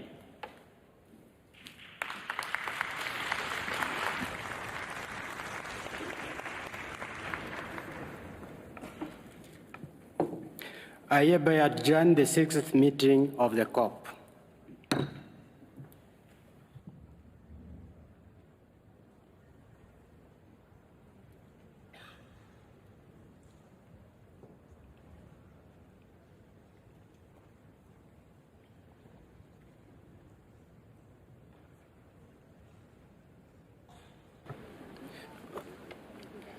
Dear delegates, I now open a joint 7th meeting of the Conference of the Parties. The 7th meeting of the Conference of the Parties serving as the meeting of the parties to the Kyoto Protocol. 7th meeting of the Conference of the Parties serving as the meeting of the parties to the Paris Agreement. I will invite parties to make their statements. I will continue from the list of speakers earlier today. I urge parties to keep within the time limit of 3 minutes. I invite parties to upload your full statements on the UNFCCC website.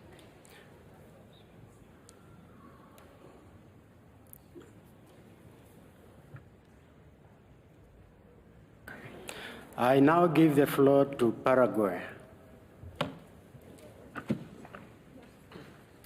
Apreciados colegas, señor presidente, en mi capacidad nacional como representante del Paraguay, quisiera agradecer y reconocer a la presidencia emiratí de la COP28, a la Secretaría y miembros de los órganos subsidiarios por el esfuerzo dedicado para manejar difíciles negociaciones entre las partes.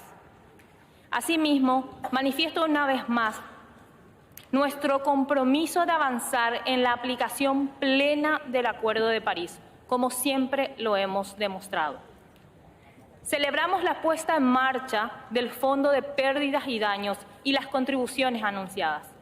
No obstante, este auspicioso logro no debe hacernos perder de vista que es fundamental que el financiamiento climático aumente significativamente. El Paraguay registra bajas emisiones de gases de efecto invernadero y su principal sector económico, la agricultura, depende del clima. Sin embargo, afrontamos los daños como nosotros como país no hemos provocado. Por eso vemos con preocupación algunos puntos referentes a la meta global de adaptación y consideramos imperativo tener en cuenta en todo momento el principio de responsabilidad común pero diferenciada. La adaptación no solo es una prioridad nacional, sino que es un tema de suma urgencia. Esta COP inició con esperanzas acerca del resultado del primer balance mundial para definir en conjunto cómo abordaríamos un desafío común respecto a la urgencia de la crisis climática, que apuntan al objetivo de los 1.5 grados. Con relación al llamado a los esfuerzos globales para la reducción de gases de efecto invernadero diferentes al CO2, en particular del metano, mencionado en el párrafo 28, inciso F del documento sobre balance global, el Paraguay observa la redacción con disconformidad y la rechaza, dado que un gran porcentaje de las actividades económicas nacionales se relacionan con el sector productivo,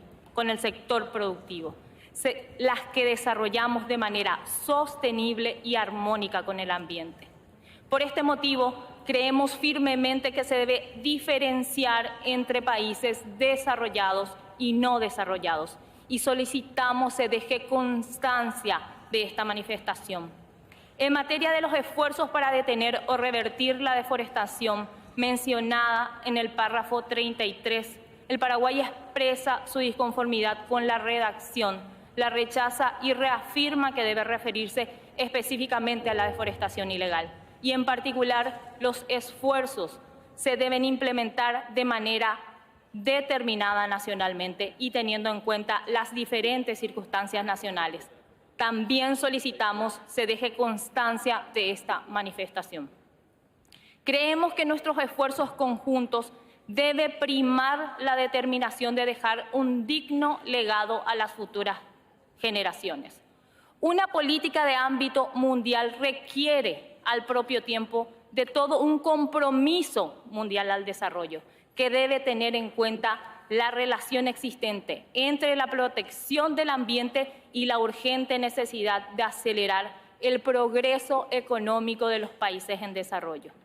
Los países en desarrollo no podemos renunciar al derecho al desarrollo, que es un derecho humano inalienable. Así ha sido reconocido por las Naciones Unidas y la acción climática forma parte del desarrollo sostenible al cual aspiramos todos los pueblos. Muchas gracias.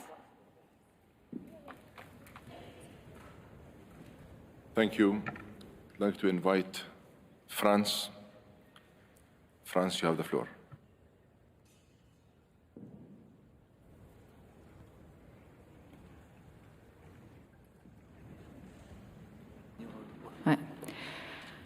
Monsieur le Président, Mesdames et Messieurs, je souhaite m'aligner avec la déclaration de l'Union européenne et souligner à titre national les points suivants. L'accord de la COP28 qui vient d'être adopté est une victoire du multilatéralisme. Notre accord est aussi une victoire pour le climat. 8 ans après l'accord de Paris, nous avons franchi une étape très importante pour limiter le dérèglement climatique. Le texte contient du langage fort sur les énergies fossiles, en appelant pour la première fois à leur sortie progressive, en cohérence avec l'objectif des 1,5 degrés. C'est la première fois que tous les pays convergent sur ce point et je souhaite remercier toutes les parties car je sais combien certaines sont sorties de leur zone de confort comme nous y invitait la présidence de la COP28. L'accord nous fixe une grande ambition pour les renouvelables et l'efficacité énergétique et mentionne pour la première fois le nucléaire tout en faisant une place à la sobriété énergétique. C'est un résultat sans précédent qui envoie un signal fort à l'ensemble des acteurs et au marché. Nous aurions bien sûr souhaité que le texte prenne des engagements plus forts sur le charbon ou sur le méthane. Le texte reprend les messages les plus importants des scientifiques du GIEC pour tenir la trajectoire d'1,5 degré, pic de nos émissions d'ici 2025, baisse de nos émissions de 43% d'ici 2030 et de 60% d'ici 2035. Cet engagement, la France et l'Union européenne le relèvent en ayant inscrit dans le marbre de la loi la baisse de nos émissions d'ici 2030 à 55%. L'année dernière, nous les avons baissées de 2,7%.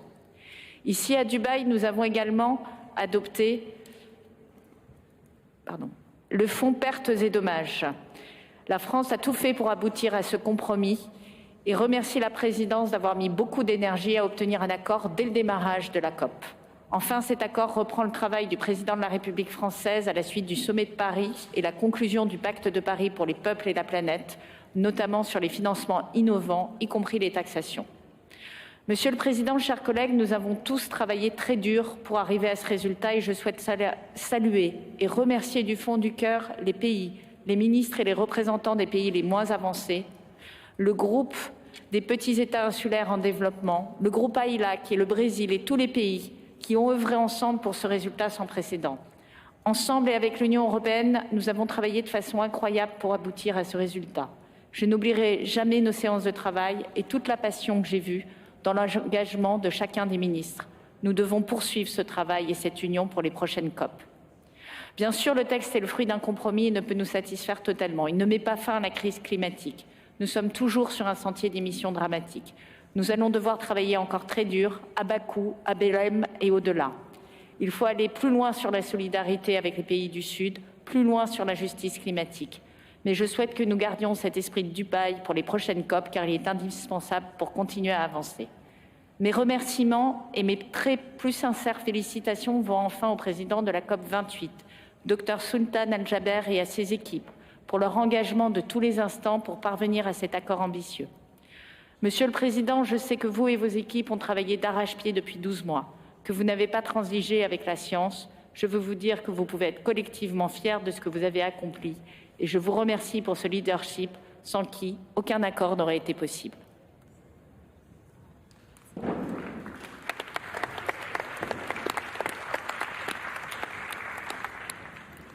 Thank you, France, for your statement. Allow me to invite Senegal. Senegal, you have the floor.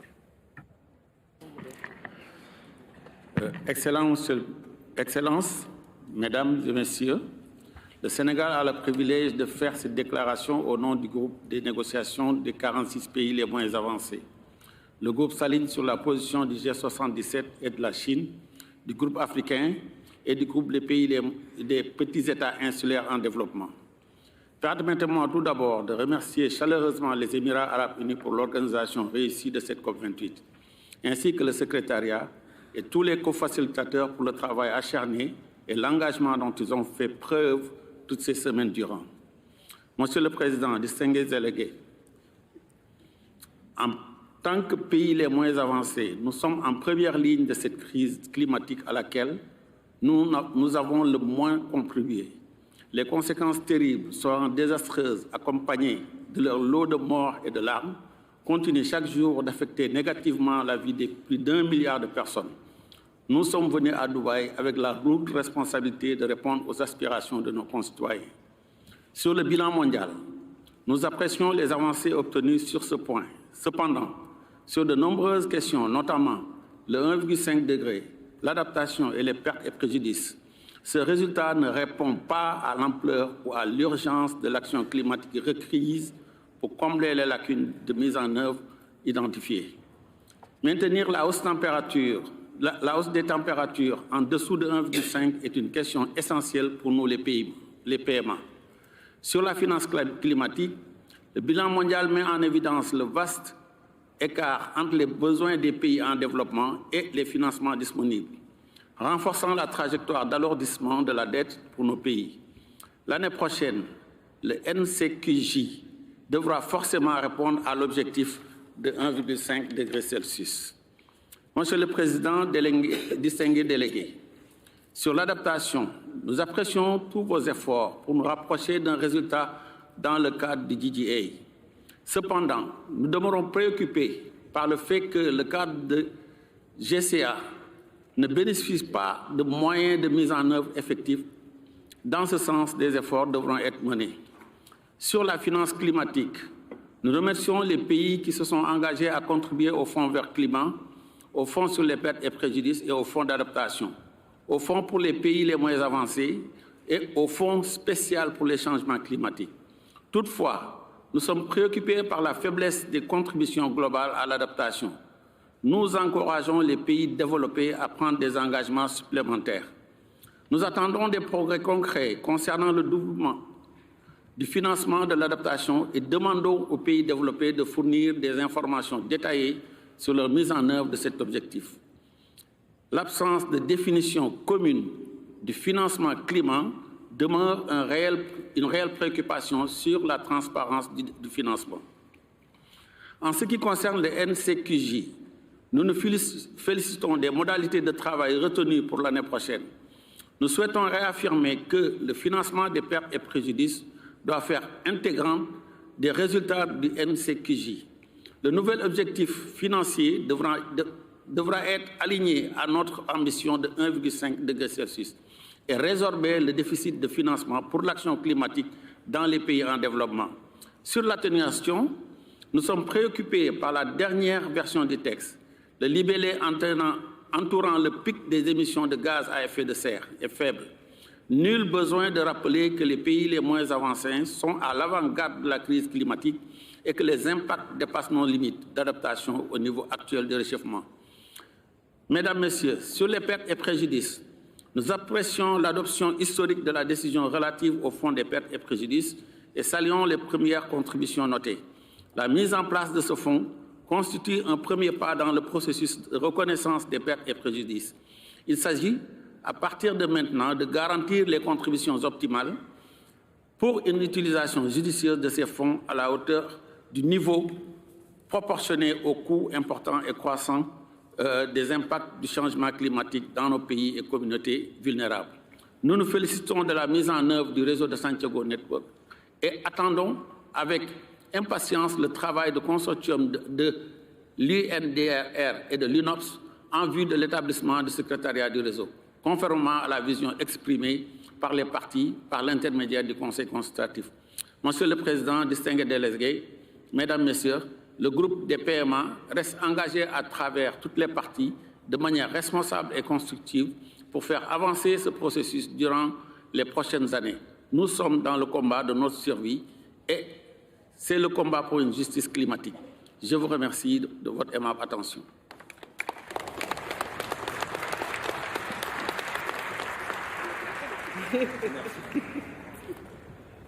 Thank you. I'd like to invite Indonesia to take the floor. Indonesia, you have the floor. Thank you, President. Mr. President, distinguished delegates, let me reiterate our deep gratitude and appreciations to you and the people of the government of UAE for the warm welcome, excellent arrangement made for hosting the COP28.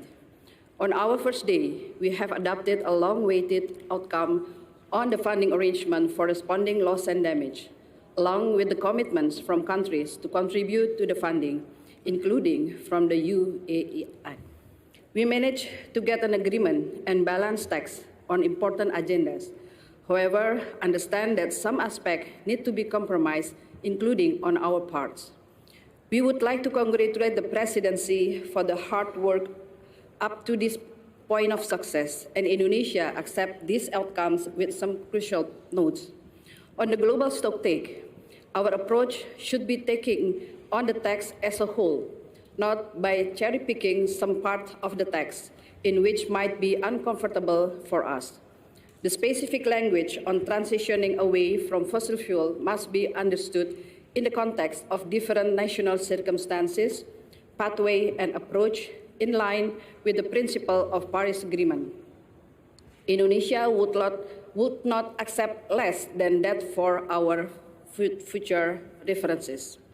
While noting the balanced reference on the most part of the text about indigenous peoples and local communities as agreed on the Paris Agreement, we regret that on para 61, this balance is not reflected. For Indonesia, we would take into account the value of local communities as well as in the implementation. On the loss and damage, under the GST, we note of having a standing agenda item on loss and damage under COP, CMA, and its subsequent SBs. On finance, the text has indicated balanced views between the needs of developing countries and effort made by developed countries. For its implementations, action for developed countries to continue taking leads in mobilizing climate finance from a wide variety of sources and more global effort on transition in finance is matter. The fulfillment of climate finance pledge is a game changer. Mr. President, distinguished delegates, keeping the 1.5 degrees Celsius alive can only be done with action. We could not cover this goal simply by new and additional ambition alone. We need concrete implementation. Indonesia stands ready to work with all parties on the successful implementations and discussion on the remaining technical aspect as appropriate. Lastly, As others have done so, Indonesia would like to also extend its full support to Azerbaijan and Brazil as presidency of COP29 and COP2030, respectively. I thank you, Mr. President.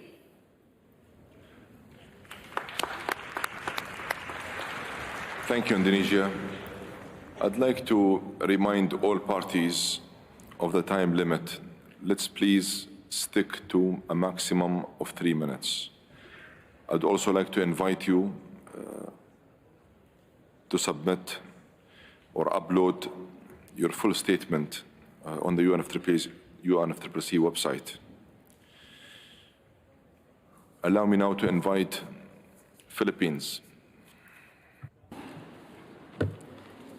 Thank you, Mr. President.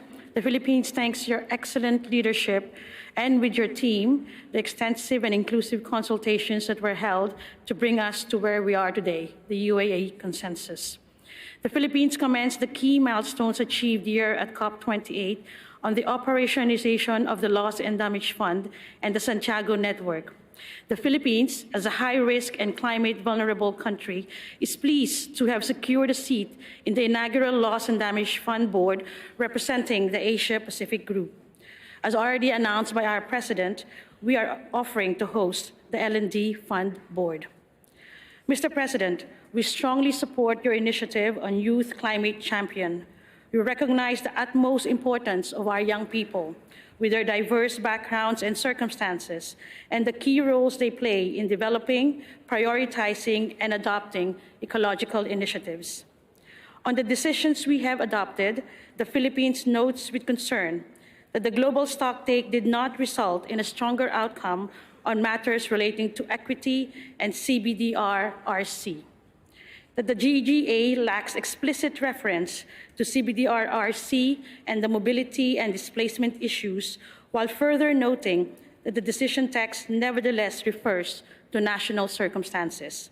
We called for a standing agenda item on loss and damage for SBs, the CMA, and COP. This was not included, but we note and receive well the President's assurance that this will be taken up as part of the existing agenda items on the whim. On Para 28, we reiterate that nothing in this decision diminishes the existing obligation of developed countries under the Convention and its Paris Agreement, and does not impose conditionalities upon developing countries to access MOIs. On mitigation, the findings of the IPCC AR6 synthesis report has not served as a wake-up call for our current climate actions to be more ambitious to keep 1.5 alive for us to thrive and survive. On the other side of the coin, we are very pleased to see on the GST and the GGA the nexus of biodiversity and climate action. The firm commitment to use best available science, but underscoring that safeguards are in place for the conservation and protection of the environment. The adoption of the Just Transition Work Program, ensuring that transition is equitable and inclusive while minimizing the negative impacts on workers, communities, and vulnerable groups. The transition to a negotiating work modality to set the NCQG and enhance ways forward on scaling up adaptation finance to support the evolving needs of developing countries. And on Article 6, the continued consideration of emissions avoidance as an eligible activity under this article. Congratulations to Azerbaijan and Brazil, our hosts for COP28 and COP29. Thank you again. COP29 and COP30. Thank you again to the President and UAE for the exceptional and generous hosting. The full version of our statement will be submitted. Thank you, Mr. President.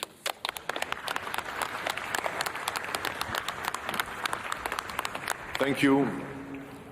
I'd like to invite Morocco. You have the floor. Morocco, you have the floor. Thank you, President. Thank you, Excellency Co-Presidents. I'm speaking on behalf of Morocco. The Moroccan delegation wishes to thank our brother country, the UAE, for its efforts during this conference of the parties. The outcome of the world's first global stocktake offers much to inspire, while leaving much to be desired and delivered. We must note with alarm and serious concern the latest science. In Africa, lives are at stake. The emissions of yesterday are driving climate impacts today, resulting in the loss and damage of our communities. We express our solidarity with other countries around the world who are also facing emergency threats to the existence of their communities, especially in Africa and the Arab region. In small island states, least developed countries and other developing countries suffering from crises they did not create. We welcome the UAE consensus on unprecedented new commitments, including tripling renewable energy, doubling energy efficiency, and transitioning away from fossil fuels in a just, orderly, and equitable manner. The global goal on adaptation, with its new and unprecedented collective targets, the operationalization of the loss and damage fund, which must respond to hundreds of billions of dollars being lost by developing countries. However, we join our brother countries from Africa and beyond in nothing regret that these commitments leave uncertain the means of their implementation. These commitments will remain undelivered unless supported by additional finance. We are afraid that we will not achieve these ambitions unless the developed countries meet their financial commitments under the Convention and the Paris Agreement. We would gently remind the developed countries that the Paris Agreement does include differentiation regarding the provision of finance. In the words of the Paris Agreement, developed countries must take the lead. This is based on the principle of equity and common but differentiated responsibilities and respective capabilities in the light of different national circumstances. This doesn't mean that developed countries are expected to finance everything, but developing countries are already paying enormous sums, too much of our public money, for the costs of energy transition, of adaptation, and of historic loss and damage for problems we did not create. This is on the top of development efforts in tackling human poverty, education, and health across Morocco and Africa. Excellencies, Mr. President, as Morocco, of course, we want to achieve emissions neutrality, to phase out pollution energies, and to adapt to climate change. But to fully do so, we need new and additional grant equivalent public finance. In this sense, we note with concern what seem to be efforts in recent years to dilute the principle of equity and responsibilities of developed countries. We are now in the most difficult part of the Paris Agreement, the era of implementation, which requires responsible conversations about the inadequacy of the means of implementation. In this regard, we look forward to agreements at COP29 of a new collective quantified goal with layers including provisions as well as mobilization, responding to mitigation, adaptation, and loss and damage. This will give us the confidence that we can deliver the ambition agreed today. We look forward to COP29 in Azerbaijan, and thank you.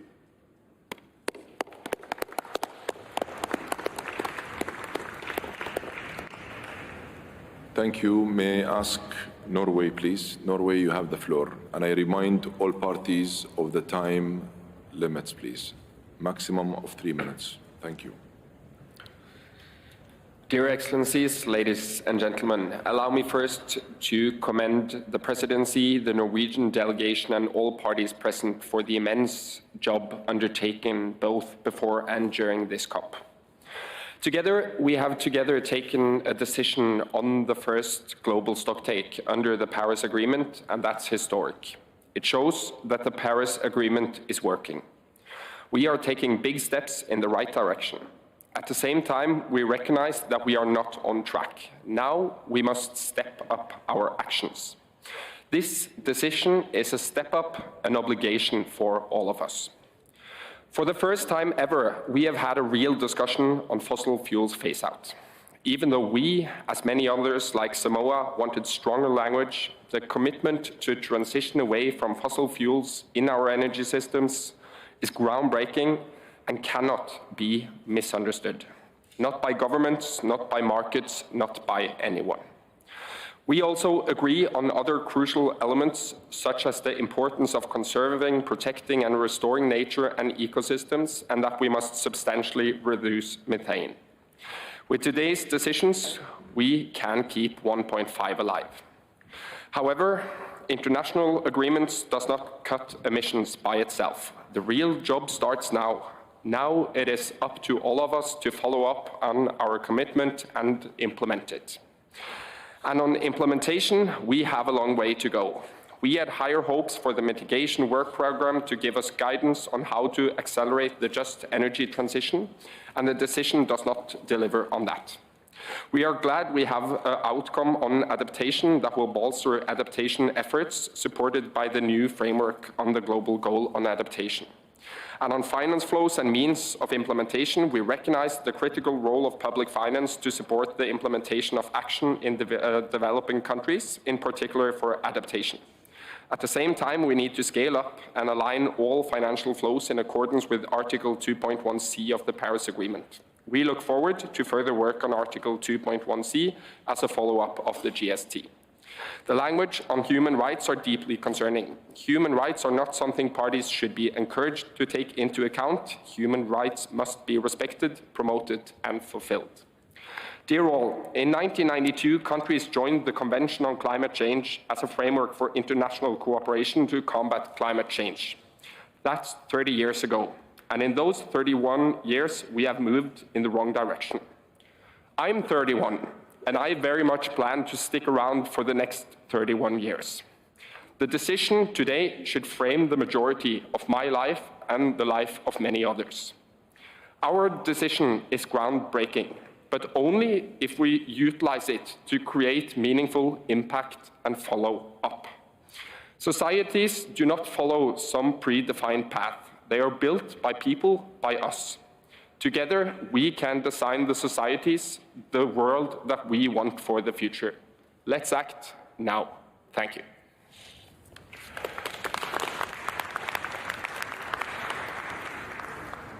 Thank you, Norway. I'd like to invite Ghana to take the floor. Ghana, you have the floor. Excellencies, esteemed guests and colleagues, it's a great sense of honor that I speak for Ghana and on behalf of the Climate Vulnerable Forum, representing 58 countries with a population of about 1.4 billion. We thank the COP28 presidency, for the distinguished service so far rendered to this meeting. We thank all staff for their dedication and commitment to duty. Dr. Jabba, we've seen how you've conducted yourself during this meeting, your inclusiveness and fairness, and your listening ability to everybody. We do know that this COP has generated and delivered things that we've never dreamt that would be done, especially the Loss and Damage Fund.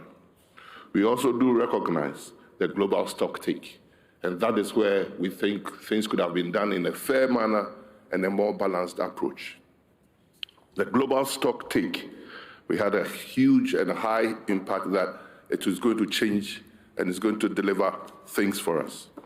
But what we've seen in the letter written needs to be firmed up and be more balanced and fairly written. Yes, we in the developing countries, Africa and the climate vulnerable, are the receiving end of the climate crisis, deserve to be listened to and appreciated in more better ways than paragraph 28 seems to be doing. In one breath, we are giving timelines that we are supposed to all indicate a transition away from fossil fuels. And in another paragraph, a timeline is left vague.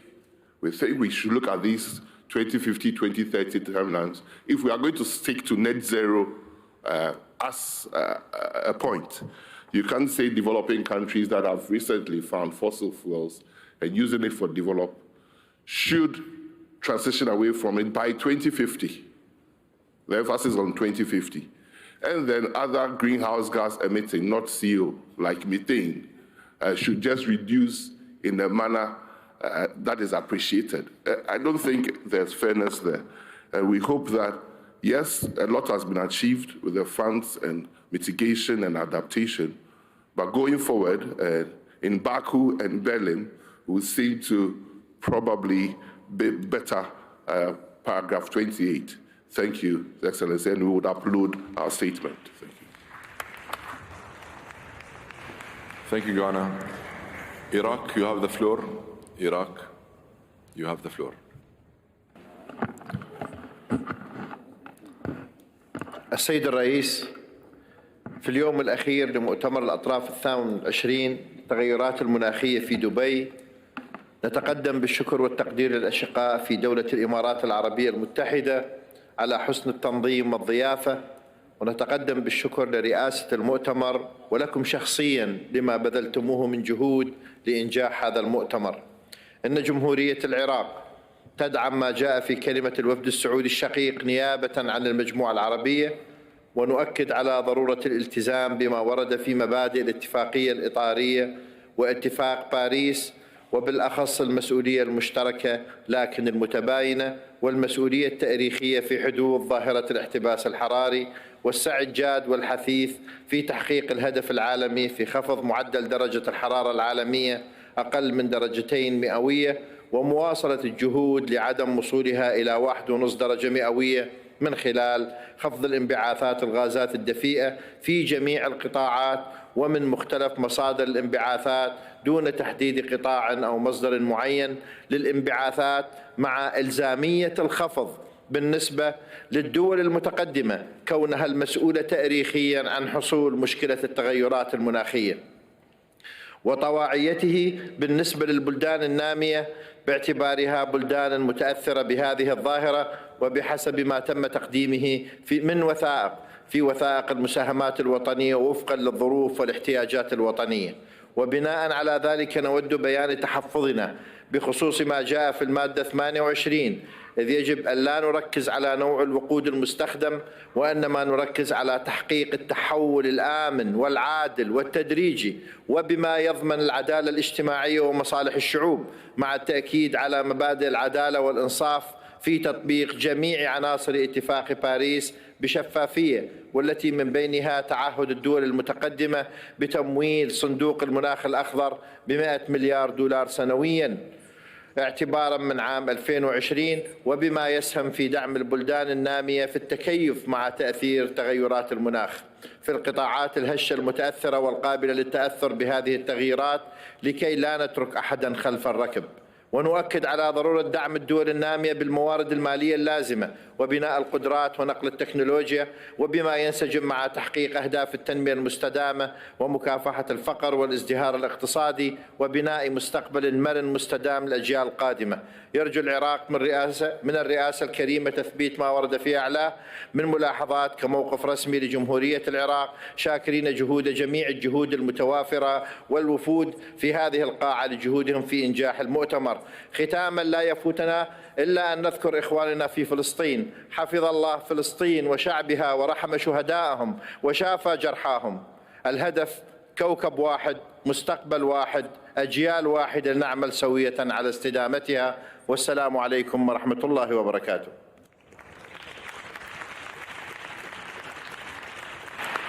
Thank you, Iraq. Japan, you have the floor. Japan, you have the floor. Thank you. Thank you, Mr. President.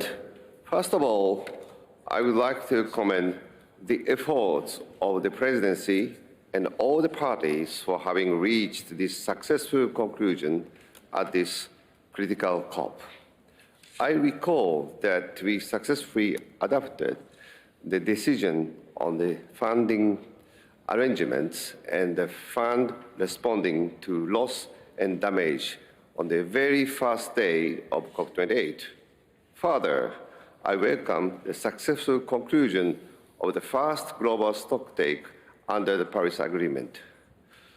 Through the intensive 2 weeks discussions, we witness the power of collective resolve, the strength of unity, and the spirit of global cooperation, despite the differences among parties.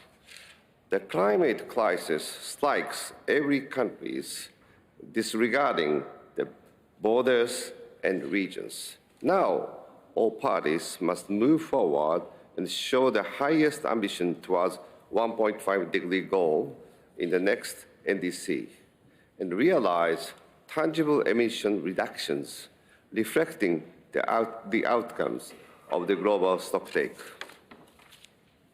Let me remind you that Article 6 of the Paris Agreement enabled to mobilize private finance and deepen global efforts for emissions reductions. We should not forget that Article 6 is indispensable for the achievement of 1.5-degree goal. We call on all parties to find solutions for full operationalization at COP29. May the decisions made in this room inspire nations, communities, and individuals to accelerate progress towards a sustainable and resilient future. I thank you.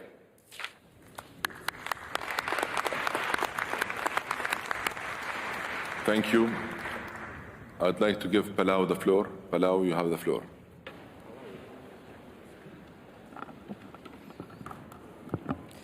Thank you very much, Mr. President. I take the floor on behalf of the PSIDS, and we fully align with the statement made by Samoa on behalf of AOSIS.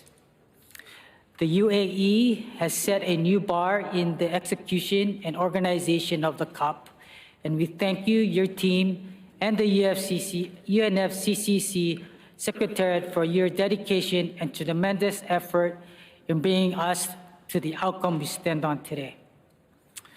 Mr. President, as mentioned by our colleague from Bangladesh, your people were pearl divers, and within a very short time, you have envisioned and transformed your country into a modern vision of the future. The people of UAE are visionary, and Mr. President, today the UAE delivered on a new vision for our world, one without fossil fuels. As the Pacific SIDS, one of the groups most vulnerable to climate change, we thank you. Mr. President, we understand the difficulties of multilateralism and the incredible challenge of getting 200 countries to agree on something as critical as the GST in writing. We want to acknowledge and celebrate that our 1.5-degree North Star is clear as our guiding light, and science and the IPCC are also strongly referenced as the basis for our objective decision-making. However, it would be remiss of us not to mention our concerns with loopholes in the text that create difficulties in reaching the path ahead that avoids breaching 1.5. The phrase energy systems instead of a full economy transition in the move away from fossil fuels is one such loophole, as are carbon capture and storage mechanisms, which are unproven and uneconomic technologies that divert investment and focus. We are concerned about the language regarding fossil fuel subsidies and transition fuels. Nevertheless, we need to set sail and course correct quickly, and we need to work together. That means all parties must deliver on their new 1.5 aligned NDCs through various means of implementation, specifically on financing and access to finance. Mr. President, we also want to thank the UAE for being the first developing country to contribute to the soon-to-be-named Loss and Damage Fund, which we see as a critical development in getting it adopted and over the line. We thank the various donors for hearing our call to support those most vulnerable to climate change. We look forward to continuing to work together and accelerating our progress on our way to Azerbaijan, and to Brazil in sailing towards our North Star of 1.5 degrees. Mr. President, in my language, Masulang, I thank you.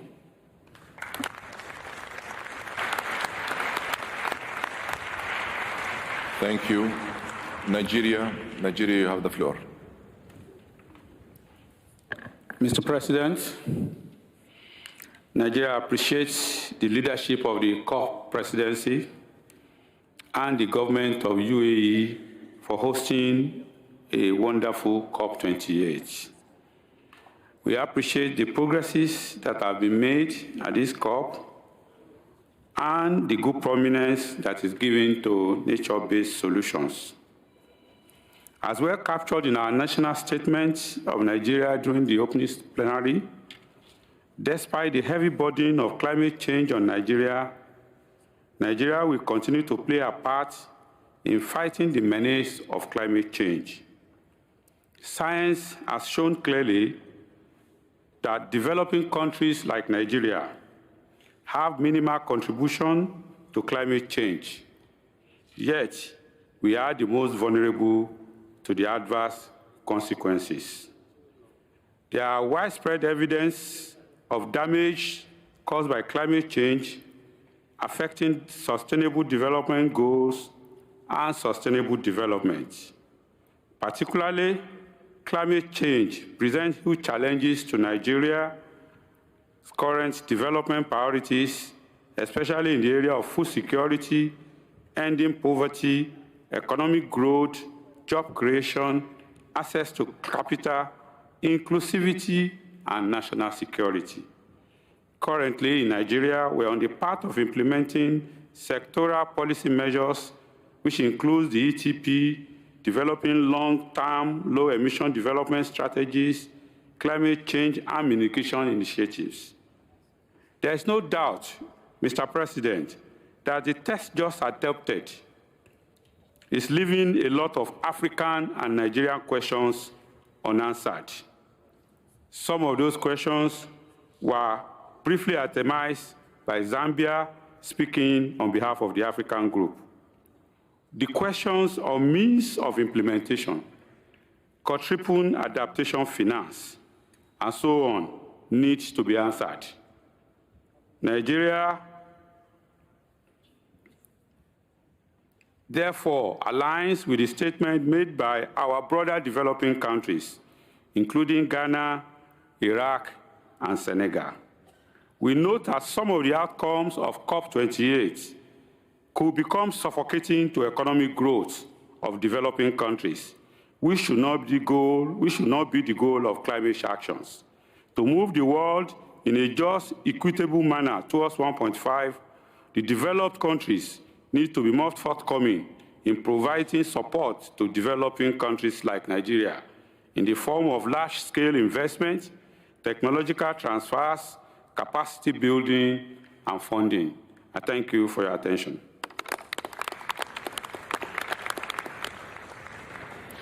Thank you, Nigeria, for your statement. I now give the floor to the United Republic of Tanzania. Thank you, Mr. President.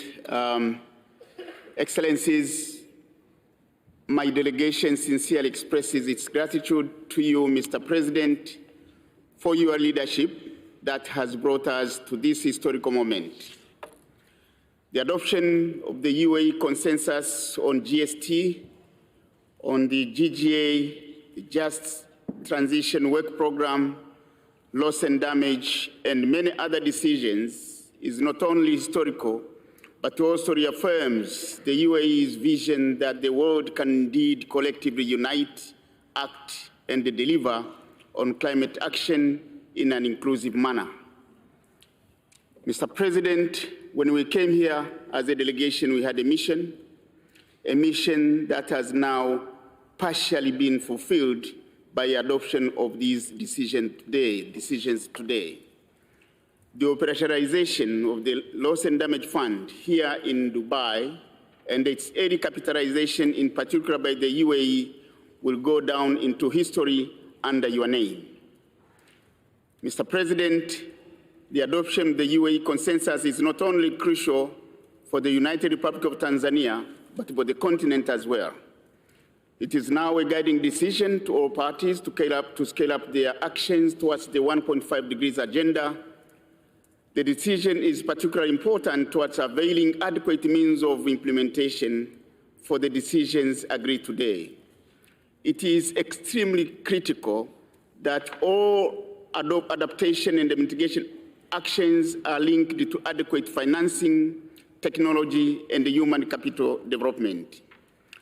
We invite investment, financing, and technology transfer that are consistent with the scale of the problem, that will not lead our countries to more debt stress, and that will focus on actions that consider the need to accelerate sustainable development and better livelihood of our communities. As we unlock the Just Energy Transition Work Program, and as my President, Dr. Samia Suluhu Hassan, President of the United Republic of Tanzania, appealed at the beginning of this conference, we need to ensure a gender-inclusive just energy transition, ensuring that clean cooking is part of this global just energy transition agenda, particularly for Africa, where we still have over 900 million people without clean cooking solutions. We are convinced that parties will deliver on what we have committed today. We are confident that the just transition pathways will not undermine the principles of the Convention, the Paris Agreement, and the right to development. The United Republic of Tanzania, therefore, looks forward to working with you, Mr. President, as we unlock this historical consensus in all areas in the months and the years to come. Let me once again reiterate my delegation's sincere gratitude to you, the entire UAE team, and the UNFCCC Secretariat for such an historical COP. I thank you, Mr. President.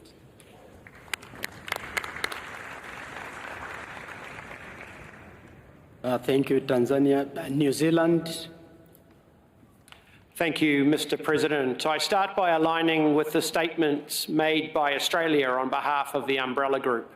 Every party, every stakeholder in this room, every person outside and in our home countries relies on us to act.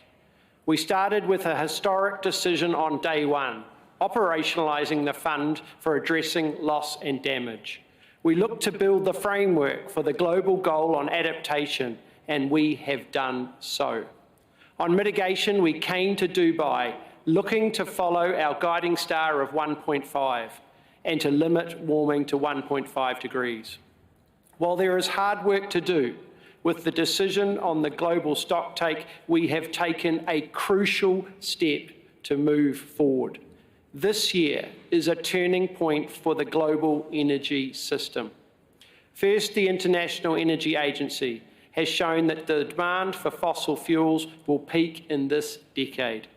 Now, with this decision, countries have committed to get to net zero energy and build a world that no longer relies on fossil fuels.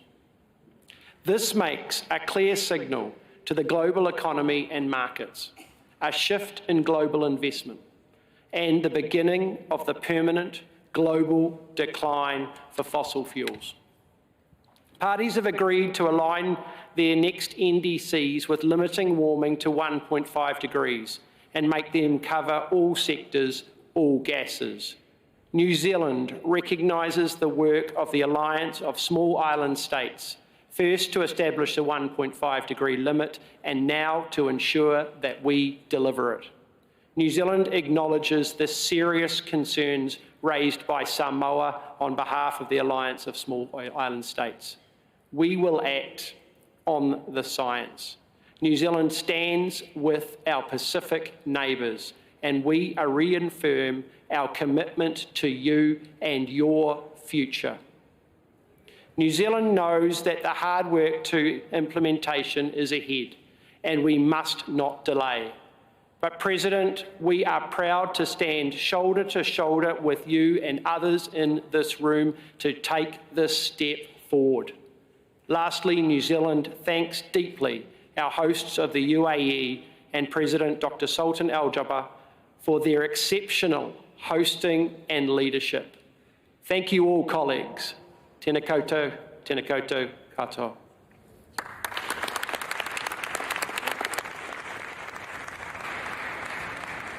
Thank you, New Zealand. I now give the floor to Italy. Thanks, Mr. President. Dear colleagues, dear friends, the agreement reached here is an historical achievement. It takes into account all the most relevant aspects of the Paris Agreement and the profoundly different demands of the various states, which, however, recognize a common and objective ground guided by science. For this reason, the agreement reached can be considered both balanced and profitable for this historical phase, characterized by strong international tensions that weigh on the transition process.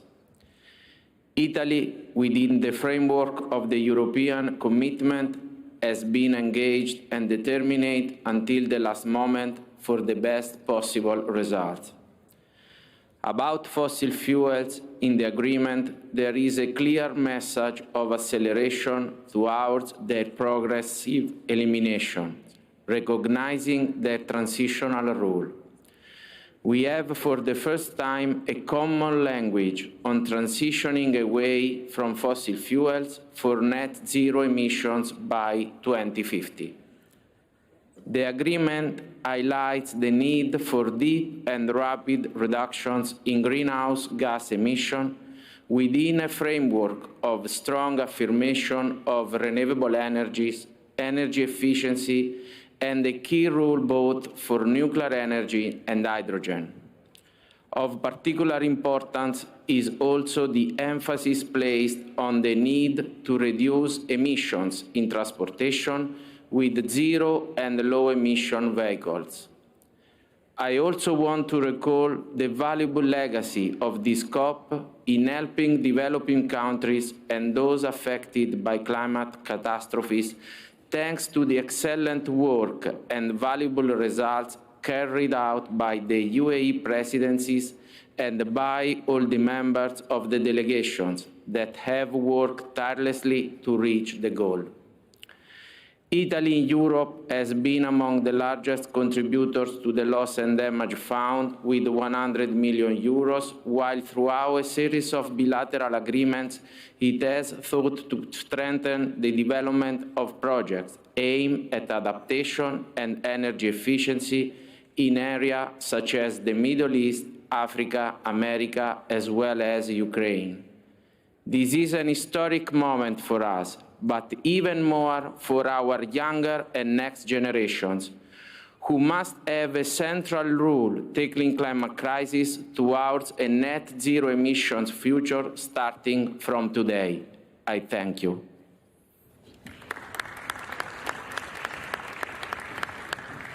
Thank you, Italy. I now give the floor to Canada. Thank you, Mr. President. First, I wish to align Canada with the Umbrella Group statement delivered by Australia earlier today. After 2 weeks of intense discussions, we can confidently say that we are leaving Dubai having made genuine progress. The outcome of the global stocktake provides us with clear direction and a sobering reminder of what it will take to get on track. Achieving consensus on the transition away from fossil fuels in our energy systems is monumental. So too is our shared commitment to accelerate efforts towards the phase-down of unabated coal power, triple renewables, and double the annual rate of energy efficiency. These are powerful signals, Mr. President, but as those on the front lines remind us, for example, the Smile Island developing states and LDCs, much more is required. There is no room for complacency in our pursuit to keep 1.5 degrees Celsius alive. Through our current and future NDCs, we know we must also adapt much faster to the current impacts of climate change. We are proud to leave Dubai with an ambitious framework on the global goal on adaptation. An orderly and just transition is impossible without the leadership of workers, and we welcome the decision on the work program on just transitions. We also welcome this COP's call to action, recognizing that mobilizing finance on the scale required will take a comprehensive and holistic effort. We must draw on the widest range of sources possible, public, private, domestic, and international, We must align financial flows.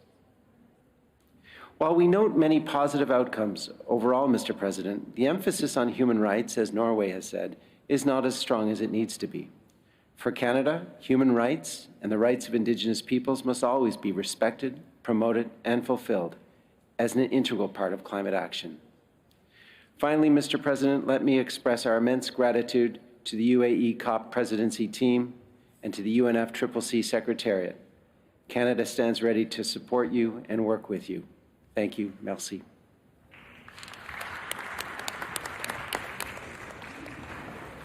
Thank you, Canada, for your statement. I now give the floor to Argentina.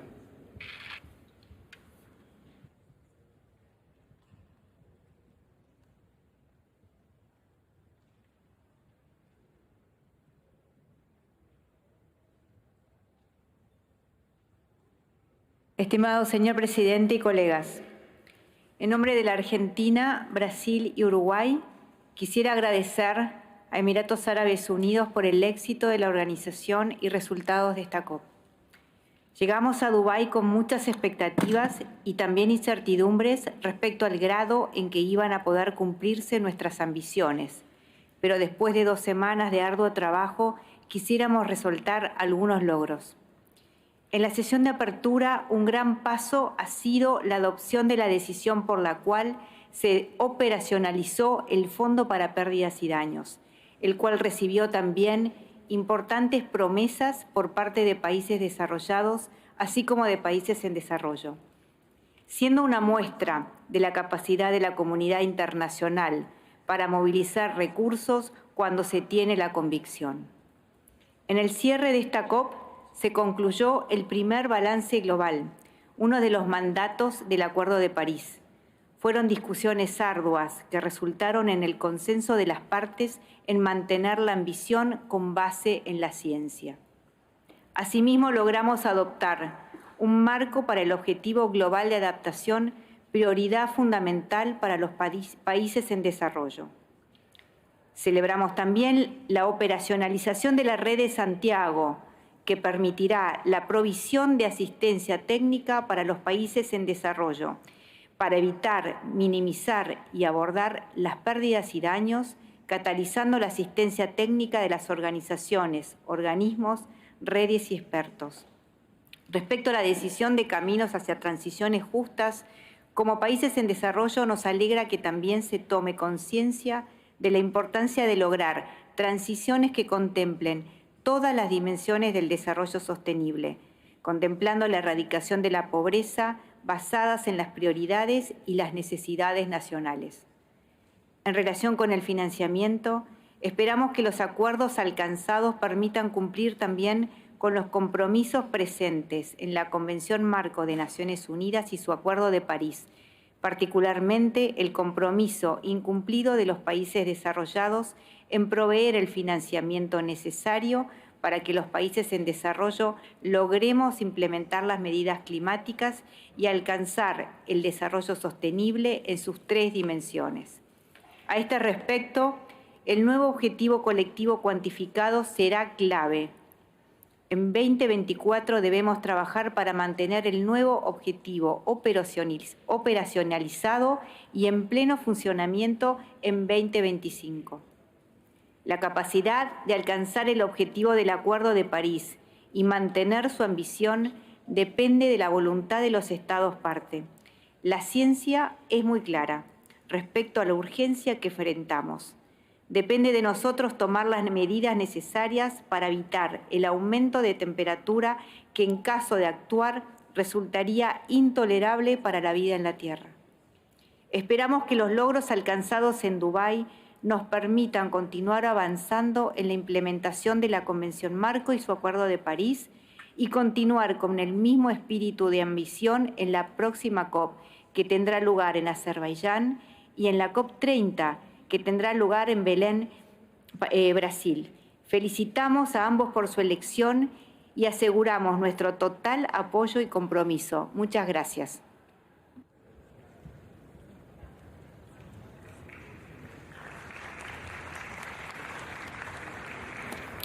Thank you, Argentina, for the statement. I now invite the Federal Republic of Ethiopia. Thank you. Excellencies, COP President, chairs of subsidiary bodies, distinguished delegates and colleagues. On behalf of Ethiopia, I extend our deepest gratitude to COP28 Presidency and the Emirati authorities. The organizational excellence and the warm hospitality provided in hosting this significant conference have been exceptional. Your efforts have created an environment conducive to fruitful discussions and meaningful progress. Ethiopia wishes to congratulate the COP28 Presidency for the successful delivery of a comprehensive and balanced set of decisions. Your leadership has been instrumental in navigating the complex and diverse interests represented here, culminating in the outcome that reflects our collective commitment to addressing the pressing issue of climate change. A pivotal moment of this COP28 has been the operationalization of the Loss and Damage Fund on the first day of COP28. Ethiopia wholeheartedly welcomes and appreciates this decision. This fund represents a long-standing demand of developing countries, and its establishment marks a significant milestone in our collective climate action journey. The Loss and Damage Fund is more than a financial mechanism. It is a beacon of hope for nations grappling with devastating impacts of climate change. It acknowledges the challenges we face and offers a tangible means of support to mitigate these adversities. Ethiopia is encouraged by the commitments made towards captivating the fund. We urge the global community to ensure that the financing of this fund is not only immediate, but also sustained and scaled to match the magnitude of loss and damage already experienced by our countries. It is crucial that the fund remains robust and responsive to the evolving needs of these most vulnerable to the climate change impacts. It is time to mobilize resources, innovate solutions, and engage each other. Our actions today will determine the safety and sustainability of our planet for future generations. Let's not just meet our targets, let's strive to exceed them. Let's turn this challenge into an opportunity to show what can achieve when we unite for a common cause. Once again, I would like to extend my congratulations to COP28 Presidency for their achievement in effectively delivering a comprehensive and well-balanced series of decisions. I thank you.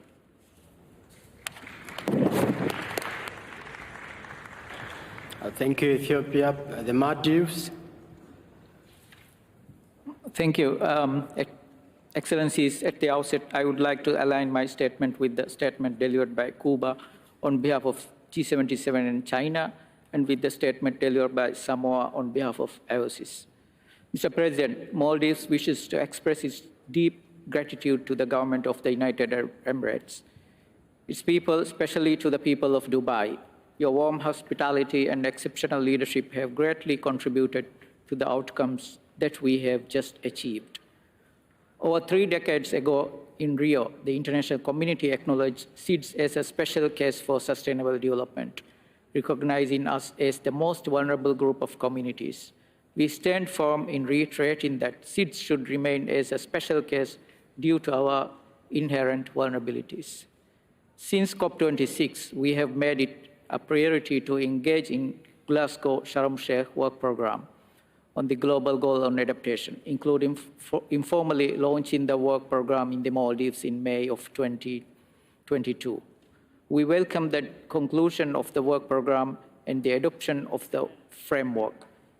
It is paramount that adaptation action and support continues to be accelerated and that the momentum for adaptation does not fade. The operationalization of the global goal on adaptation is important to enhance the well-being of people and planet.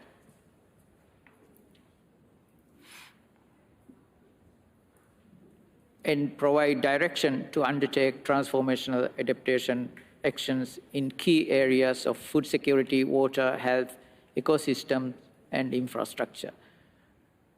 We are leaving this COP having operationalized the fund for loss and damage on day 1, and are grateful to have been able to play a role in the work of the Transitional Committee. Representing the views and interests of SEEDS, Maldives acknowledges the numerous pledges that have been made to this much-needed arrangement, but further capitalization in the near term is crucial to ensure that effectiveness of the fund in responding to the needs and priorities of developing country parties. On that front, we also welcome the operationalization of the Santiago Network, which will support developing countries in addressing their technical support needs for loss and damage. Small island developing states have long been vocal about loss and damage and what it means for our very survival. Since 1989, the Maldives has been committed to getting the international community to acknowledge global warming and sea level rise and the impacts we face as a global temperature rise. As we inch closer to overshooting 1.5 degrees of warming, we will continue to breach our limits to adaptation. At 1.1 degrees, we are already responding to the impacts to our water, food, fisheries, security, biodiversity, coastlines, and people. On this final day, we are leaving in Dubai with the conclusion of the first ever global stocktake. While we acknowledge progress since the adoption of Paris Agreement 8 years ago, we have made enough progress needed to secure the future of our people and our planet. It is clear that we are not on the path to achieve 1.5 degrees.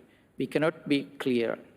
Maldives cannot adapt beyond 1.5 degrees. The forward-looking outcomes of the GST must guide the next steps, and course correction within the next few years is critical.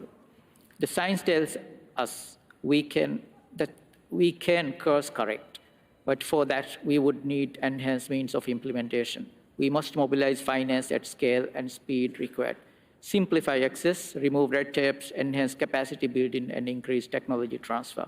On that front, Mr. President, we also count on your leadership to ensure that we can deliver a strong outcome on the new collective quantified goal on climate finance next year, an outcome that delivers for the most vulnerable.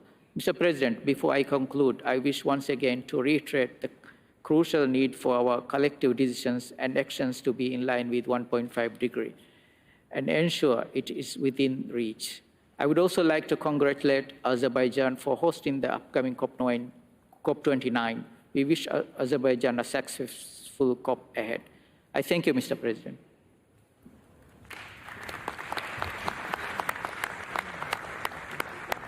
Thank you, Maldives. I'd like to invite Kenya. Kenya, you have the floor.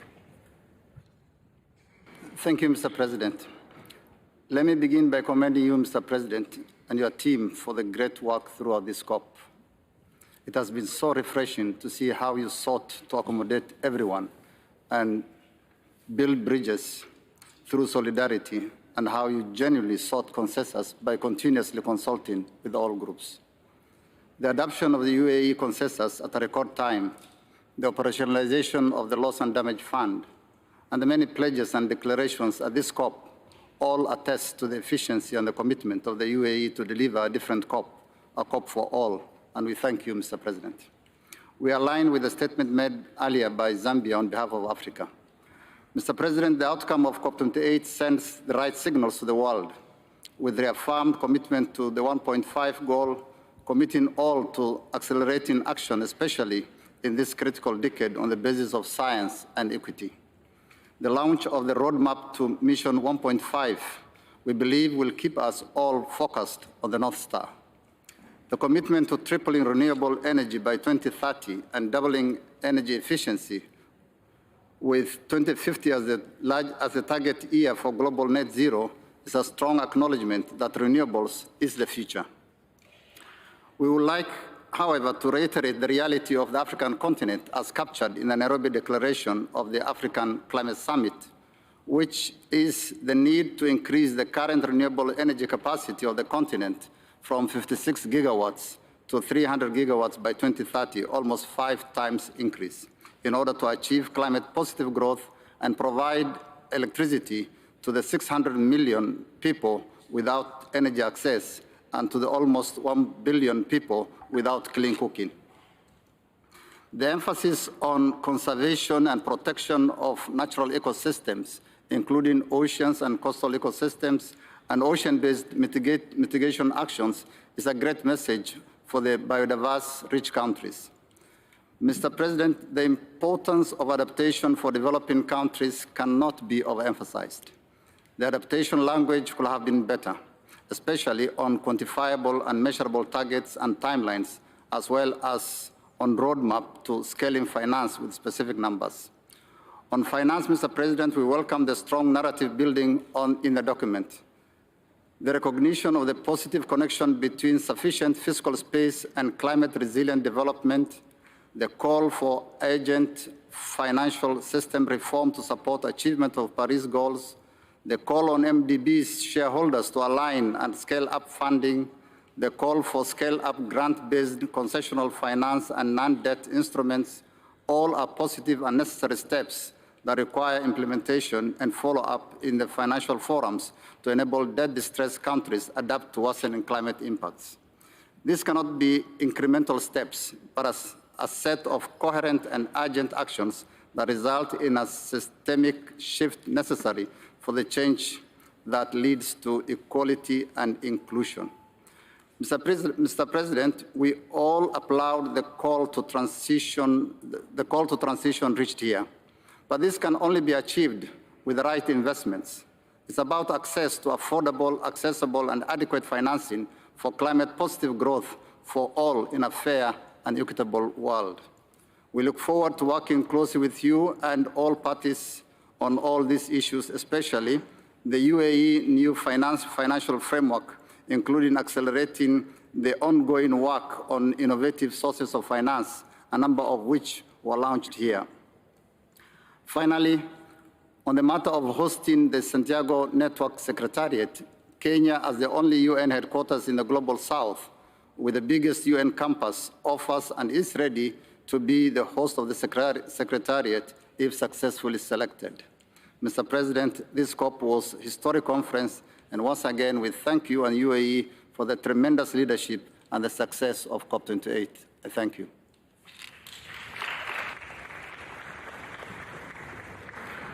Thank you. State of Palestine, you have the floor. State of Palestine, you have the floor. شكرا سيد الرئيس. بداية أود أن أهنئ دولة الإمارات العربية المتحدة على نجاح هذا المؤتمر التاريخي الذي سيشكل نقطة تحول في العمل المناخي العالمي.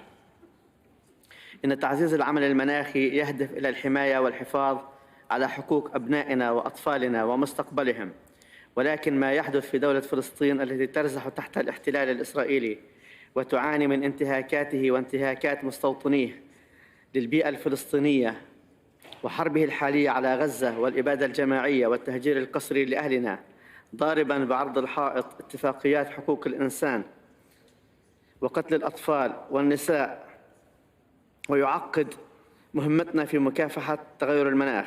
سيد الرئيس، كما كان هناك إجماع على العمل المناخي، نطالب أن يكون هناك إجماع على تطبيق مبادئ حقوق الإنسان لحماية أطفالنا ومستقبلهم. وهنا نؤكد أنه لا يوجد تنمية مستدامة ومكافحة لتغير المناخ بالشكل المطلوب في ظل الاحتلال والحرب. شكرا سيد الرئيس.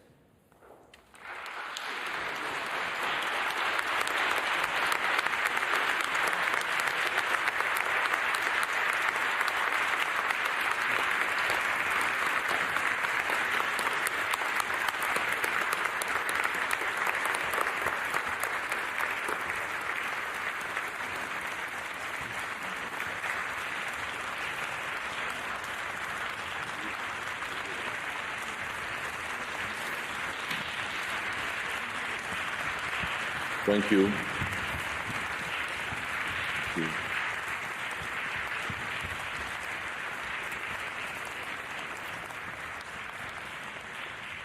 Thank you. Thank you to the representatives of the State of Palestine. I will now open the floor for statements from the observer organizations. I encourage them to make brief statements of 2 minutes. I'd like to give the floor to representatives speaking on behalf of youth non-governmental organizations. You have the floor.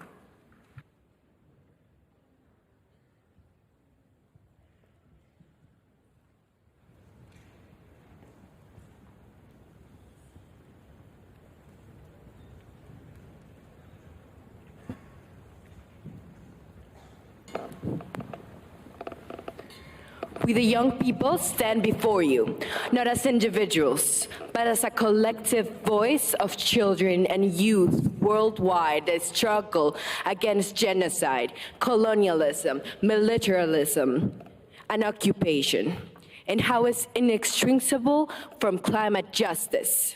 The outcomes of this COP that you just stood up clapping for are so weak that you had just now written my obituary at just 16 years old. We tried to warn the world that the conflict of interest that presides over this COP and the fossil fuel lobbies in these halls, this text smells like oil and like gas. The outcomes of this COP are proof that you are sellouts. You are sellouts to corporate interests. Shame. You have made your stance clear. You care more about profit than about our future. Shame. We demand a full, fair, feminist, and equitable phase-out of all fossil fuels, and all fossil fuels subsidized. We will accept nothing else. Cancel debt. We still need to address the roots of the problem, transform our international financial system, transform our economic system. We will continue fighting, and we will not give up. The youth have been fighting for genuine inclusion since COP1. But the presidency, youth climate champion decisions shows a blatant abuse of power it was taking without our consensus. And it does not represent us. This process did not meaningfully include constituency. The process left people behind. We will keep fighting to ensure that the presidency, the youth climate champion, reinforces our role and directs all of our efforts to solely the interests of children and youth. While you have sat here negotiating texts for the 28th time, people are dying. Today, as we discuss human rights, many countries in this room are sending foreign aid for bombings while crumbs have been left for climate finance. You constantly say that you are defending the rights of future generations. But as the representation of those generations here, we say, not in our name, for shame! The participation of small island developing states has been obstructed in this process. Here in this plenary, we witnessed a horrendous injustice. Not in our name! The gaveling of the global stocktake text was met with thunderous applause in this room. You have signed people's death warrants while they were outside the door and applauded yourselves for it. For shame! Power to the people! And settler colonialism. El pueblo unido jamás será vencido. Ceasefire now! Fast, fair, feminist, funded, phase out. We have not yet been defeated. We will never be defeated.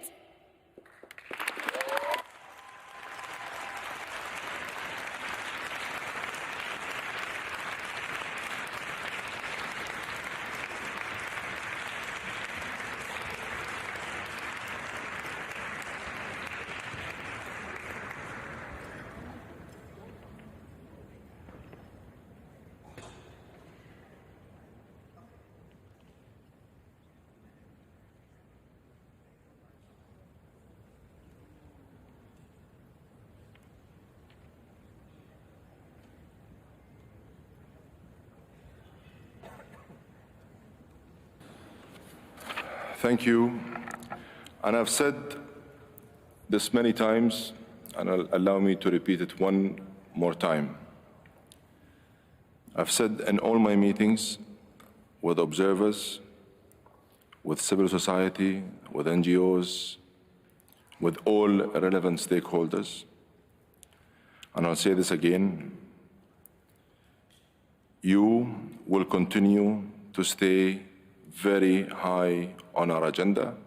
You are central to the prosperity of this world, and that's why we've worked very hard in ensuring the full inclusivity of everyone, including you, youth, civil society, NGOs, and indigenous peoples, gender, and we'll continue to work very hard in ensuring that you continue to have an effective role in this process. I thank you again. I'd like now to give the floor to a representative speaking on behalf of business and industry non-governmental organizations. You have the floor. COP28 President, Excellency, distinguished delegates, ladies and gentlemen, it's my honor to address you on behalf of the global business community at the closing of this COP28. We commend the COP28 President and his team for their leadership and for their tremendous efforts to stage a summit built on inclusivity, ambition, and delivery. This conference was a critical moment to assess the world's progress towards the imperative goals of the Paris Agreement. We all came in knowing the answer. Much has been achieved since Paris, but collectively, we are far behind where we need to be. What we did not know beforehand was how the world, how you, would choose to respond. President, parties, you have listened to all and achieved a historical consensus. Today, you send a powerful signal to all national governments to increase the scale and pace of efforts to get back on course to 1.5 degrees.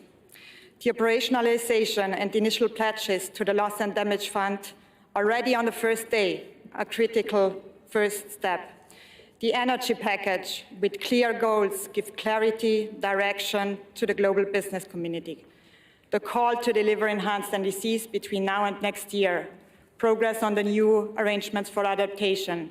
These are impressive political and technical achievements. There are, to be sure, gaps in the agreement, and much work remains to be done. Going forward, we urge all parties to involve the whole of society in the preparation of the next NDCs, including business and industry, and particularly to put in place much-needed enabling policies. We have much to contribute, not just investments, but know-how, technologies, and solutions to enable the transition, including on adaptation. A 1.5-degree world is not achieved just by stopping things. It also requires building things, putting in place reliable processes and systems, and business knows how to do it. Excellency, distinguished delegates, ladies and gentlemen, much has been pledged here and many words have been spoken, but ultimately delivery is the test. Every country, every business, and every person must be part of the solution. We must act as united nations and move forward together with wisdom, courage, and fortitude.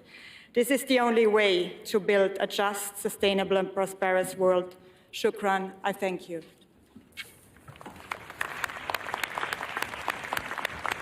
Thank you for your statement. I now give the floor to the representatives of ENGO, a constituency of environmental NGOs. There are two speakers who will have 1 minute each. First, I give the floor to a representative from Climate Action Network. You have the floor. President, my name is Tasnim Esop, and I speak on behalf of the Climate Action Network. Civil society came to this COP with a simple litmus test: to deal a blow to the era of fossil fuels. But ending the fossil fuel era should be just and should be equitable. Rich nations must go first and fast.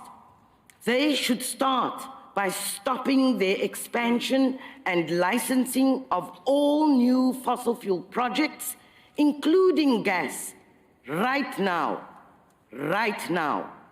They are already busting any chance of staying within 1.5 degrees. Rich nations and big polluters must also fund this energy transition in developing countries. We will escalate our fights to ensure that this finance is delivered. We will not allow rich nations to shift the burden to poor nations and peoples least responsible for this crisis. To the fossil fuel industry and their allies, you came here with your power, resources, and lobbyists, but we will defeat you. Do not think that you have been given a license with all the loopholes in this outcome. Your time is up. There is no space in this world for industries that profit from the destruction of our planet and its people.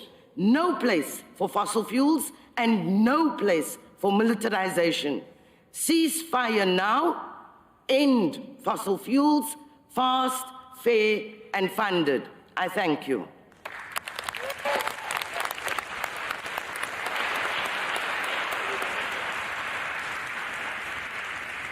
Thank you. Thank you for your statement.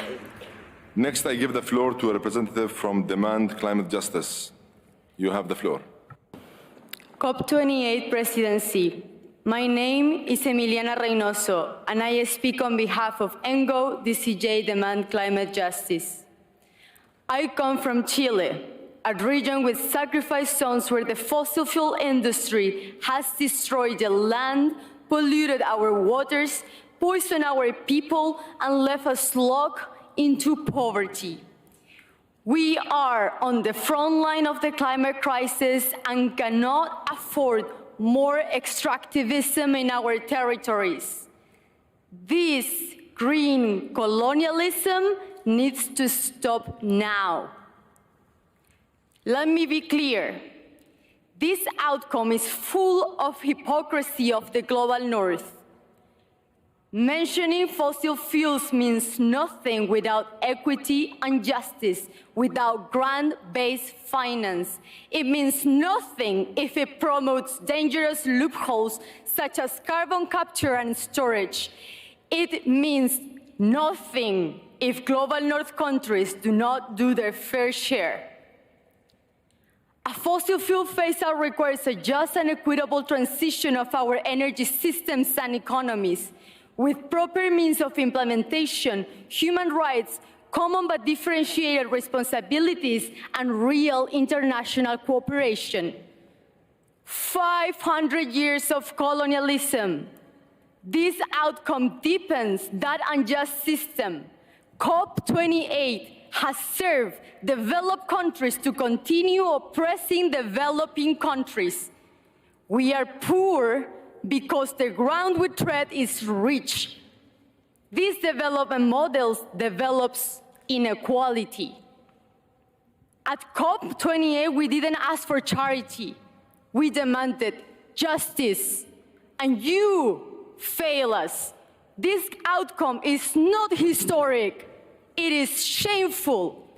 We demand climate justice and equity. End fossil fuels fast, fair, funded. Ceasefire now. Free Palestine. Liberate all peoples. La lucha continúa.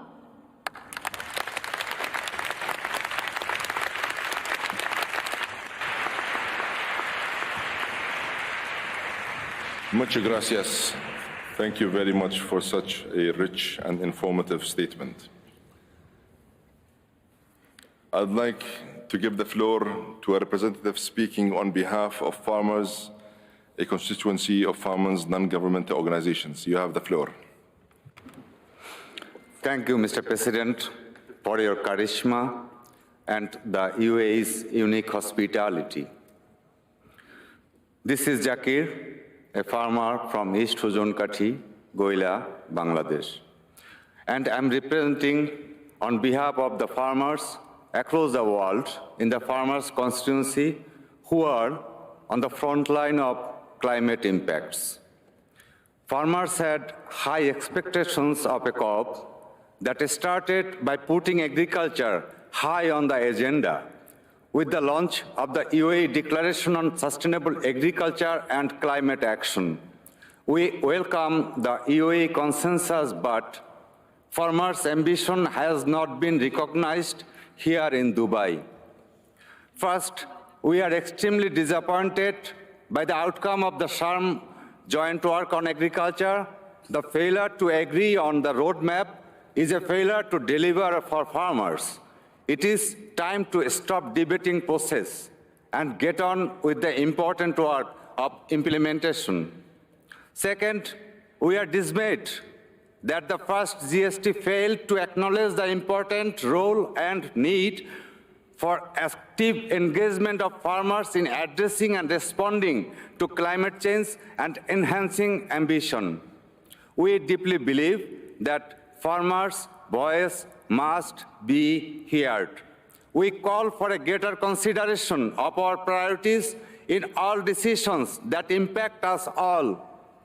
Climate finance must deliver for all farmers by involving them directly in the design and governance of climate programs and targeting them as direct recipient of funds. The next round of NDCs and national climate plans must raise credible ambition and action for agriculture through the active engagement of farmers in the definition of goals and objectives. Farmers are part of the solution to climate change, Mr. President, and we stand ready to work with you beyond COP28. Thank you, Mr. President.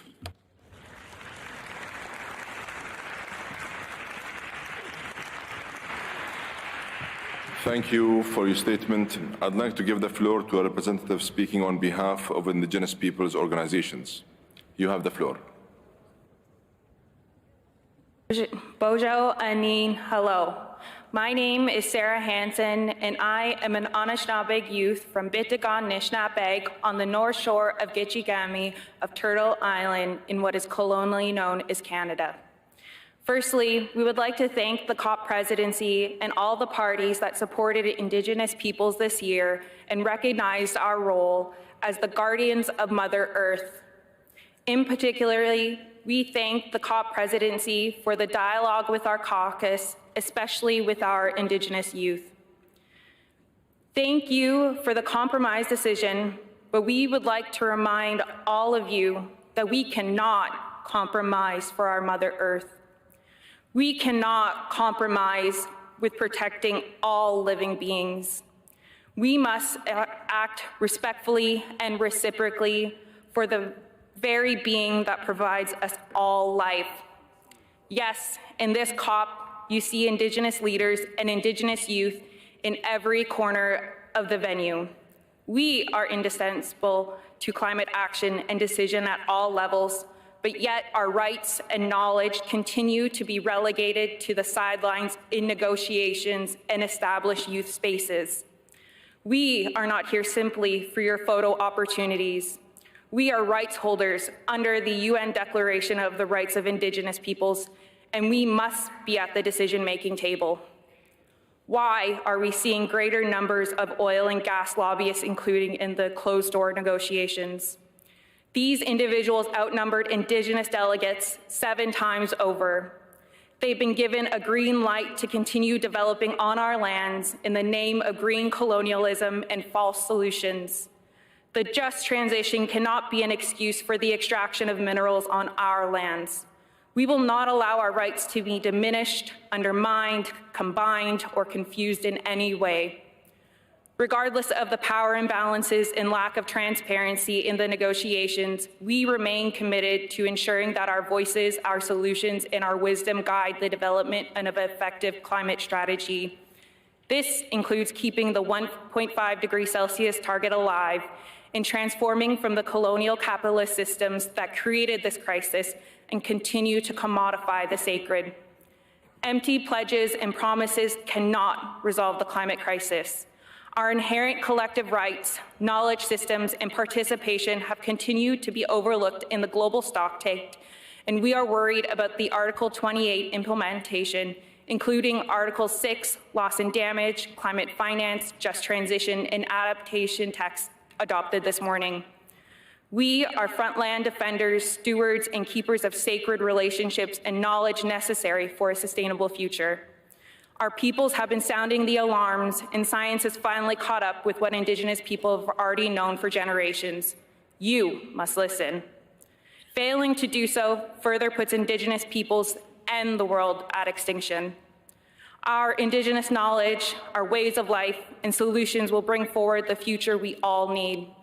Our inherent wisdom and stewardship of Mother Earth are the solution to the climate crisis, and you know it. We were the first caretakers of this planet, and we will continue to ensure she breathes properly. We simply hope you will join us.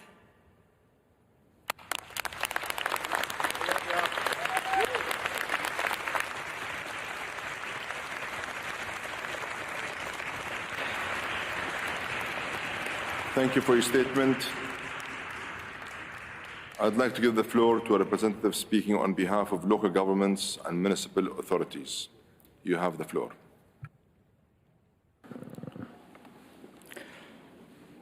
Mr. President, delegations, colleagues, my name is Yunus Arikan, Director of Global Advocacy at ICLE and the focal point of the LGMA constituency.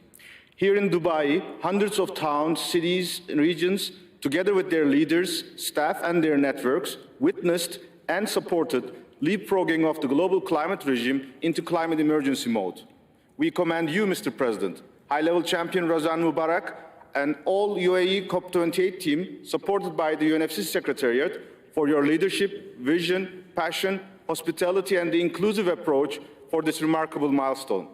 Let's not forget, this new era under the UAE consensus will be implemented in an urban world.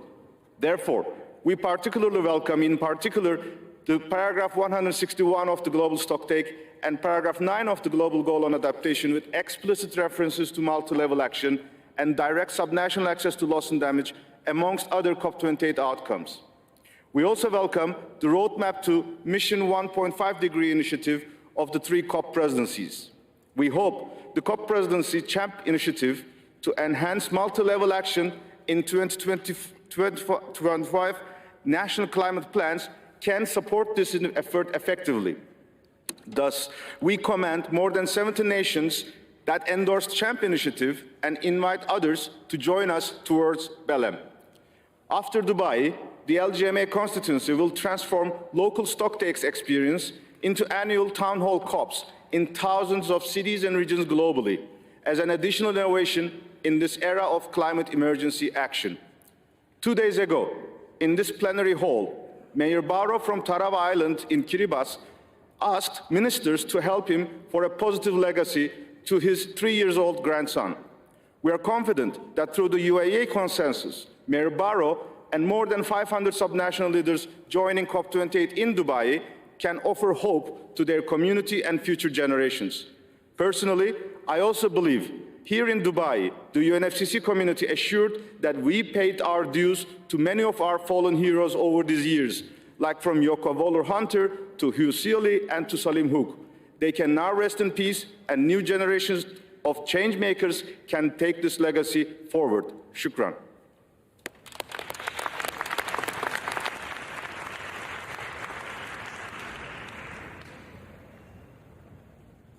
Thank you for your statement. I'd like to give the floor to a representative speaking on behalf of research and independent non-governmental organizations. You have the floor. Thank you, Mr. President. Mr. President and distinguished delegates, I am Shahan Salim from the University of Waterloo, representing the research and independent NGOs. As I speak, global conflict and geopolitical tensions are posing deep threats to our ability to reach climate goals. We implore parties to work for peace and to consider mechanism of peace as action towards climate, for this is an issue of human rights and environmental justice. The science is here. We need to use the most up-to-date data and scientific findings to ground decision-making. We need to continue advancing the science to build new knowledge of emerging solutions and worsening problems. The world has already warmed beyond 1.1 degrees, and urgent action is needed to arrest temperature increases as soon as possible. As scientists and researchers, we're cautious of advancing untested and unproven technologies that are being posited as silver bullet solutions to deeply complex and wicked problems. We urge parties to consider mechanisms to monitor and evaluate the possible impacts of new and unproven technologies and to develop safe and effective guidelines for implementation. As parties seek consensus on these issues, know that we cannot rely solely on adaptation, and that adaptation is not a substitute for mitigation. Likewise, finance for loss and damage should be new and differentiated from adaptation finance, as these are distinct mechanisms for addressing current and future impacts of climate change. We see a continued need to open space for traditional knowledge and wisdom. Indigenous people and local communities are in tune with Earth in ways that Western science often neglects. And as such, we need to empower more diverse voices to implement realistic and scientifically founded solutions in situ, and move forward co-developing roadmaps and co-implementing concrete solutions for achieving successful outcomes. In closing, we need a full Earth policy focus that encompasses the vast spectrum of our Earth, from the glaciers on the highest mountains to the fumaroles at the depth of our vast oceans. Thank you.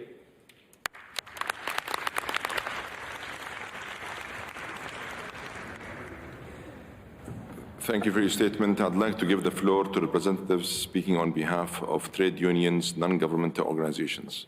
You have the floor.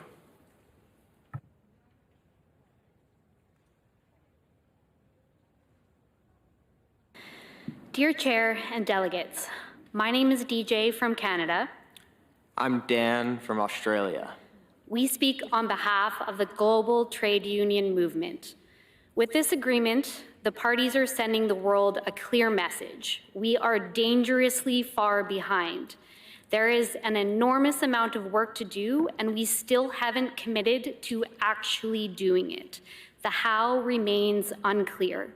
First, on the global stocktake, trade unions are calling for a just transition away from fossil fuels, and we are glad to see this imperative finally reflected in the text.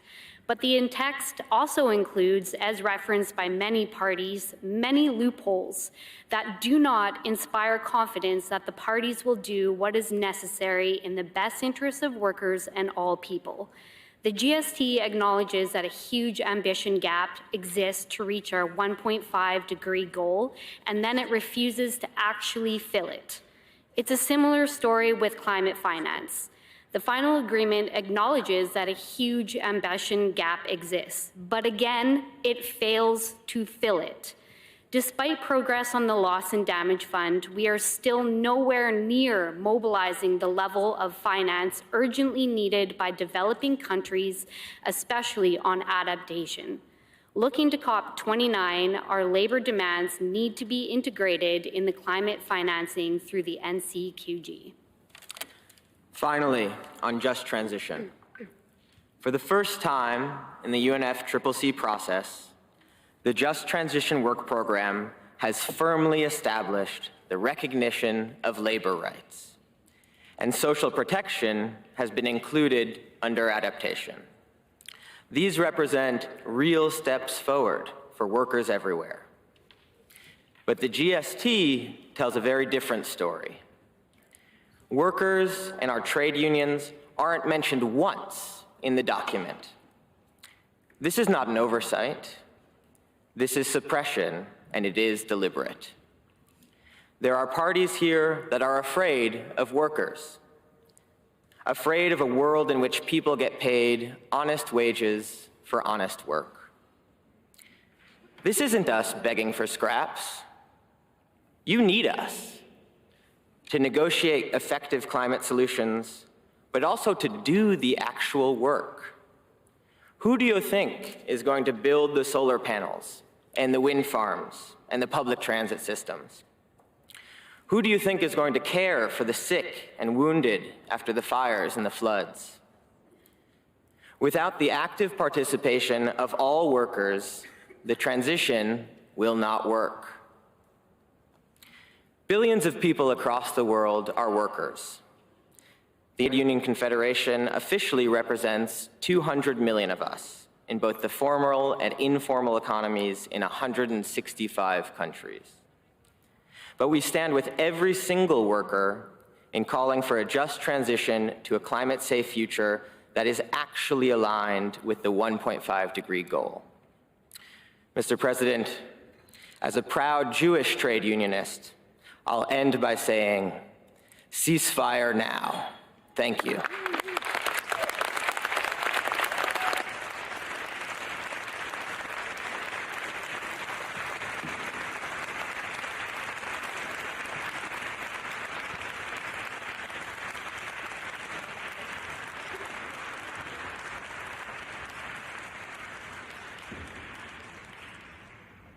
Thank you for your statement. I'd like to give the floor to a representative speaking on behalf of women and gender non-governmental organizations. You have the floor.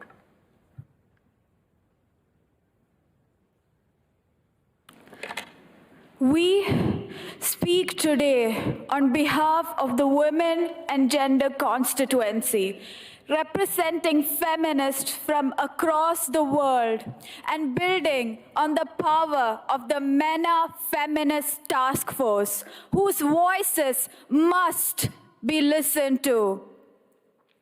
As movements, we fought hard and continue to fight for the end of the era of the fossil fuels in a just and equitable manner, towards a transition that centers human rights, gender equality, and care. It should not have taken us this many years to call for a transition away from fossil fuels. While critical, this outcome, full of false solutions and dangerous distractions, threatens any hope of keeping 1.5 alive. And this undermines the very survival of people on this planet. An outcome that does not clearly deliver an end to the extractive system that has been harming, murdering, and destroying lands and bodies across the majority of the world cannot be applauded as delivering gender justice. An outcome that fails to center ambition in implementation and rebuild the essential trust and global solidarity needed for real climate action, with a clear commitment to new and additional grant-based public finance, is an outcome with no equity, no gender equality, and no climate justice. Where is the finance for the just transition? Where is the finance for the new energy package? Where is the finance for the critical global goal on adaptation? Where are the billions, not millions, needed for addressing loss and damage? This is money needed and promised yesterday. Why is there always money for war and never for climate action?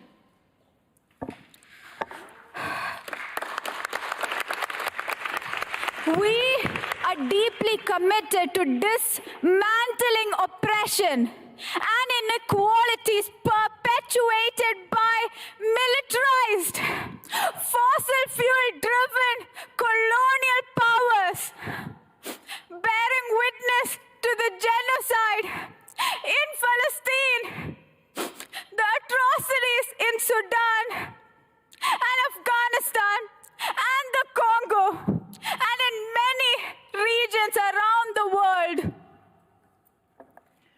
We join in solidarity with our allies here to demand a permanent ceasefire now, an end to fossil fuels with a just transition, fast, fair, fully funded, feminist, and forever.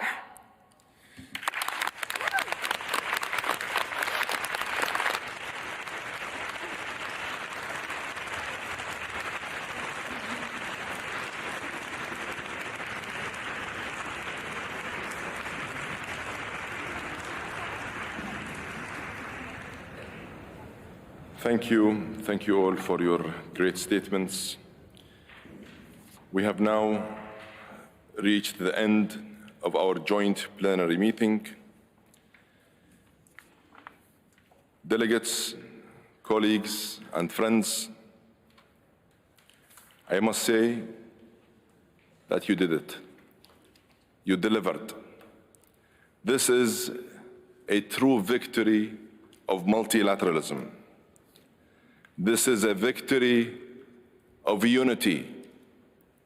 This is a victory for solidarity.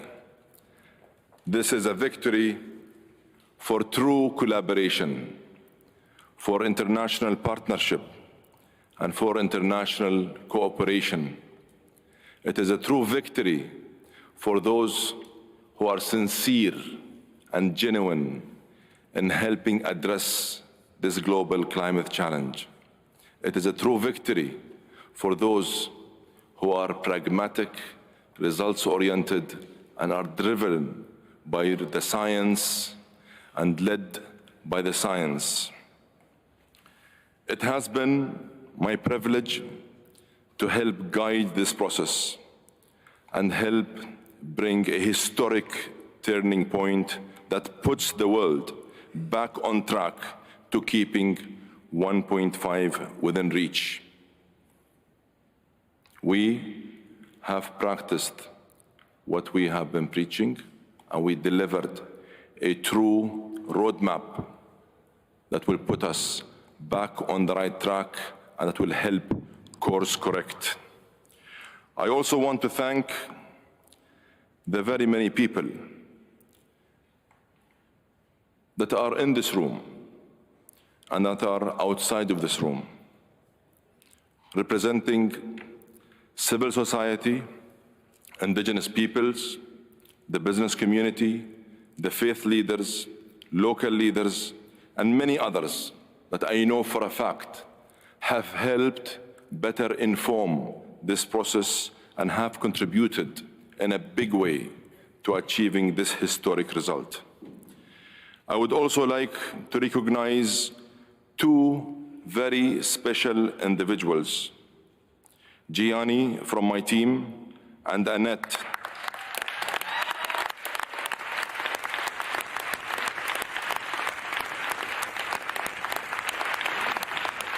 Gianni from my team and Annette from the Secretariat, plus their teams, for their hard work, for their commitment, and for their dedication, and the fact that they were able to deliver the first global stocktake. I thank you from the bottom of my heart. Thank you.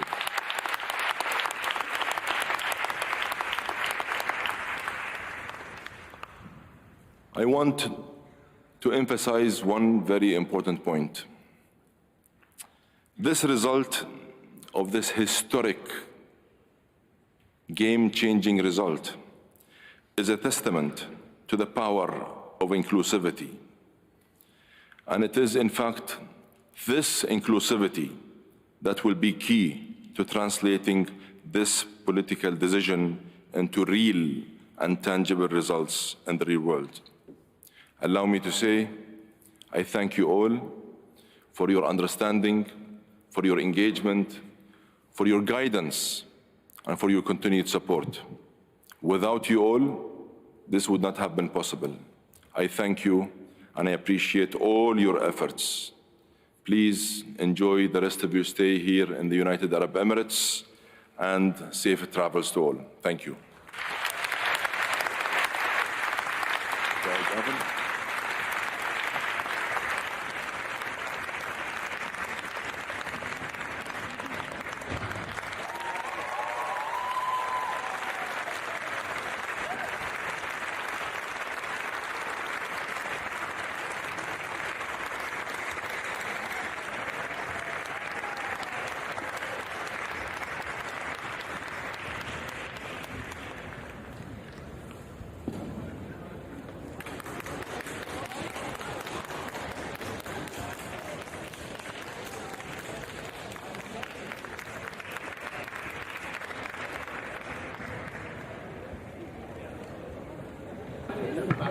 Allow me, please, to declare the meeting adjourned.